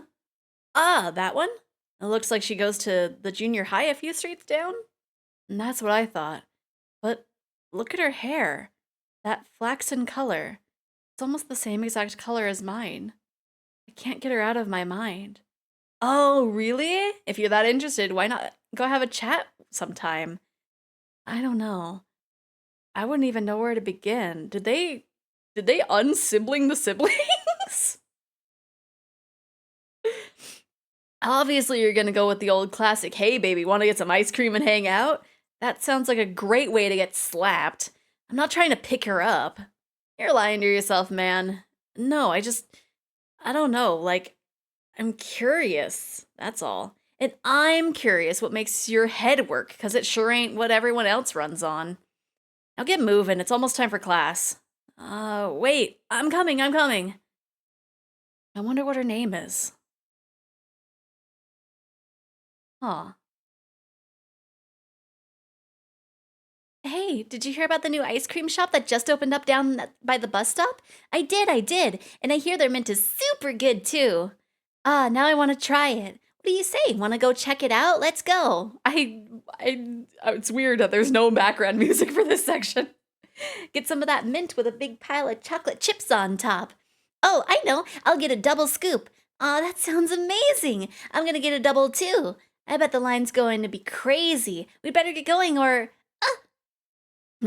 What is it? There's a cute boy who goes to that school there. I think we just locked eyes for a second. Oh, what's he look like? A prince! Oh my gosh, they really did unsibling them? Yay! Now they can be weird together.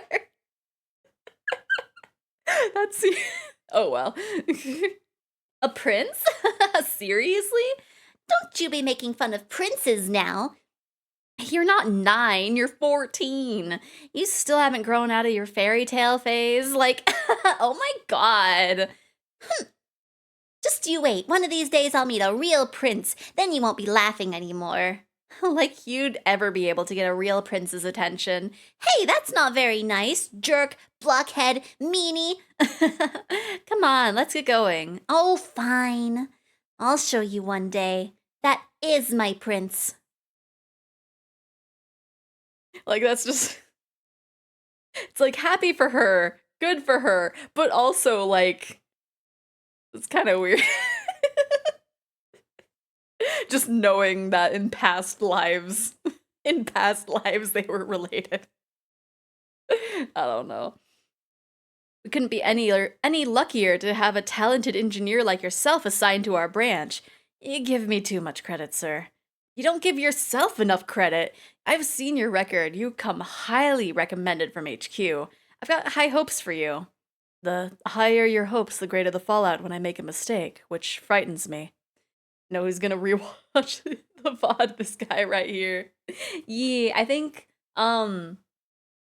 the first few might be gone because of how long it took to go through, but the rest of it's still there. I think maybe the first two are gone. Maybe. What you call a mistake is what we genuinely refer to as a great accomplishment. I don't think I've ever met anyone as close to the perfect human being as you.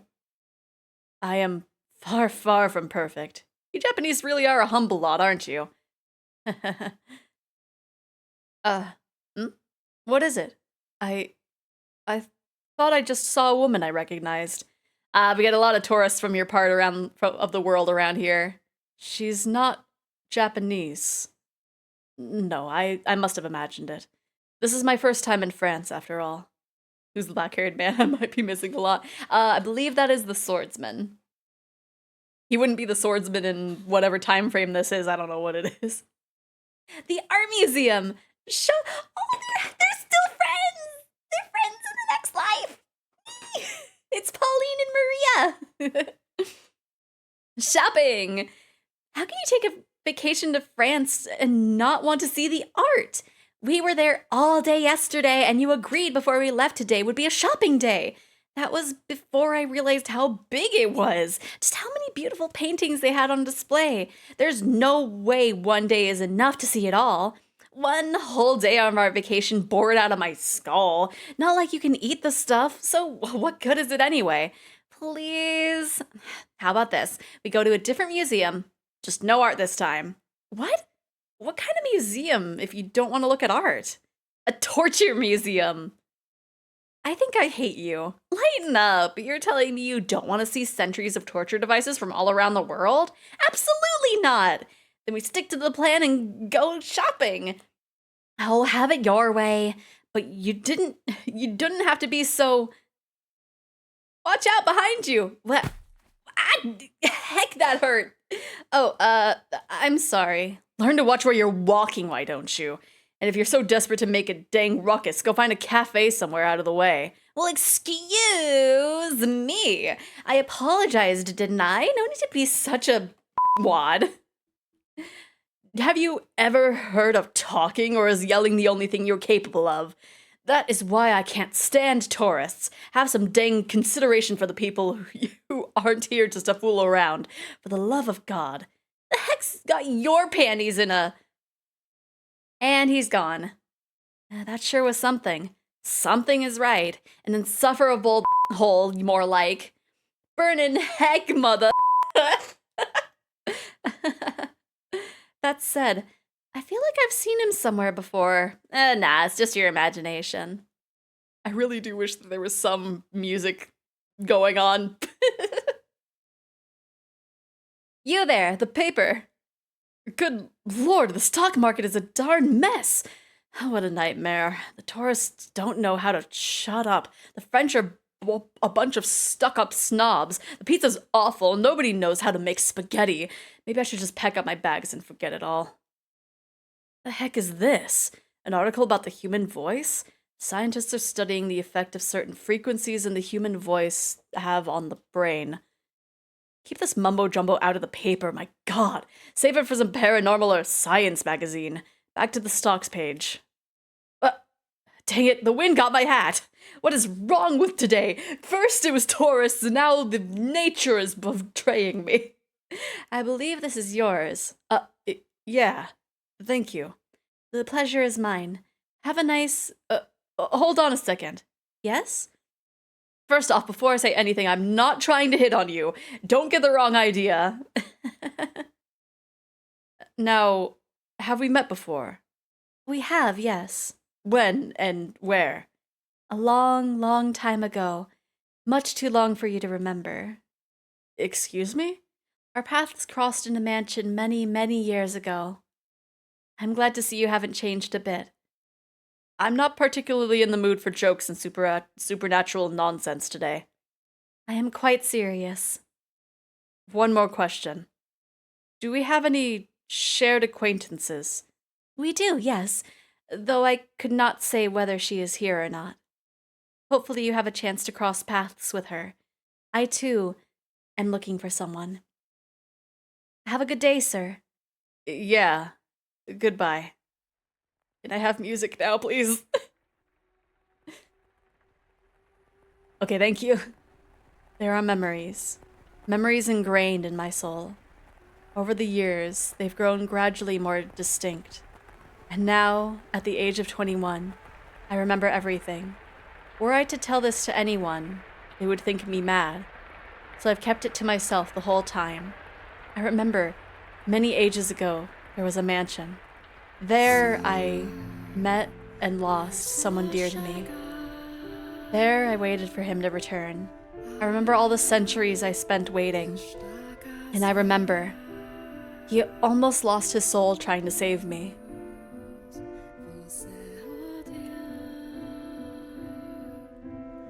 I am once again waiting for him. I'm making my way to where the mansion once stood, a single red rose in hand. A rose containing all my hopes, my dreams, my love. A prayer that might one day reach you. Roses make wonderful gifts, after all. I probably sound like I'm out of my mind, waiting for a man who exists only in my memories. A man who, in my 21 years of life, I've never once even caught a glimpse of. But that doesn't matter, because I know how much he means to me. I don't care what anyone else thinks. I will wait. I will trust the memories burned into my soul. I don't know when he'll show up, or if he even will. Maybe we'll never meet in this life. Maybe I'll wait until I've grown old and died. But should that happen, I'll continue waiting for her, or for you in my next life. And the one after that if I have to. I'll always be waiting, no matter how long it may take. How great the obstacles that stand in my way, or what form you may assume.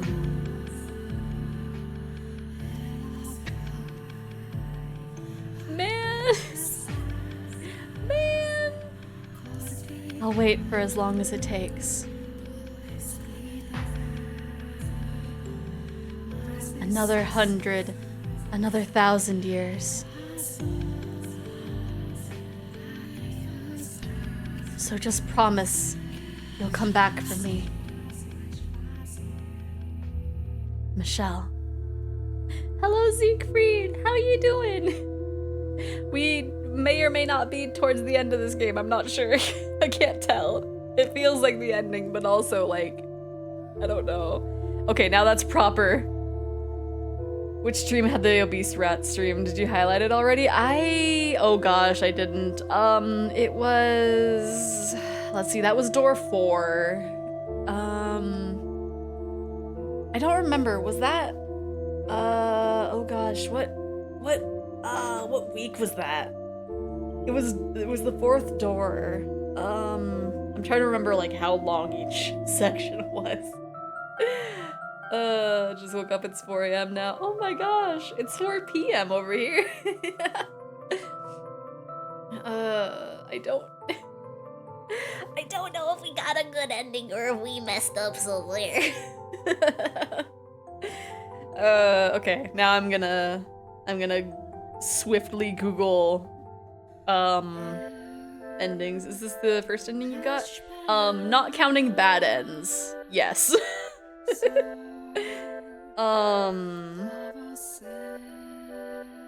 Endings. I feel like most of them are gonna be like the side endings with me searching this. Cause like, I don't know. No, this this is the true ending?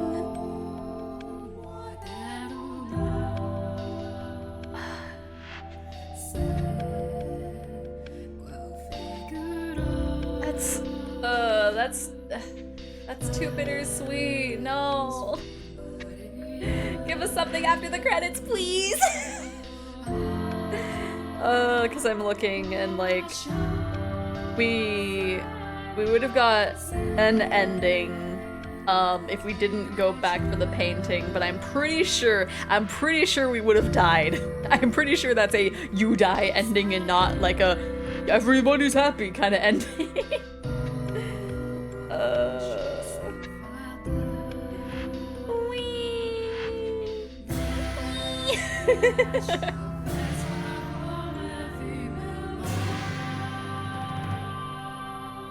That's cool bittersweet. It didn't end happy, I'm saying.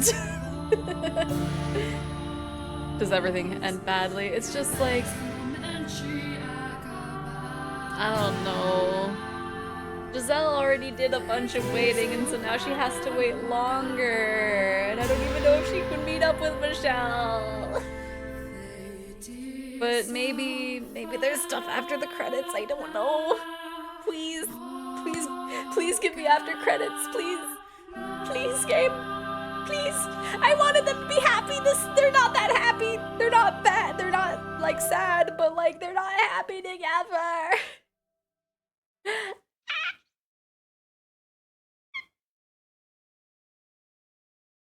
Waits patiently. Don't worry.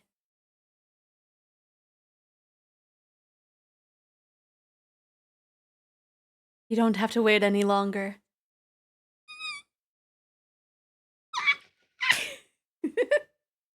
Giselle.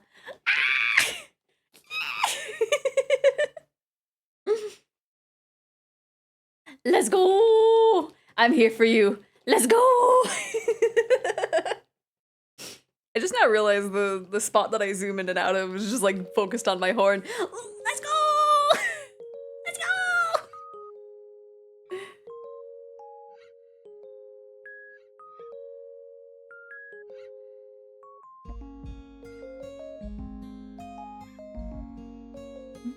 Do we get Morgana too? Do we get Morgana too? We haven't seen her yet. Look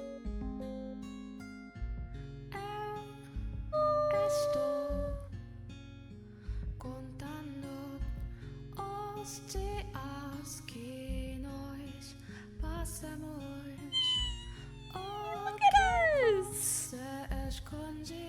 Ooh, having your hair in that ponytail was very good, Michelle. There are memories. Memories ingrained in my soul. I remember there once stood a mansion here, in which many tragedies took place, in which great pain was suffered. Much of what happened in those walls was unspeakable, but they are events I should never have forgotten, because amidst all the misfortune, I attained something irreplaceable. Giselle, there's so much I have to say. So much I want you to know, but I'm sure I'll have plenty of time to get to all that. So for the time being, allow me to say this.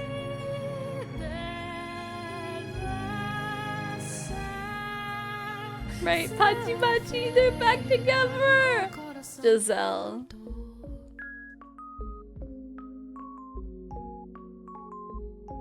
Your smile is the light of my life.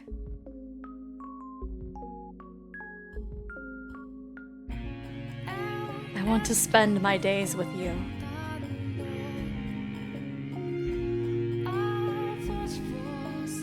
With that smile always at my side.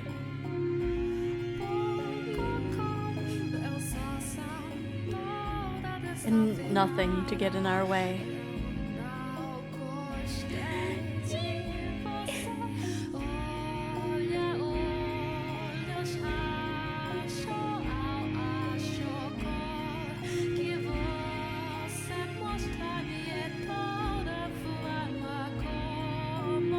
Ending 8. Fata Morgana. Oh, where's Morgana? Where is Morgana in this? Does she not get a happy ending? Is she gonna show up here in a second? I think so, because this is very biblical. It's very in character for her. Our Father who art in heaven, hallowed by thy name. I ask of thee, O Father. Morgana's rest. I mean, Morgana's very young, so to bestow upon their souls thy blessing. I don't know how old she is in the Majima!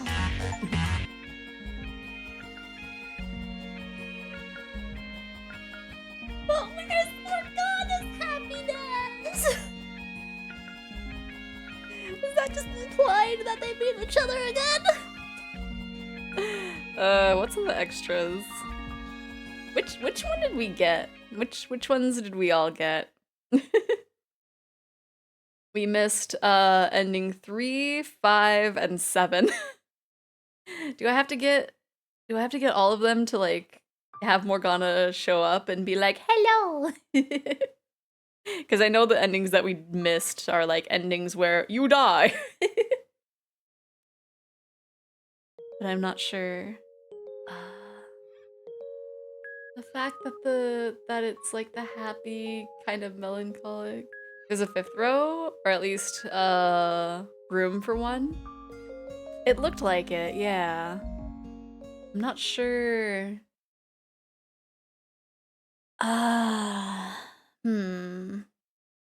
Because Prisoner Evolution and Coming for You was when I did not look in the reflection. Moment of Hesitation was when I didn't know it had me timed.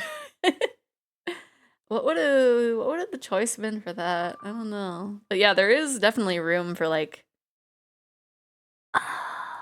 but it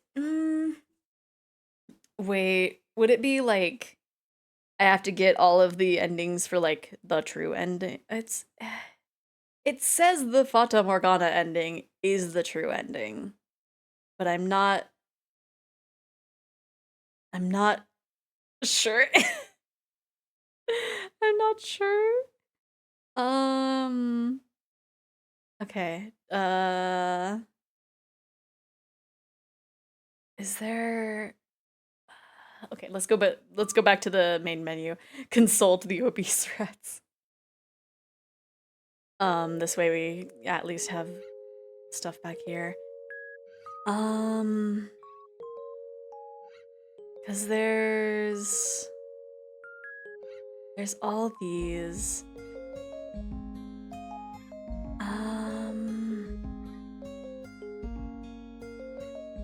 You want to get all the endings? I'm not sure. Is it would it just be a thing? Would getting all the endings give us like another ending? Like you reached all the dead ends, so you get this as a prize, or would it just be like a achievement essentially? Because I'm not sure. I'm not sure. Because like it would be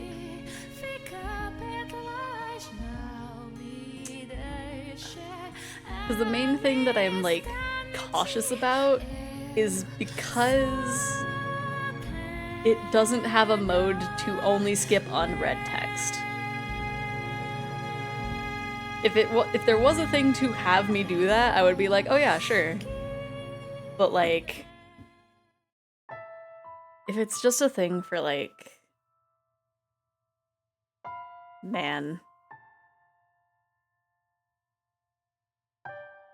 If it's just a thing for an achievement, then eh.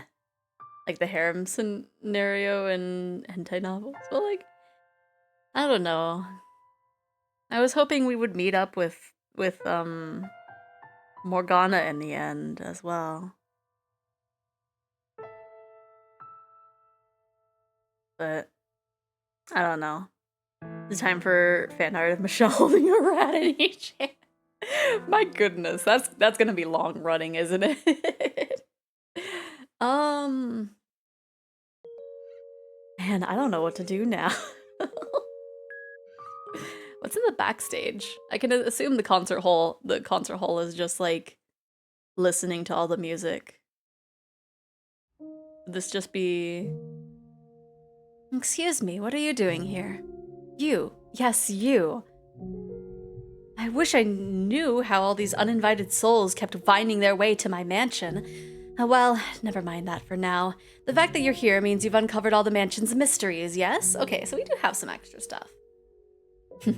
My congratulations for having the fortitude to endure such a grim tale. It was a very grim tale. You could make one rat looking like Giselle. Oh my gosh. I would ask you what you thought of it, but unfortunately that is beyond even my powers. Since you're here though, how would you like to take a little tour of the house? That is if you're willing to take this hand. You've got a strong stomach at least. Before we begin our little trek, I would like to emphasize that this is, as the title implies, a look behind the curtains of the house in Fata Morgana. If you just completed the game and would like some time to dwell on it, you are welcome to head back now. But should you choose to continue, I encourage you to do so, knowing that what you're about to read does not in any way respect the tone of the game proper. Huh? What do you mean, Morgana? You'll be making your way into the heads of the staff themselves, and I promise you, it's not a pretty sight. You'll see people who shouldn't be here, things that contradict the events of the game, a general sense of pandemonium. You'll do best not to think very much of any of it. That said, I would prefer not to have to guide you through the house all by myself. Not because I have anything in particular against you, of course. I simply think it would be inappropriate for him not to accompany us. Yes, him, the story's protagonist. Let us be off, then. So I wonder, is this just like I guess it would just be behind the scenes, huh? But like, I don't know, you usually don't... I feel like you don't see this in a visual novel. I found another split end. Look, this one's split into 3. I don't know why you're so excited about split ends. My hair's such a mess, maybe I should just cut it all off. I'm not particularly attached to having long hair. I'm not sure how I feel about that idea. I quite enjoy playing with your hair myself, says the woman who once called me a hair monster. I didn't actually mean that. It was just, you know, a little overwhelmed at the time about how unexpectedly handsome you were, but I couldn't bring myself to say it. I hope you two sickening lovebirds spontaneously combust. Hey, what was that for? And be careful what you wish for. Quite literally, we might actually end up going up in flames. How long have you been standing there, Morgana? As the true monster of this house, I am everywhere at all times. This is silly, I like this. Even in the bathrooms. Don't worry, when I'm in her position, I closed my eyes and plugged my ears when you were doing your business. Michelle's just like, help. This is the proper tone of the game. Right. I think that's enough toilet humor for the time being, especially in front of our guest. You're the one who brought it up. Oh wait, what guest? Oh, so you can't see the soul beside me? That's quite a shame. Could they be who was watching over us? I had better give them my thanks then. Unfortunately, I can't see you there, but either way, thank you very much for accompanying us to the end of our story. Go on, Michelle, you thank them too. Thanks. You're the protagonist. Surely you can do better than that. Would you really consider me the protagonist? He's just like, I just went through like so much. Can we not? What, did you hit your head and lose your memory again? It just never really seemed that way to me. I can understand that. You didn't become an active participant in the story until the end of chapter 4, Michelle. In some ways, you could call the first 4 chapters an extended prologue. That's true. Breaking the fourth wall, right? But once you reclaimed yourself, you were most definitely playing the protagonist. Especially the final chapter. You had me swooning by the end.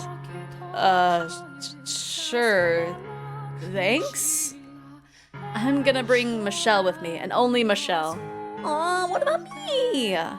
Because with you around, he turns into a lovesick, airheaded dope. He's about as useful to me as a wet paper sack full of potatoes. Come on now, get moving. Are you sure I can't come with you? Absolutely not. You spoil him in more ways than one. Michelle's just like... He's just like, why? Why do you want me? Help. I just want to be with my girlfriend. What are we going to do, though? What do you think, my dear? What any respectable behind-the-scenes extra would do, of course. We're going to visit each room in the mansion and faff about like a bunch of fools. That sounds like a lot of spend 1,000 lines talking trash about Michelle to me. I seem to recall plenty of faffing about in the main game anyway. Why don't we do something we couldn't do there? Ah, I have just the thing. Here, they're cue cards. Cue cards? They've got profiles and other miscellaneous notes from the creators about each of the characters. I thought they might come in handy. I can see them being useful, yes, but why exactly do you have those? Apparently it's the maid's job to give the star of the show his notes. Is that a fact? If I'm not mistaken, the maid has cue cards in the other area as well. Or the other extra as well. I'd rather pretend those miniaturized things were not actually us. I can't help but feel the creators were screwing with us on some level. Wait, what? Did I... In the other extra? I don't know what they're referring to. Other than, unless they're like talking about the pictures or something. Actually, since we're here, maybe we should start with the two of you before we head out. I'll read your profile, Michelle. I doubt you'd want to do it yourself, would you? Hand over the cue cards. Alright, now let's begin. This pathetic long-haired man is, believe it or not, the protagonist of the house in Fata Morgana. See, I told you this is how it would go. You can't deny a lot of readers probably didn't expect the creepy white-haired recluse to turn out to be the main character. I mean, I had a feeling. Because, you know, you see a white-haired person with red eyes, and then you see a different white-haired person with red eyes, and you're just like, something fishy's here. According to this, two of the creators' goals for this game were to subvert readers' expectations and cast new light on old information the further you progressed through the story. You two are probably the most obvious examples of that. Don't forget about yourself, Morgana. Even before the focal point of the game, my story was revealed. There were examples of lines or events taking on new meanings as such in the first 3 chapters developed. Though perhaps there are some people whose interpretations did not change throughout the course of the tales. That is true. At first, Mel seemed to be like a fairly likable young man, but by the end of his chapter, he had revealed himself as a helplessly worthless child. The second chapter was pretty crazy, too, when we found about a ukulele, that is. No, that's not how you pronounce his name. As I recall, it's eucalyptus. You already made that joke. Let's go. Let it go, please. That creature doesn't need a name. Just call him the Beast. Chapter 3 was something else, too. My impression of Jacopo and Maria had completely turned around by the end. At the end of the chapter, you learn what kind of man he really was, which then ties into the revelations in the final chapter. Piles of human garbage, the 3 of them. But we'll go into more detail about them later. Right now, it's Michelle's turn. The core aspects of his character are justice and righteousness. What? Why are you looking at me like I just told you the sky is purple? I wasn't expecting something so flattering to come out of your mouth. Nor do I really think of myself that way. I'm hardly a paragon of virtue. That's true. Putting a knife to a woman's neck isn't very righteous. My sincerest apologies. You had your reasons, I know. But it was pretty terrifying at the time. I don't hold it against you, though. Anyway, while those are the core aspects of your character, they got buried over the course of abuse and misfortune you suffered throughout the story. Your circumstances in life forced you to repress yourself, and once you were free of those restrictions in the final chapter, you were able to act as the man you truly were, or something like that. I'd say It was Giselle's influence more than anything that got me through the final chapter. Like I said in the game, I couldn't have done it on my own. I'm glad I could be of assistance. I really need to peel these two apart. We'll never finish if they keep making goo-goo eyes at each other every 10 seconds. If that's supposed to be my character, then there's one thing I can't wrap my head around. And what would that be? How all the promotional material portrays me.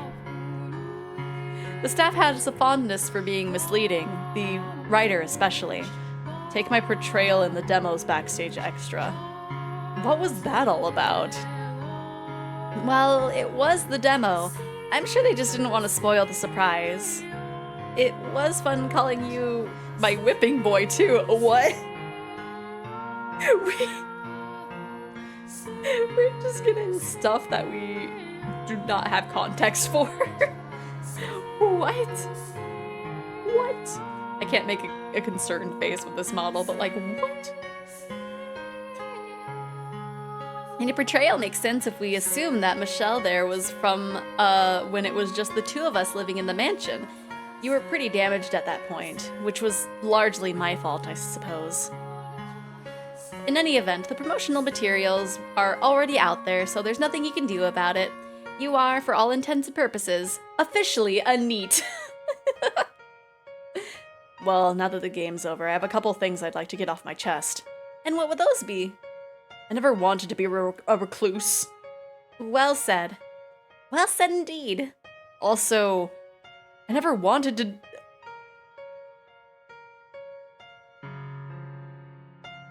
I guess that's fair.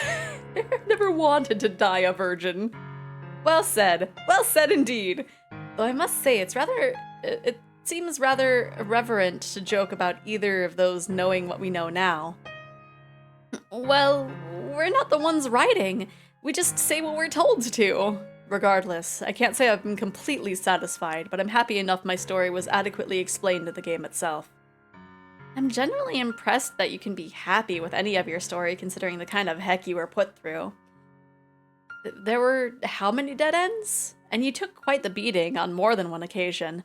A lot of that does fall on my head, I suppose. The ending was perfect, though. So, yes, I'm happy. Oh, well, where was Morgana? I guess it was just implied at the end, but still, it's just like, where's the happy CG of them? Please, for the love of all that's holy, stop smiling. I can't see it as anything but pitiful. Why? Because in this story, you're the king of misfortune. Oh, that reminds me, there's something on your profile even more crucial about your core of justice and righteousness. Or then your core of it. You were apparently born under an unlucky star, and that's why no matter what you do or where you go, you're destined to have terrible things happen to you. Why must the universe be so cruel to me? Well, I am the queen of misfortune, so perhaps they just wanted someone else to be as miserable as me. Giselle had it pretty bad too. What? You think so? I don't think I had it nearly as bad as either of you. You spent centuries completely and utterly broken. Now that's all in the past, though. I'm back to my old self now, and that's enough for me. You are unnaturally skilled at white... What?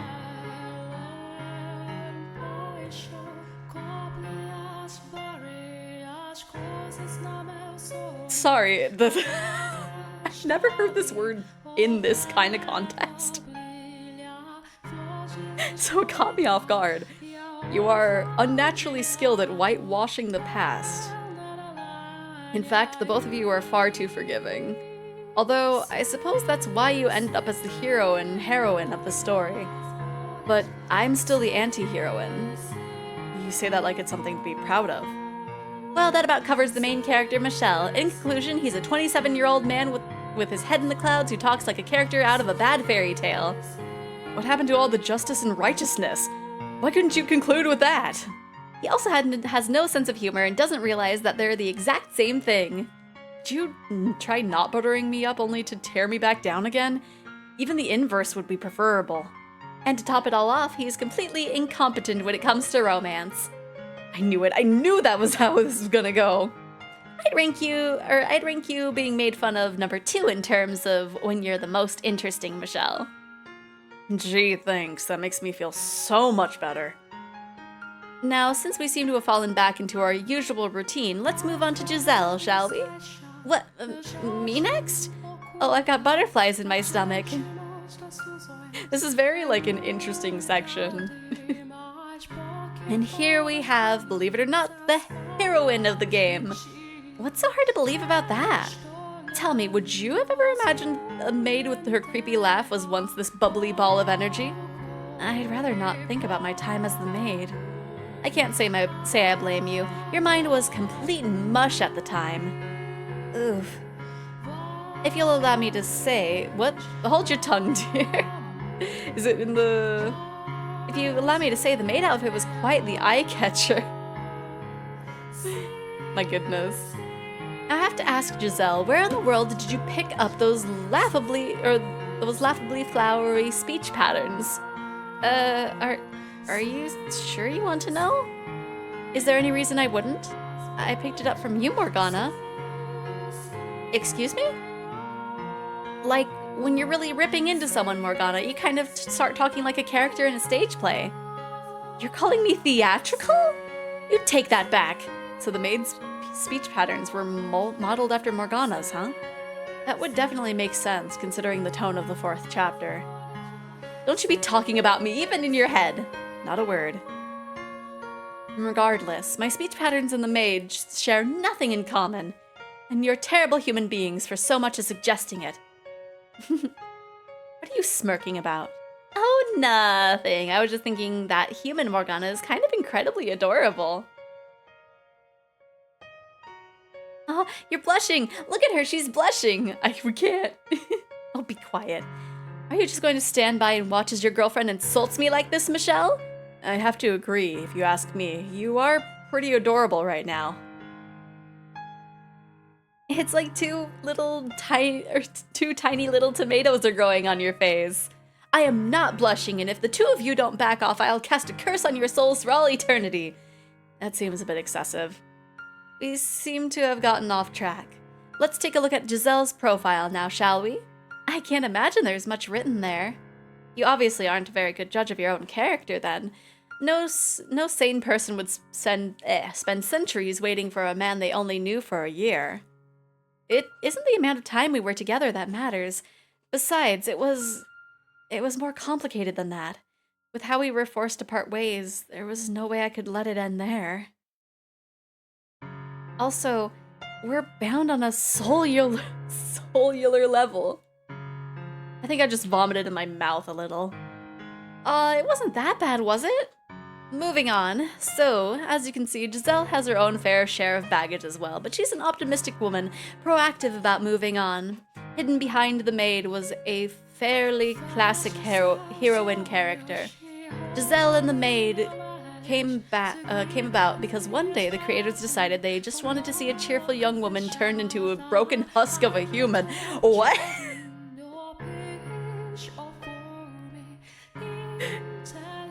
Poor Giselle. Another thing they wanted to do with Giselle was start out with her as essentially the story's narrator, then over the course of the game pull her out of that position and turn her into a real character. On a somewhat unrelated note, Giselle's portrayal, or the maid's I suppose, outside the game was probably worse than mine. It was! I was practically evil in the demo's backstage scene. I'd estimate about 70% of the character the staff tried to play off as the maid was actually Morgana. You're making it sound like I'm evil now. That I will not stand for. You weren't evil, but you were definitely an antagonist for a good portion of the game. We've already established that the staff gets off on being intentionally misleading, so let's just assume that's what it was and move on. Before I forget, there's one other important note on Giselle's profile I still need to go over. Oh? And what would that be? She has the largest obese rats of anyone in the game.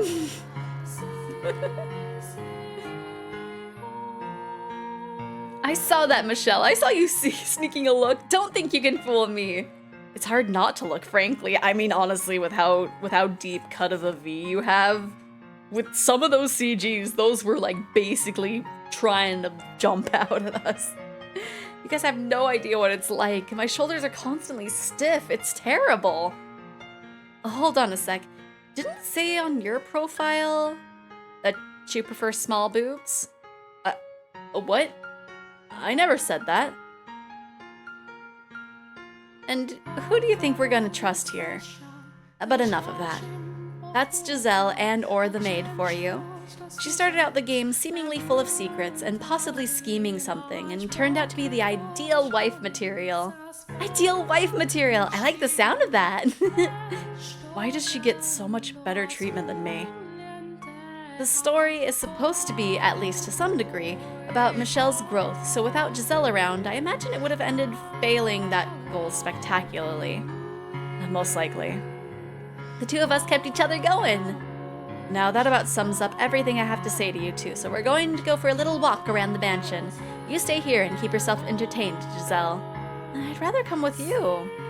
I'm staying too. No, you're coming! If you don't, I'll cast another curse on their 3 souls. Or do you want all your hard work in the game to go to waste? You don't have to threaten me. Okay, fine. I'll be back shortly, Giselle. Have fun. I'll be here when you get back.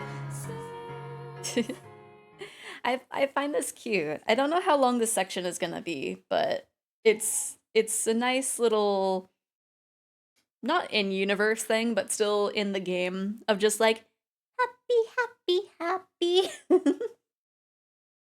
Here, Michelle. You can have the cue cards back.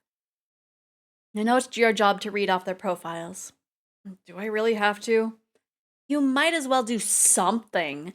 What happened to the Michelle from the game's climax? Because right now you look like breathing is too much effort to bother with. I just don't think I'm the right person to be talking about other people's characters. You might have a point. If you don't have someone to keep you in check, you'll start defending everyone, no matter how heinous.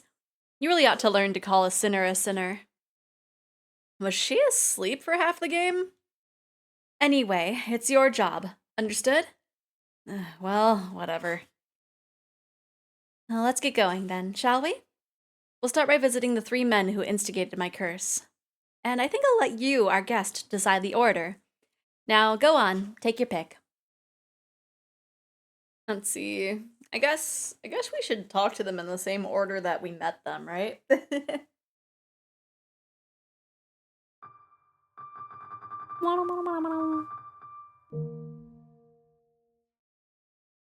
Off we go then, to see the spineless little boy. Let's get him. We came to pay you a visit, you spineless little boy. Hey, you show up at nowhere and that's how you greet me? What are you two doing here anyway? We have to talk to you about this talk to you for this behind the scenes extra. Do you really think anyone would visit you if they had the choice? This is an extra, like you said, so can't we make this a pleasant affair? Also, I know you like calling me spineless, but I don't think I'm that big of a wuss. If you ask me, I say I handled myself pretty well around the white-haired girl by the end of Chapter 1, and I definitely put in some good work in the final chapter. I agree with you about the final chapter, but the end of the first chapter doesn't leave the best impression. Can you really blame me? How was I supposed to predict Nellie would go so far? No kidding. Go on, Michelle, the cue cards. Share this spineless child's profile with all the world. Let's see here. It says here that the desire to be loved is one of the themes of Mel's story. His unconditional kindness for others was rooted in that desire. Could you be even any more pitiful, my dear? I don't think that's a terribly unusual trait. Some people need the validation and love of others to make it through life. That's only human. See, I told you you'd start getting defensive. I don't see the point of being as harsh on him in the extra as I was in the main game. On the subject of the first chapter, I have to say it really was surprisingly bright and cheerful for the most part. At least until the later parts of the chapter, things were honestly quite pleasant. I wonder how many readers at that point of the game could have even imagined how brutal and dark the main story would turn out to be. Up until the second chapter began, I imagine many people thought that you were the game's protagonist, Mel. Not that he could have handled that kind of responsibility, of course. Let me guess, because I'm spineless? It's a question of experience. Only someone who's been through the kind of mistreatment and misfortune Michelle has been misfortune Michelle would have been able to free me. There you go. Oh, I didn't know you had it that bad, Michelle. It's not something I care to talk about. To start things off, he was physically and emotionally abused by a psychopathic woman by the name of not another word, Morgana. Well, whatever happened, it sounded like it was rough. You have my sympathies. Getting pity from you just makes me irrationally angry. Hold still so I can give you a good whack to the jawbone. Whoa, you were just defending me a dozen lines back, and now you want to hit me? You two get along oddly well, you know. There's something about Michelle that makes me almost feel like he's my age. I have a good 10 years on you. He did spend 13 years locked up in isolation from the world. It's hardly a surprise he stopped aging mentally. Whoa. You were locked up for 13 years? Wow. Now I really feel bad for you. Prepare for the beating of a lifetime, boy. What? I just said I felt bad for you. Your sympathy is by and large a ruse. Rarely ever do you genuinely mean it. That's not true. We've gotten off track. Mel is, on the surface, a friendly, kind-hearted young man, but he has a tendency to stumble and cower back when things get difficult, in part due to the lack of self-esteem mentioned earlier. And in the final chapter, he started off in a very difficult situation, so he was submissive and a constant source of pathetic complaining. Spineless and submissive. There's no hope for you, is there? I think he would make a fairly respectable young man if he could overcome that weakness. The end of the final chapter was, in part, a result of him reaching that point. See? When push comes to shove, I come through. Have you forgotten the part where you sold me out? Sorry about that. One's environment does also have a significant effect on their behavior. Well, that about covers what's on the cue card. I feel like I just spent the whole time getting railed on. Not that I can blame you, I guess, considering how I acted over the course of the game. In the end, you did manage to prove a good ally, though. Thanks. I'm glad I could be of some assistance. If you're trying to end this on a pleasant note, I won't have it. Him being somewhat helpful in an alternate version of events that never actually occurred doesn't change the fact that he gave me up like a spineless wuss he is. Oh, give him a break, would you? The game's over. This could be a different game entirely, and I would still hold it against him. Though, I suppose I could be a little insistent about that. Or incessant? We do have a guest, after all. Now I think it's time we went to see someone else. What? You're leaving already? That's unfortunate. I was hoping we could maybe go for a walk out in the sun, or have a picnic together or something. So you can weaken me? And then what will you do to me? If you suggest a walk around the lake, I'll tie rocks to your feet and push you in. Farewell, Mel. Until our souls cross paths once more in the boundless sphere of fate. Yeah. Bye, Morgana. Michelle.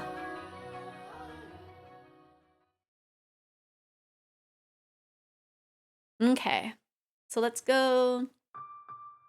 Let's go here. Let's go and see the swordsman. You want to see him?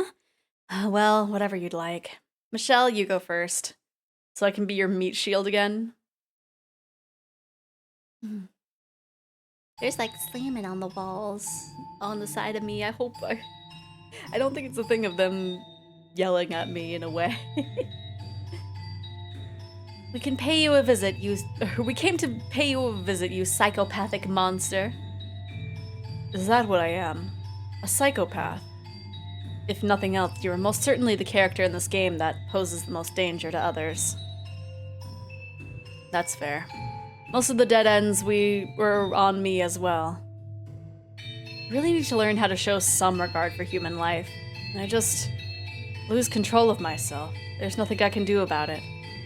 This is a murder we're talking about here. Do something about it. Of all the characters in the game, he was the most dramatically two-faced. The illustrations in the second chapter were honestly quite shocking. I feel terrible for Pauline. So, what brings you two here? It's a behind-the-scenes extra, so we're here to discuss you as a character. The staff even provided us with notes. Hello, Lionfire.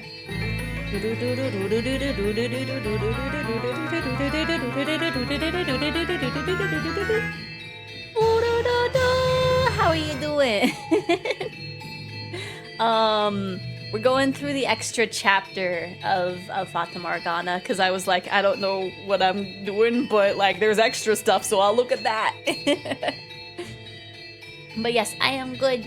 We freed everyone's souls, and Giselle and Michelle got reunited. I don't know about Morgana. I think she got reincarnated, but like I don't think they didn't have like a nice CG of them meeting, so I don't know. But now we're just doing the little extras, so they're going around the mansion being like, here's some background information about this character and also some silliness. It's a behind-the-scenes extra, so we're here to discuss you as a character. The staff even provided us with notes. I see. Do you not think the setting's worth talking about at all, then? You want to talk about the setting? You, the Japanese guy who barged in out of nowhere in what was supposed to be a gothic suspense/horror game? That's kind of rude, Morgana. Out of curiosity, were you also Japanese in the final chapter? I couldn't tell you. I don't have most of my memories. What does the staff have to say about that? From somewhere in Asia. That's incredibly vague. That said, there is apparently a reason for the ambiguity. The main theme of your story is boundaries, it says. Oh, wow, I was expecting madness or brutality or beasts or multiple personalities.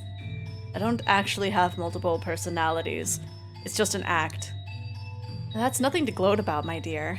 Anyway, it says here you're a character that straddles a number of different boundaries: sanity and madness, humanity and barbarity. Also faithfulness and infidelity. I committed no infidelity. I never slept with the white-haired girl. Only because all you need in a relationship is peace and a tether. You have a point. He conceded that point rather easily. Once you cross one of those boundaries, you quickly lose control of yourself. You really are a strange man, you know that? You weren't quite so bad in the final chapter, but in the second, it was almost unbelievable how downright maniacal you got. I expect my curse had some influence there, though.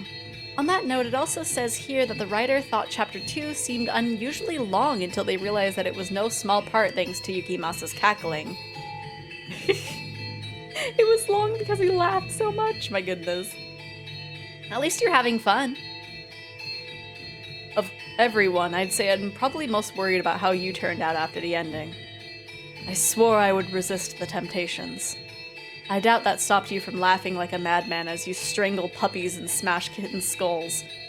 Don't say that you do that. God, I wish I could be human. Sounds like some twisted version of Pinocchio. Once the reveal finally happened, it was also hilarious how vapid the merchant's character became. Like when you told Pauline, perhaps my adoration had grown so strong it turned you into a transcendent beauty like Cleopatra herself. Did he say that? I don't remember that. Women like to hear such things about themselves. You're terrible. When you went and killed one of your crewmates out at sea and told Pauline, no, there was no trouble when you got back. You're black-hearted as they come. You don't have to tell me. I am aware. That's an odd point to get snippy over.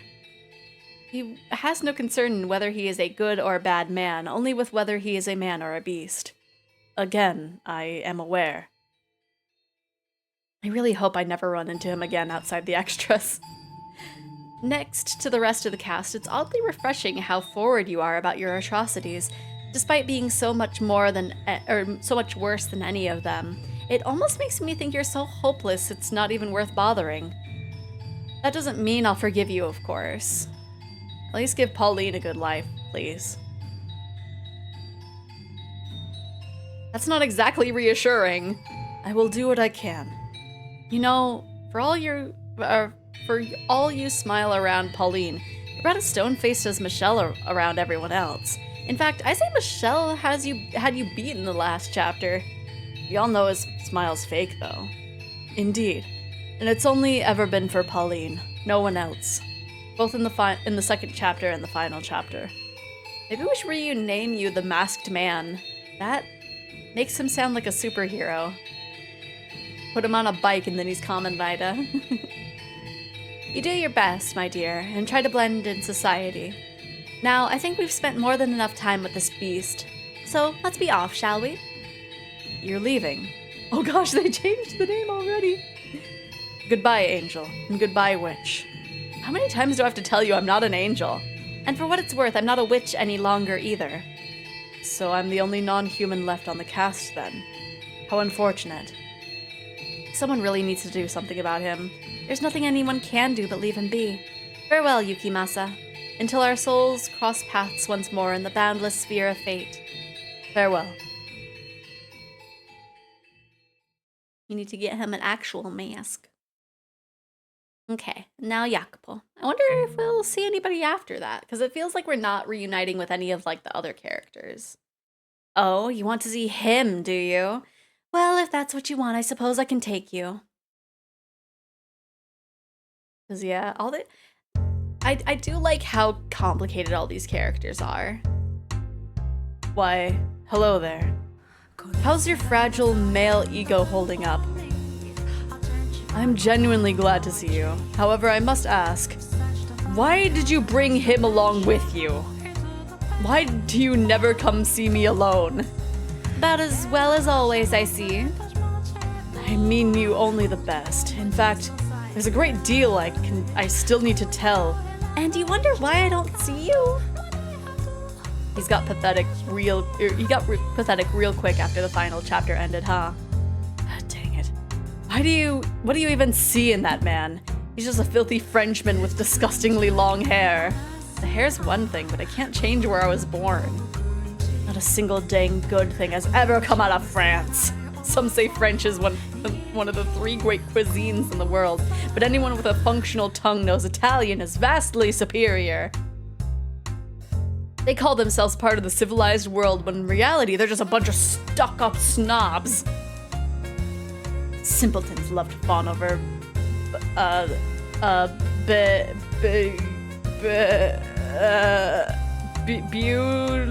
Beaujolius Noir. But I tell you, the wine my country produces is of far higher quality. Stunned to silence in the faith of immutable truth, are you? I hope you get lost in the Louvre and starve to death, you. Yeah, you tell him, Michelle.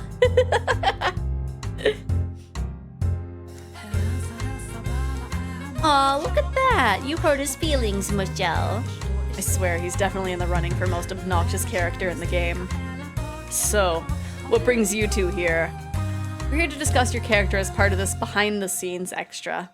Although I do think Fragile Masculinity does a wonderful job describing you. You like to make a big show of things, but the reality is if you had simply swallowed your pride for 2 seconds and said what you really felt, told the truth, almost all of this could have been avoided. It's true. It's nigh unbearable watching you flounder around like a buffoon. I almost feel bad for him. Almost. I think you've probably chided him enough, Morgana. He was kind of caught between a rock and a... Shut your mouth, Frenchman. I don't need you to defend me. All I want from you is to know why you're with Morgana. You do realize he's a rosy-eyed romantic, don't you, Morgana? You saw him swooning over some silly spring snow for God knows how many lines. Are you telling me that the whole exchange wasn't gag-inducing? Seriously, why him? You really are insufferable. Seeing a man so overcome with jealousy is just sad. Gosh dang it. You just don't get it. I won't deny Michelle is a bit of a romantic, but he also probably wouldn't lock someone in a tower and throw away any chance he might have had at redemption. So I'd say he's preferable to any of you. Is preferable really the best I can manage? Furthermore, I do not have feelings for that variety of him. Michelle and I, we're GODs. We're what now? We are those who have been graced by overflowing divinity. We share a special connection, one you can never hope to have. Or like going overboard on drollery. Okay, well, I've had my fun. Let's make our way to another room, shall we? Wait, hold up. What happened to discussing my character? The cue card I was given for you is blank? What? It couldn't be. I'm joking, yes. You're kind of a hole, you know? Yes, because you're one to talk. It says here that fundamentally Jacopo is pure of heart. Though he acts proud and egotistical, he actually feels a great deal of debt and responsibility to those who allowed him to reach his position of power. He genuinely means well, but he has great difficulty actually communicating his feelings. I have no right to get on my case about communication problems, Frenchman. Yours are on a very, very different level. So there's something I've begun to notice. Your character's a little too similar to mine. In what way? You and I are both pure-hearted types, and we were born into less than ideal circumstances. But that's not where I take real issue. To start, we talk too much alike. The person voicing us obviously has no range for male voices. You try to act like more polite around, or a little more polite around others, but on your own, your voice is uncomfortably similar to mine. But I showed up before you in the game, and you know what that means, don't you? You're the copycat. You're the faker. I can't deal with this right now, and besides, I first appear at the end of chapter 2 before you're introduced. My logic is infallible. Your voice, au naturel, is actually more childish than you present yourself. Or do you think I somehow wasn't aware of that fact? You just had to bring that up, didn't you? If you try dropping the tough guy act, it's not actually attractive at all. Well, if you insist, I suppose I could. Let's go. Wait, I didn't even get a sentence in and you're leaving? May our souls never cross again in the boundless sphere of fate. No, let them, dang it. Just banishes. That covers the 3 perpetrators. Next, why don't we pay a visit to those who were close to them? Oh, okay, so we are meeting them, yes. About that, there's something I've been wondering. And what might that be? They weren't directly involved in anything that happened to you, yet they still seem to have been made guilty by association. That's true. None of them did anything to me specifically. I have no intention of apologizing, though. Morgana apologizing. Now there's a scene I could not imagine for the life of me. That said, I will try to go easier on them, though I doubt I could come up with much to berate them for. I would appreciate that. Let us be off, then. Okay. Yeah, let's go for Nelly. So you want to see that rambunctious little girl, do you? Well, that's your choice to make. I mean, we're meeting all of them, Morgana. It's the Saintess and my second brother. Have you come to play? I have all sorts of card games to choose from, and if you'd like, I'll even make you some tea. Go on, pick a game. Let's play something. We're not here to play. Morgana seems rather uncomfortable. What? You're not? Pshaw. What brings you here then? We're paying all the major characters in the game a visit for a behind-the-scenes extra. You were next on the list. Oh? Does that mean you're going to talk about me or something? It does. Surely everyone knows everything they need about me. I'm the most adorable princess in all the land. I like to know how your head works, that you can say things like that about yourself without even blinking. You're pretty yourself, now that your face is better. She just can't seem to take control of the conversation. I will say, it rather surprises me to hear you say that. Oh? Why? You were rather brutal to the white-haired girl in Chapter 1, so I assumed that was how you were with all women. I only had a problem with her because she hooked up with my dearest Mel. Anyone who tries to get close to my Mel must be exterminated. The poor white-haired girl didn't stand a chance. You're not interested in my Mel like that, are you, Saintess? The only thing I'm interested in doing to your brother is cursing him for all eternity. No! Don't curse Mel. I don't care about the Lord or his bodyguard, but leave Mel out of it. I have to wonder, what exactly do you see in that spineless runt? He's handsome and kind, just like a prince. How superficial. If those were your only criteria, this white-haired giant would qualify too, wouldn't he? What? No, he couldn't be my prince. Michelle would never give me a rose necklace or tell me how adorable I am or smile at me. What kind of prince is that? Mostly because I'd be trying to avoid earning your excessive affection. I'm not sure how I feel about being berated for not making the same mistake as Mel. Let's move on to Nellie's profile then.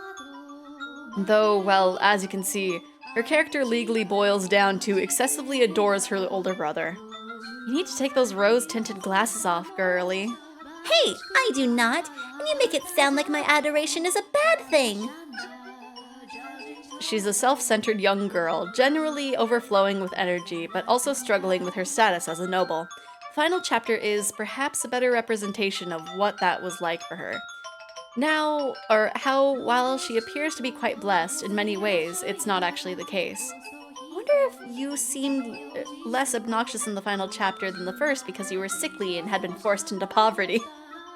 The last thing I care about is stuffy parties. I can't stand dancing with boys I don't even like, and all that hand-kissing stuff is so silly it makes my head hurt. Shoot, I can kind of sympathize with her on that. It's not all terrible, though. I probably would have been a little less snippy in the first chapter if I didn't have to deal with that jerk Arthur. What kind of person would you have preferred, then? My Mel. Why did I even ask? Although if it's just for a dance partner, I could settle for Michelle. Let's dance right here, right now. Attend to your princess like a proper prince should. I don't even know how to dance. Give it a try. I'm sure it'll be loads of fun. For you, maybe. Are you saying you won't dance with me? You're a terrible brother. Jerk. But... It's not you. I won't dance with anyone. Not only do I not know how, I have little interest. You're no fun. You're no fun at all. Because I refuse to be your plaything? If you won't dance with me, then we'll have to do something else. We already know your singing is bad enough to make someone go deaf, Michelle, so maybe the Saintess could sing for us instead. You want me to sing? I'm sure you'll be great. You have a wonderful voice. I actually wouldn't mind hearing that. Not that I think she'll do it. Okay then, as you wish. What, you're actually going to sing? Would you rather I didn't? I didn't say that. I didn't expect you would. Yay! I'm so excited. You sit down here next to me, Michelle. We'll listen together. And then she's like, wow, I didn't know you were you were worse than Michelle. Morgana, you brainwashed Nellie. That shouldn't have happened. It was just a regular hymn. You underestimate how much of an effect your voice has on people. Then maybe you should have stopped me. I underestimated it too. I'm feeling kind of spacey myself. Nellie. Hey, Nellie. Come back to us, Nellie. Doesn't seem to be working. She'll be a zombie for a few more hours at least. Dang. Let's move on, shall we? You're just gonna leave her like this? You expect us to keep our guest here waiting, watching her doing nothing? She'll be fine. Okay. Take care, Nellie. My goodness. Okay. And so I actually want to see Maria first. So you wish to see her, do you? I'm not very comfortable around her, but as you wish. I have my stream deck on the censor page. Well, if it isn't Morgana, it's been forever. It has been some time, yes. You're not gonna find me down there, Morgana. Come on, show me that pretty little face of yours. No need to hide it. Do you not bear a grudge against me? Huh? Why would I? Of everyone, you deserve least of all to fall under my curse. You happen to have known the Lord, and that was all. Oh, I think this track gets muted on the VOD. No! Oh well. You even took care of me at the brothel. Is that some legitimate regret I'm sensing? Water under the bridge. No point in holding it over you. It's either this song or the other song, but I think it's this one. If anything, that sack of Jacopo is to blame. Meanwhile, no one has any sympathy for him. Besides, I did kind of you over pretty hard in the 3rd chapter. That wasn't me. Not exactly, but she was supposed to be a part of you, wasn't she? At least at first. I wasn't planning to cause the madam as much grief as I did. Once it got started, it spiraled out of control, you know? Maria's kind of a terrifying woman. But she ultimately tripped in the end. You should have aimed for where that is weakest, his poor, fragile masculinity. Or the head, either works. See, that's my problem. I don't really think before I act. I kind of just run with my instincts. I'm better the 3rd chapter, or I'm betting the 3rd chapter only went as well as it did because I had your curse helping me out. Most likely. But you know what's a real work of art? Your profile on the website. It says I'm her own, or my profile on the website, it says I'm her only ally, when in reality I was her greatest foe. I don't think that's something to be proud of. Your transformation in the 3rd chapter was a sight to behold indeed. You even looked like a completely different person. I'm a girl of many faces. I have to say, I prefer you like this. Crass, but not too vulgar, and with everything out in the open. I'm totally with you there, girl. Playing so many roles is hard work. I imagine. Anyway, you're not here just to shoot the are you? Yes. I came to discuss your character for this behind-the-scenes extra. Go on, Michelle. Quit staring off into space and read the card. I was going to read the card, but, What is it? Some kind of mind-blowing revelation? Well, you don't have to wait for me. I'm all ears. It's blank. It's what? I'm not kidding. It's completely blank. Hey, what the heck? Get your out here, staff, and explain yourselves. Why is mine the only one with nothing on it? No themes, no profiles, no nothing? I suppose it means you're actually what you appear to be.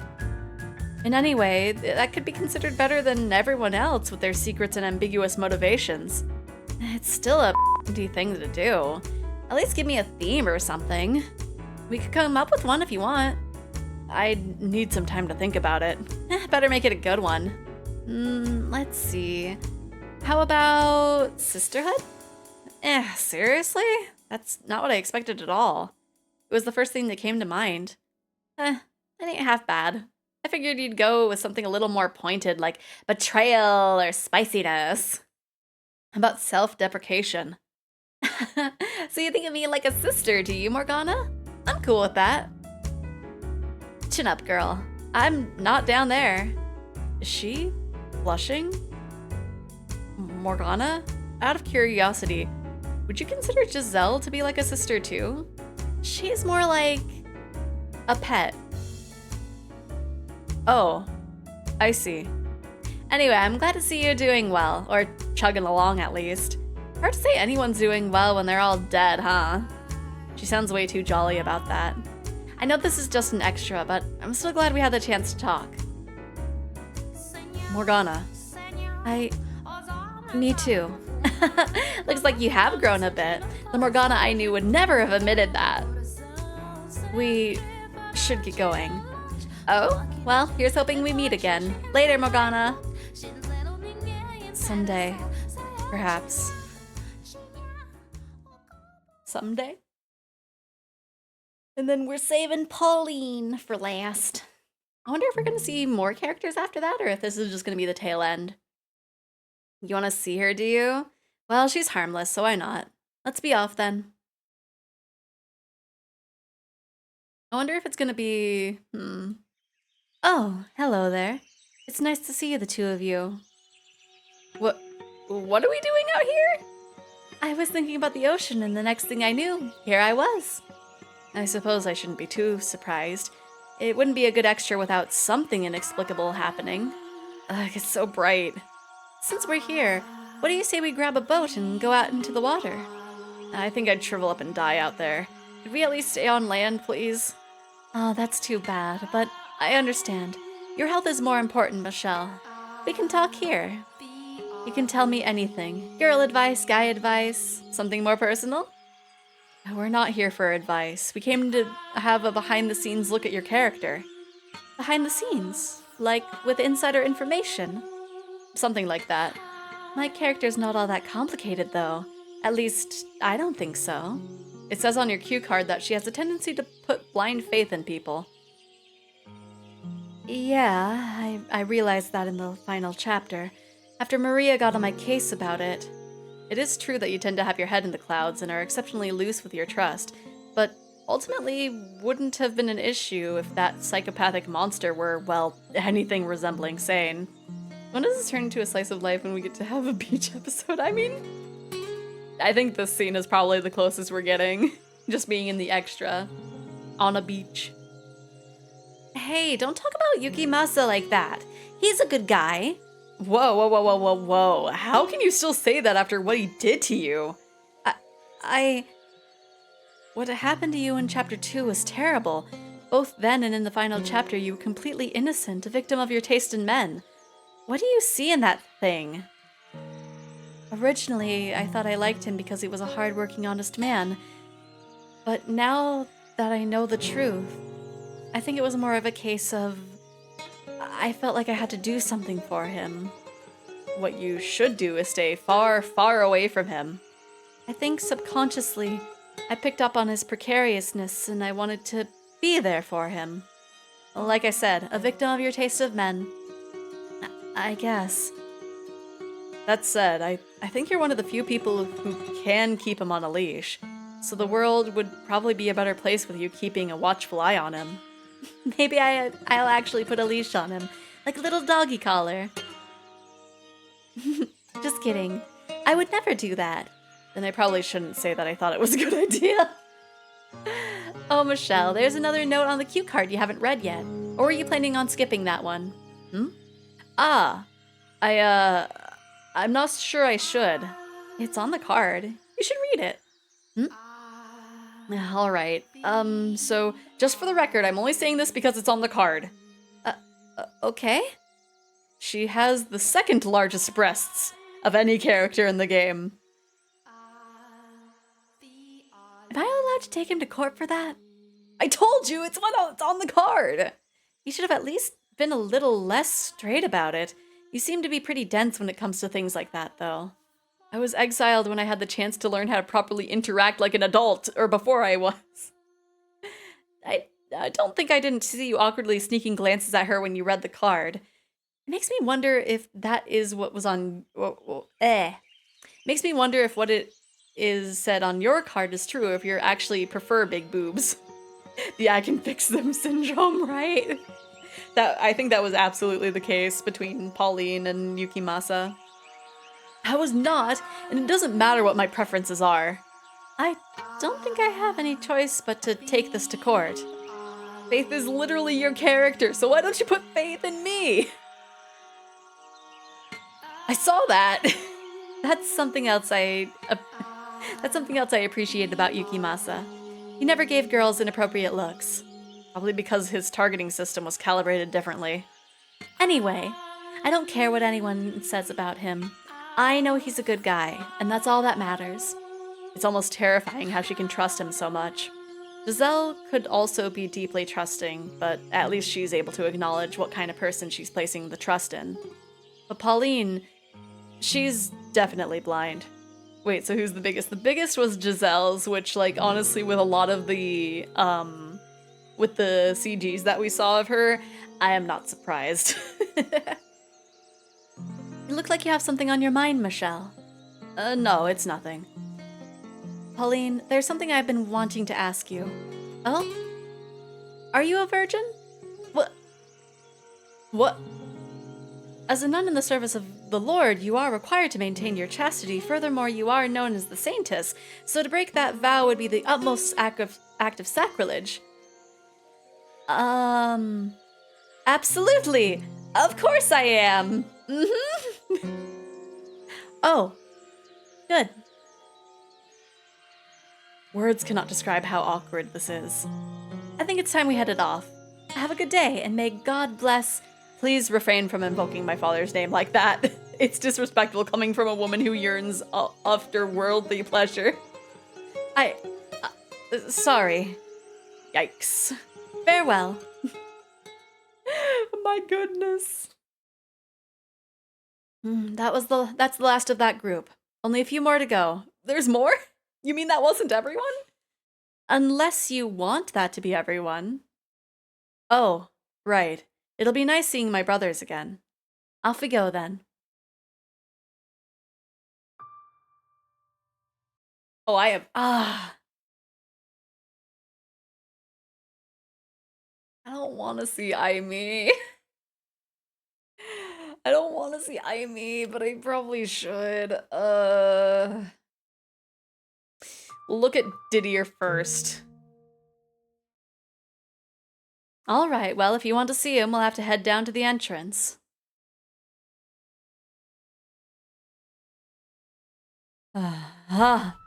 Michelle, I beg you, punish me for my sins. Huh? Hold on. Wait, what? I released you from your regrets at the end of the game, so why have you reverted to how we found you? Why not? This is an extra. That doesn't mean I have to like it. Canon or not, nothing can erase my crimes. Please, Didier, don't. You're just making it uncomfortable for me to be here. I see. Well, if you insist. I guess they're just going to leave the graphic up. I will say, I am rather fond of that armor. I'd like to wear some, if just once. You're welcome to try it on if you'd like. Now you can read my mind? No, but I can read your face. Why not? Why not? I think I'll pass. Armor wouldn't suit me. It probably wouldn't fit me either. Are you certain? I don't have nearly enough muscle to look the part. Maybe I should start working out. I can't keep reading it as Didier. Yeah, oh yeah, I accidentally said that at one point for that one. It's just like, what kind of name is Didier? Oh yes, Knight, I have something I wanted to ask you. Oh? What might that be? You don't remember killing Georges at the end of the game, do you? Morgana, is this really the time? Your list of sins grows longer, Knight. I not only murdered Michelle, but Georges as well? I must be punished. Hang me upon the cross. I am unworthy to call myself a knight.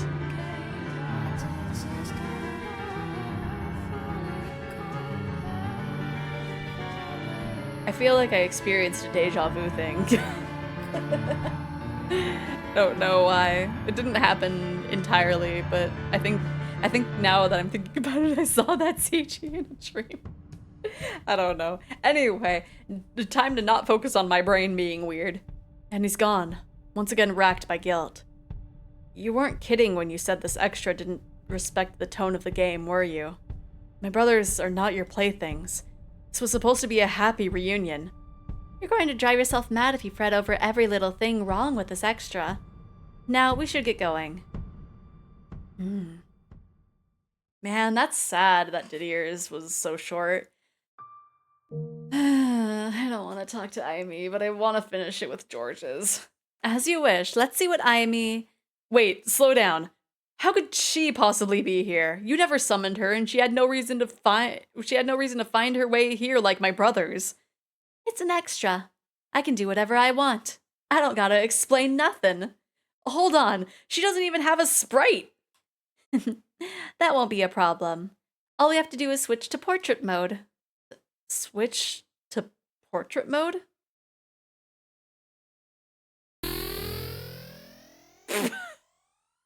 I did not expect the thing to do that. This can't be happening! Michelle, your face. You're not looking very protagonisty. Why, hello there, Michelle. It has been quite some time. I see you found enough guts to show your face around me again. I wanna punch you. I wanna punch you in the face. Now, no need to glare. I was your first love, wasn't I? That was just hormones. I never had any romantic feelings for you. Right, you only lusted after me. Extra mode, more like extra, right? There's something I've always wanted to tell you. Oh? And what might that be? You. Your smile. Your smile is heckin' terrifying. And off he goes. I take back what I said about him finding his guts. Give me a moment, I'll bring him back. Now, that was shameful, Michelle. I thought you were a man. Morgana, make this quick, please. She did quite a bit of damage to him, huh? Okay, so according to the... I was gonna make the joke of the Genshin thing. According to the judgment of the Oratrice Mécanique d'Analyse Cardinal, if you were to rank the characters in Fata Morgana by how evil they were, the three biggest, baddest women in the game would be Aimi, Maria, and Morgana. Wait a second. Why is my name on this list? No, I will not accept that. Maria wasn't that bad in my time either. Okay. Morgana, she was fine in your time, but behind the third door, she was a straight up. Please, just keep reading them. Oh, fine. You're in quite the hurry. Aimi, though, she's pure evil. Wow, that's not very nice. Maria and I had our reasons for what we did, but she tortured people for the joy of it. Oh no, I would never dream of doing such a thing. She's the masked woman to go along with our masked man. They'd probably make a fine pair. I somehow doubt two of their type would get along very well at all. And unlike him, she likes to take her time, draw it out as long as possible. And much like that you said before you ran off, Michelle, it says here that Aimi smiles a lot, but it's generally a fake smile. Oh no, my smiles are entirely genuine. See? You can't fake not faking it. It doesn't work that way. How rude. I could see you're turning out to be the puppet master of the Bollinger family. You had your claws in them pretty deep, didn't you? Is that important? Dang monster. Listen carefully, Michelle. You were burned at the stake. I lived a life of luxury. I don't need to tell you whose methods are superior, do I? That only applies for my life. I'm more than happy now. Is that so? Well, I suppose congratulations are in order. Let's get out of here, Morgana. Farewell, Michelle. We'll probably never see each other again.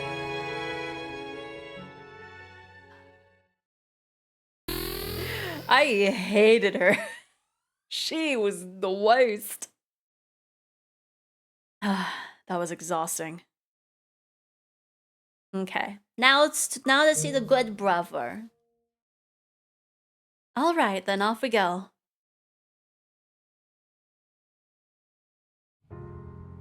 Oh, hey, Michelle. Morgana. How's it hanging? Hold on. Why are you still painting? I don't know. It just kind of feels right. More my image. I'd guess the readers probably associate with this more than my human form, too? Maybe, but still. Oh, it ain't the end of the world, little bro. Being a painting's actually quite nice. Bummer not being able to move around, but that aside, there's plenty to watch. Oh, huh. I never made that connection. You were here for all the first 3 chapters, weren't you? Sure was. And you have no idea how bamboozled I was when the white-haired girl first showed up. It was like my painting had come to life. Did you not think she was me? You're still streaming? Yeah, it's not 6 yet. I might end it once we get to the end of this extra, because I don't know what else to do afterwards. But yeah, I'm still streaming. I usually stream for this long. Why would I? You're nothing alike. I mean, you might have looked a little like that as a kid, but you were definitely not that docile. So does that mean I'm the only one who thought she was him? Probably. Huh. Well, I'm glad to hear that, Georges. You're my brother. I wouldn't confuse you as anyone. If you're trying to make yourself sound like a good brother, you're going to have to try a little harder than that. You and the knight still exiled him to this mansion and cut off all communication. Morgana, I already told you I don't hold that against them anymore. She's got a point, though. I was so busy with my work, it just kind of slipped my mind. I really am sorry about that. So much for family. But enough about that. The cue cards, Michelle. Read his profile for our guest. I'm not exactly comfortable saying this to my brother's face. Oh? Well, what's it say? Some really dark secret? I wouldn't call it that, no. Fine, I'll read it if you don't want to. Let's see here. He's the biggest dumb in that game. Harsh, man, harsh. I don't think you're supposed to find that funny, Georges. I can agree with that assessment. Either his head is empty or he needs to learn to use it a little more. I promise you, I've done tons of thinking since becoming a painting. Felt really bad about a whole bunch of. It's not really my style though, so it never lasted very long. I wish it was that easy for me. You know, of the three Bollinger brothers, I do kind of stick out. With all my love, you and Dee are both more the stick up the bum type. So maybe I am illegitimate, to be honest. I wouldn't be surprised if that turned out to be the case. Out of curiosity, what do all the different Bollingers look like?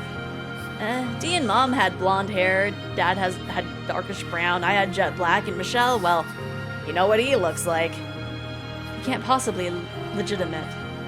I'll keep praying that ain't the case. Anyway, this conversation is going nowhere, so we should head out. Gotta agree, anyone who thinks being a painting is the best form of media. Right. What? Already? Take me with you at least. Hold on, I'll get you down from there. No, you're not bringing him. All he does is make noise. Well, I tried. Oh well, that's too bad. Take care anyway, Michelle. You too. Oh, and George's. What's up? I'm praying your soul wasn't extinguished. Yeah, me too. Thanks, little bro. See you soon. Or see you again. Later, Michelle. George's was nice.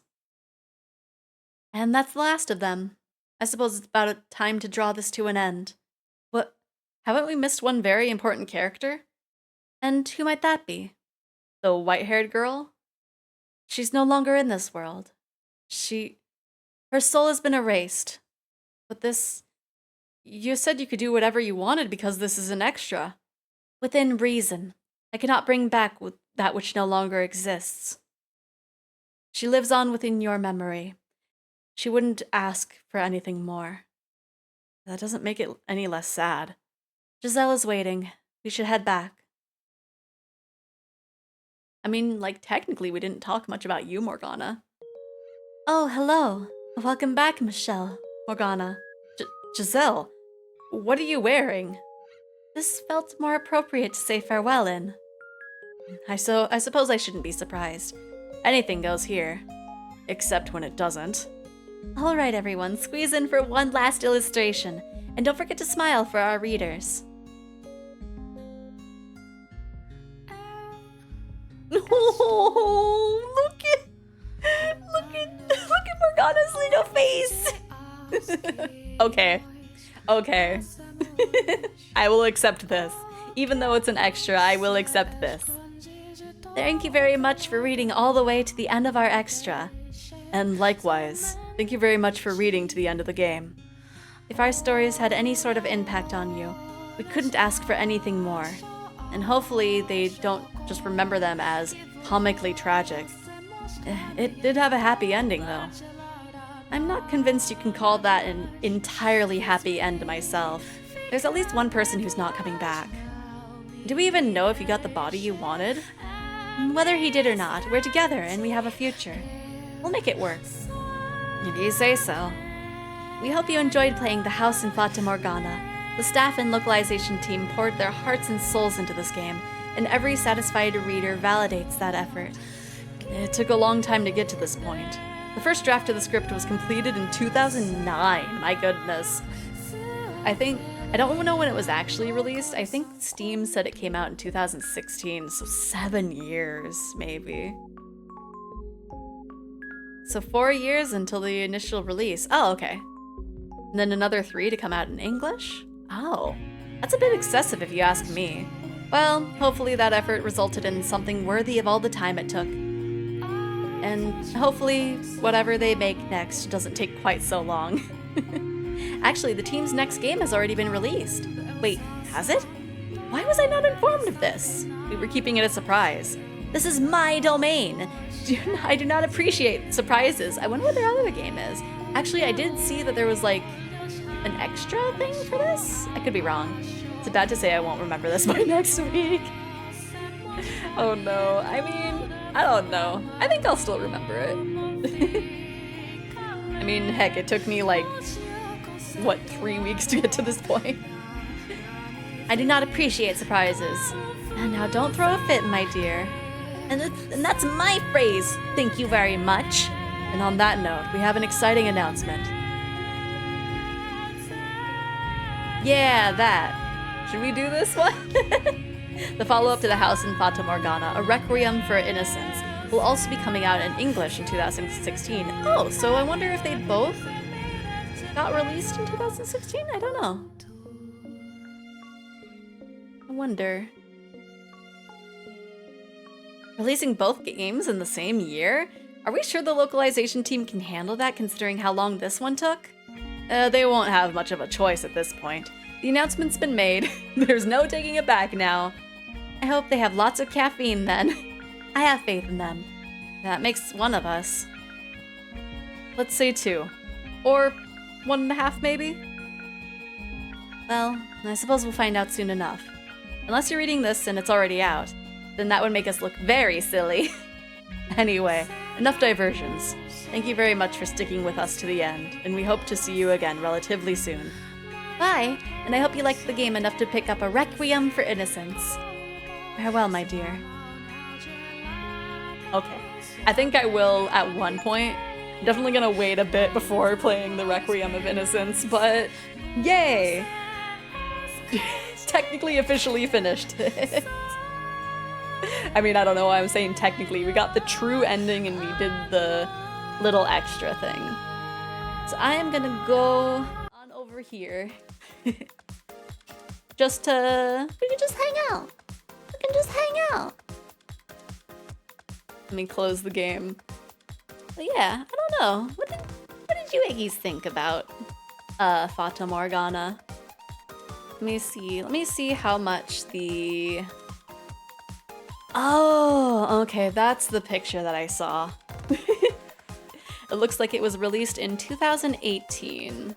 Okay, because yeah, I saw a picture of Jacopo with Morgana in a CG, so I'm thinking that's the image that I saw. But yeah, I wonder how that is.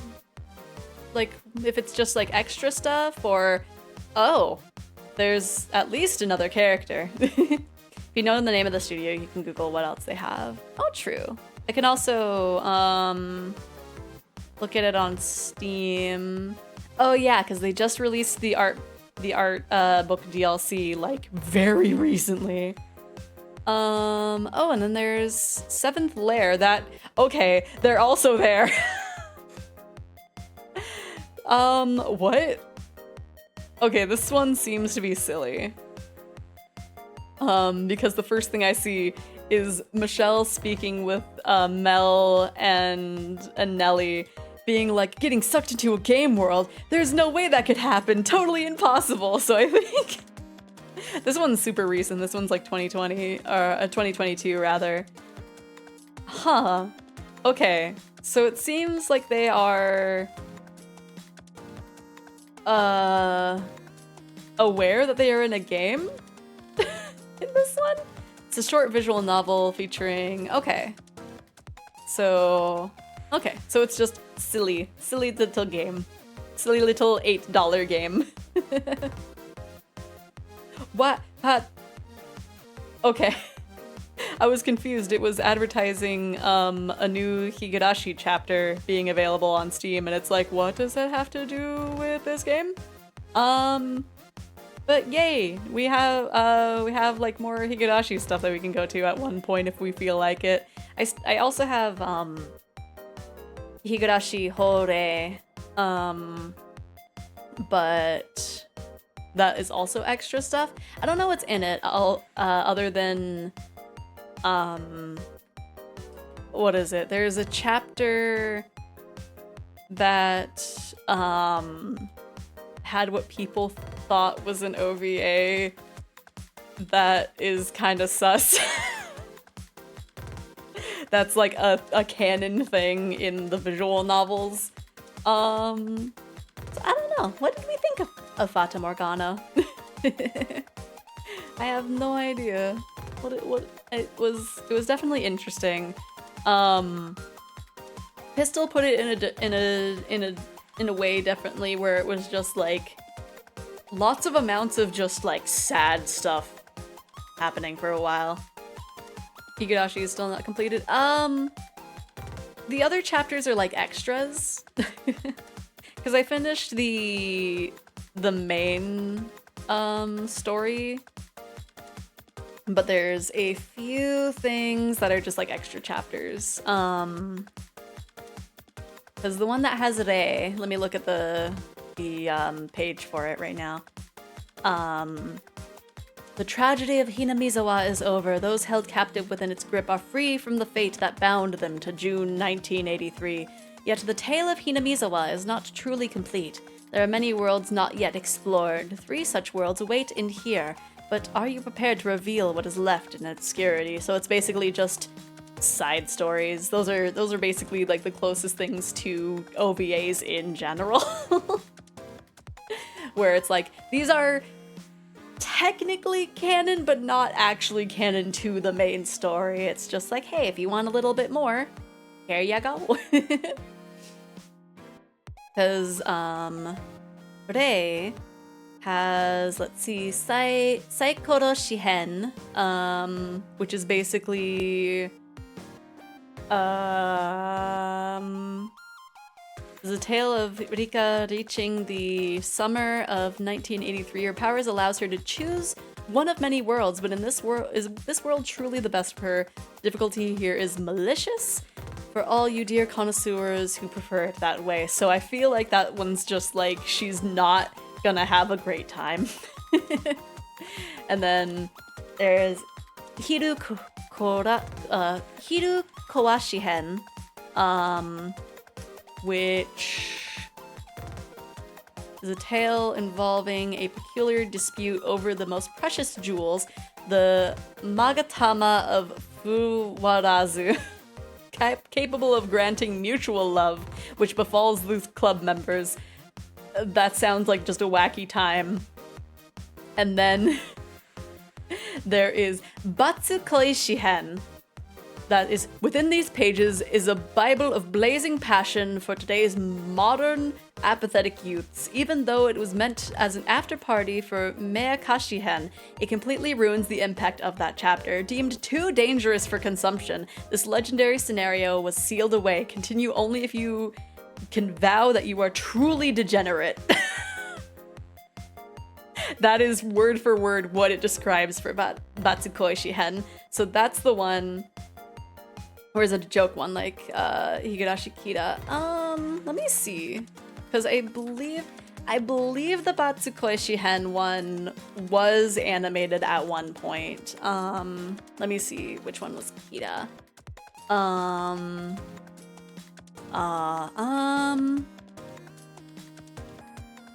I mean, maybe? I wonder if that's in like the new one that just released. Let me look at what's in there. Just chatting for now, but like, I don't know. I'm not gonna change the category. We're only gonna be chatting for like a few minutes. So let's see. So the new plus one that just released, let me see. It has Outbreak. Keiichi and the others face a brand new tragedy, the mysterious virus and panic that creates such laughable sights. There's Kamikashimashi chapter. The tragedy spreads to Okinomiya with no end in sight. Who is behind all of this and for what purpose can it be stopped? The tale of Higurashi Outbreak concludes here. Okay, so just the two of them. Oh, this one has 4 chapters. Hinamizawa bus stop. Welcome to Hinamizawa. This is a slightly unusual fragment. The original fragment, which would eventually grow into Higurashi. Oh, so that's more... Huh. And then... Mehagashi chapter, additional scenario. Why? I saw gameplay and I was like, hello? What? Tragedy that could destroy not only all of humanity, but the galaxy itself draws near. Keiti Maebara, go beyond the girls' swimsuits to defend the universe. However, can Keiichi possibly win against the club members all by himself?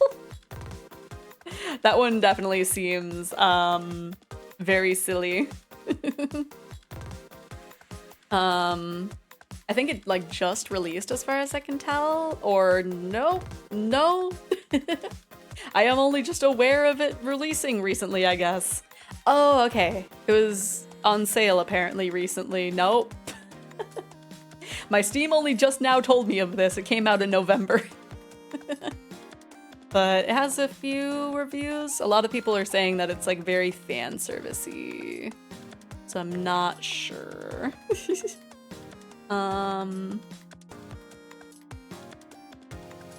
not gonna say what the most helpful review is, but anyway, I'll keep that on the wish list. Maybe we'll do a time frame where we're just gonna go through all the extra Higurashi stuff. I don't know. I'm not in any like rush to do that. I mean, the description screams fan service. Absolutely, absolutely, especially for that last one, for both of them, for the last ones. Cause yeah, like it'd be neat, but it's also like it's not canon, it's just extra stuff. But I don't know. At one point, we might do that. I see the authors value Higurashi more than Umineko. Probably. I mean, for all I know, that is Keiichi in the maid bikini. Because it could have been a thing where these just took a while to get released. Let me see. Because I think, because there's a different character on. I mean, honestly, you're kind of right for them caring about Higurashi, considering that they like made the new season. That like, I don't know how canon people like to take that or not. And then there's like the side manga that released like I think last year or maybe the year before that, where it was like, these are the children of the characters and now they have to deal with this. Which I don't remember what that one was, but like Rena had a cute son that's like that like oh, they were so cute. They were so cute. They were very over-dramatized. I don't remember if, like, they all had kids. Keiichi's son, like, looked basically like Keiichi, which is not surprising at all. But yeah. There's, like, I think the only extra thing for Umineko is, like, the fighting game, right? I don't know how people feel about that, but there is that, at the very least. Let me see. Let me look at the people to possibly raid. Because we've got, let me see, we've got, as long as they handled it better than Boruto, maybe. I didn't really, I think I glanced on stream, like the first chapter, and I was like, oh, or maybe was it on stream? I don't remember. I remember talking about it on stream. But I remember just looking through and like, because it was very new. I think there was only like maybe 2 chapters of it when I found it. But yeah, I'll have to look into it again because I remember it started out like Rika is in the hospital and like dying. And then it's just like, do this for me or whatever, and then it just goes to the children, and yeah, I don't know. I haven't really heard much about it, so I don't know if it's just like not been advertised or if people just don't like it all that much. I don't know. Let me see. What should we do for a raid message?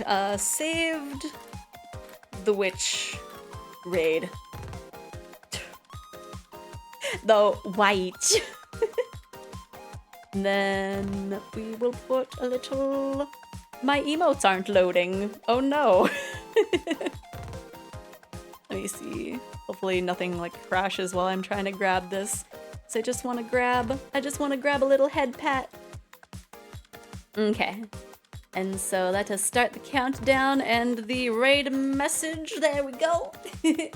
Thank you, everybody, for joining me through the house in Fata Morgana. It was definitely an experience. Tomorrow, I'll figure out what we're doing tomorrow. I had, like, just the thing of, like, I don't have any specific ideas, so we might just do Ichio.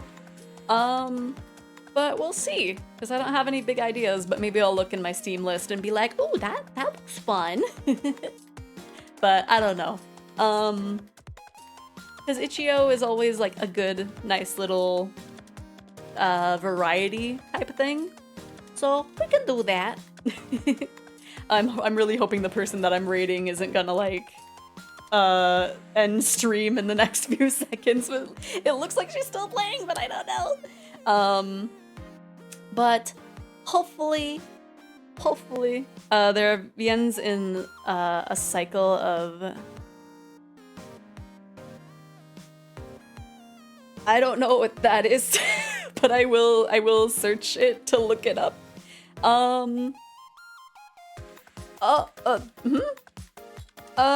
don't know. I'll look into that because that looks cute and also very whatever studio made Monogatari or Bake Monogatari. Anyway, I will see you all later. I think. I don't know. Bye bye. Bye bye. My brain is going. Bye bye. Bye bye. Bye bye. Bye bye. Bye bye. Bye. Bye bye bye bye bye bye bye bye. Why am I doing it like this? Blah blah blah blah blah. Oh gosh, I missed the thing.